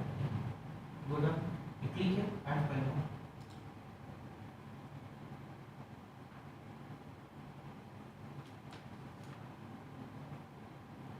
Go down. Is the value. Next, go down slowly to the setting. Go down. Okay, wait. Here we see got any value. So means it's measure. Okay, go down. What is the range? Range. Go down. This is what I'm looking for. Okay. So it means if you're using negative 10 to positive 10 or negative 5 to 5 or 0 to 10, 0 to 5 or 0 to 20 milliamp in your PLC, okay, you will get 16,000. 16,000 for 20 million. Yes. Okay. Input range to this. No, sorry. Different here because this is the input range here. No value. Is if using 12-bit mode is negative. I mean, this is the number. 14-bit. Yes, 16,000 is correct. 14-bit lah. But here is negative. 12-bit is only 4,000. So negative positive. So this one need to know. This is the value you will get inside the program later. So this is the value we can need to convert to our program. So how to get this value is the one just now the programming one. Okay, this is the module, this is the channel. From there I need to move to a data register first, then only I do the calculation. But that one I will show next week. In the next class. Okay. How to do the programming? Because the one now I explain the very obvious. Because the one it's like pulling the data from the device. Something else. You can do some programming, additional programs. Okay. Once you do that, then you will get these numbers. Then we use the calculation to convert this number into temperature, pressure. Okay, good. Go down. Yeah, that's all. Output also same. Depend on 12-bit mode or 14-bit mode or all that. So depend on our module lah, what type of module we buy, everything. From there only we will know what is the value. So this is where we get the value. That's how we can do programming. The 12-bit, 14-bit is based on the device. Based on the device. Means 12-bit means that is like it's not a 12-bit value. Of course you store in the 16-bit value, but they call resolution. So 14-bit means higher resolution, so like more accurate. So 12-bit lower resolution. So compared to 14, 12-bit is a low accuracy. That one normal all PLC have, but normally this not like this. Normally other PLCs they don't have difference. 14 or 12-bit there's no difference in the value. Value will be the same. Only the accuracy. So for example, 14-bit means in others will have 12 and 14, 16 also. So 16 more accurate. So means the PLC can sense the value of 0.01 milliamp changes. Can get in the PLC. If 12-bit means 0.1 milliamp changes. That's the difference. Okay, good. But this one never mind, don't take care. I will show you the calculation. Because your program will have so many, if you involve analog involved, you will have calculations. So calculation, compare, all we use them. Okay, good. So whatever you done, you save first. Then this manual you want to download, you can download. The program is saved. If you want, you can copy this folder to your laptop. Or if you bring your pen drive, you can copy these files.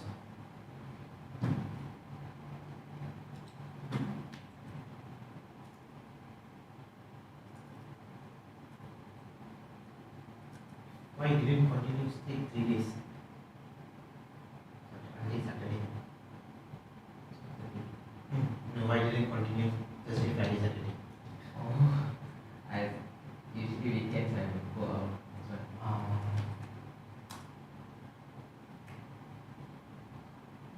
Next week also I'm going back to Going back home lah. Safe. Okay, close.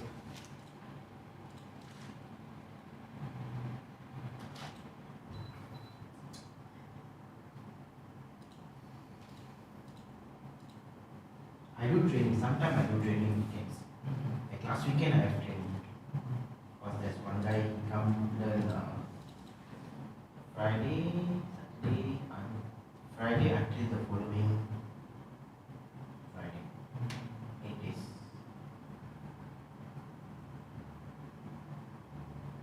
So he come and learn Mitsubishi and Omron. 2 PLCs. Mitsubishi and PANASONIC. Similar. They use XY also. Yeah, but depend. Like this XY all in the this is hexadecimal, right? this one using the asasmy. X0 to XF. But this one, the white color, right? This one using the octal. So X0 until 7. But only the two names same, X and Y. So here they use R for register, there they use M. Here they use DT, then they use just D. Then the timer counter also same. D, C, mostly all same. This one also actually PANASONIC also is like I said, last time I did I think 5 years back training. So how can you give the training because all same, all PLC are same. So I just use that knowledge, just use it here. I just need to know where to just pick all that. So for that I just install so just sometimes I forget, let's go there and see how to use the function and everything. That's all. Other than that, that's why just now verify. I forget that what is the name of verify. That's why I just looking.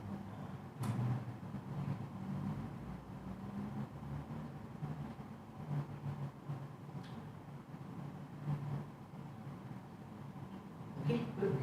Right. Do you have any pen drive on drive to transfer?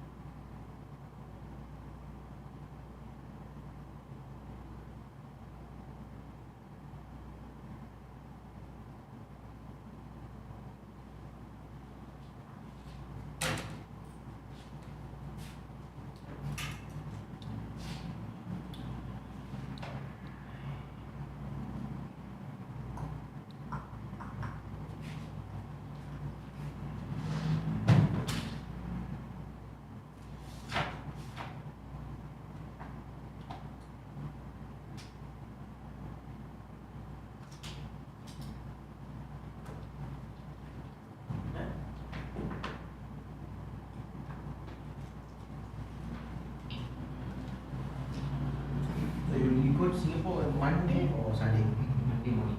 Monday morning. Where you working? I say, near to Padang.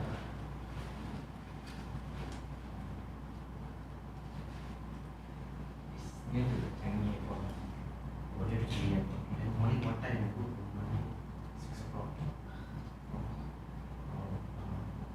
Can go around 7 o'clock also, 2 hours. 2 hours. Your work start at 9. 9 So you will go to us or which ones? to us. And then after Friday only I come back. Friday you come back. How you bus? Okay. Okay. Here from Tuas to go to the Singapore bus stop. Tuas MRT lah. About 1 hour. Then from there train lah. Yeah. MRT is 1 hour. Oh. But is it straight From to the the tours one to train 30 minutes, another train is 30 minutes. Oh. But Singapore okay lah, public transport. Like KL, got train, got some. JB have. JB out public transport.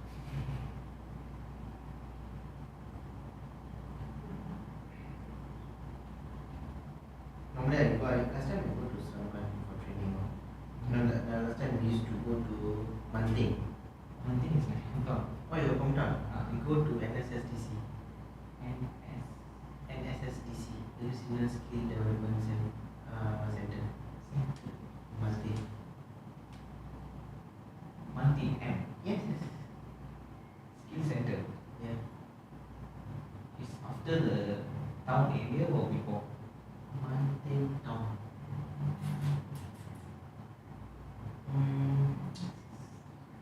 Okay, if you take the Lekas highway, right, you exit Manting, you turn right. Turn right. Yes. Oh, Turn left is the Manting Town, right?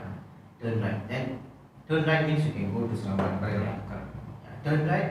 After turn right, I think around 5 minutes on the road on the left hand side. I think after exit the highway, turn right. On your right side, right? Yeah, on the right hand side lah. Okay, turn right. Then I think got flyover, right? No after turn right. After the After turn right, then you go. I think around 500 meters. 500, around 1 kilometer plus. Oh, last time is a PLKN place. Yes, sir. Got this side got any Padang area. Yeah, big Padang. Last time it's PLKN. It's like but how many years ago? More than 5-6 years ago. No, I think after the camp, after the PLK. After the PLKN. Yes, because last I went there is I was there since 2016. 2016.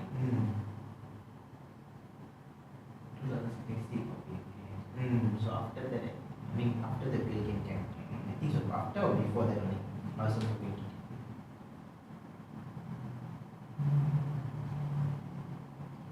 It's a training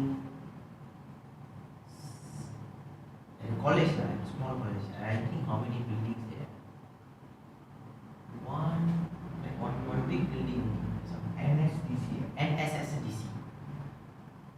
NSSDC. You can see.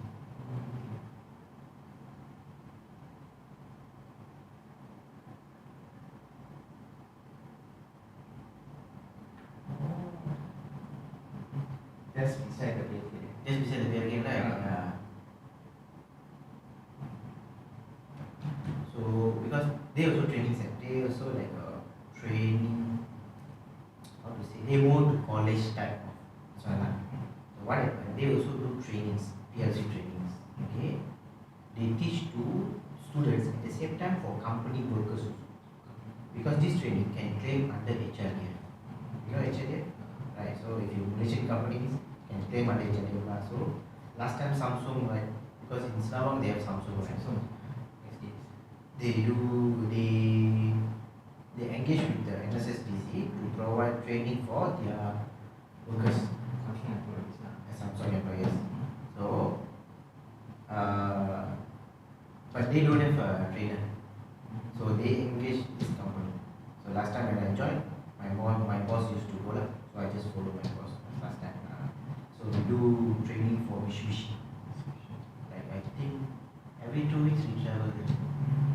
Because they send like around 50 packs. But batch by batch lah. So one batch is 10 person. They come for 2 days training, basic first. Then second batch, third batch. Once finish the 5th batch, okay. Then second, they come for intermediate level. First batch or something like that. So I think every 2 weeks we go there. It's a big project. Yeah. Because Samsung also expand already. They build a new plant for the EV Yeah, now they no more. I think no more doing. I mean that one lah. I think no more doing phone battery. They now concentrate on EV battery. Yeah, I know because that day I went to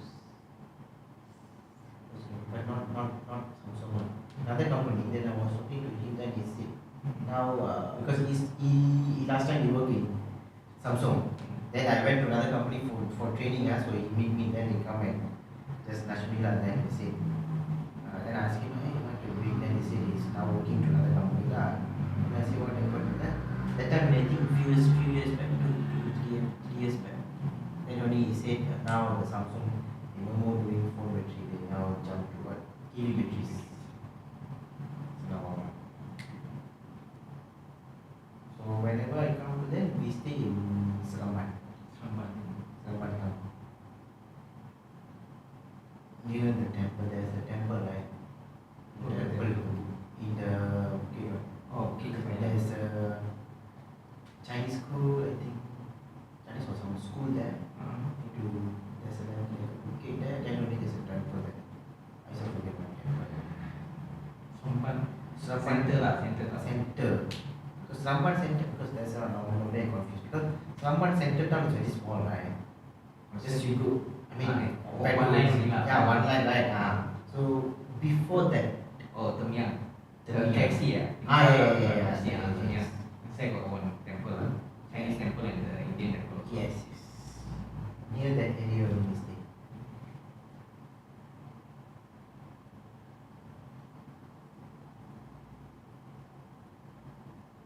Then we go to Selamat also we do trainings. Then we go to Nilai. Nilai also got, because Nilai got a lot of industrial area. Nilai we do training. Melaka, KL, Selangor.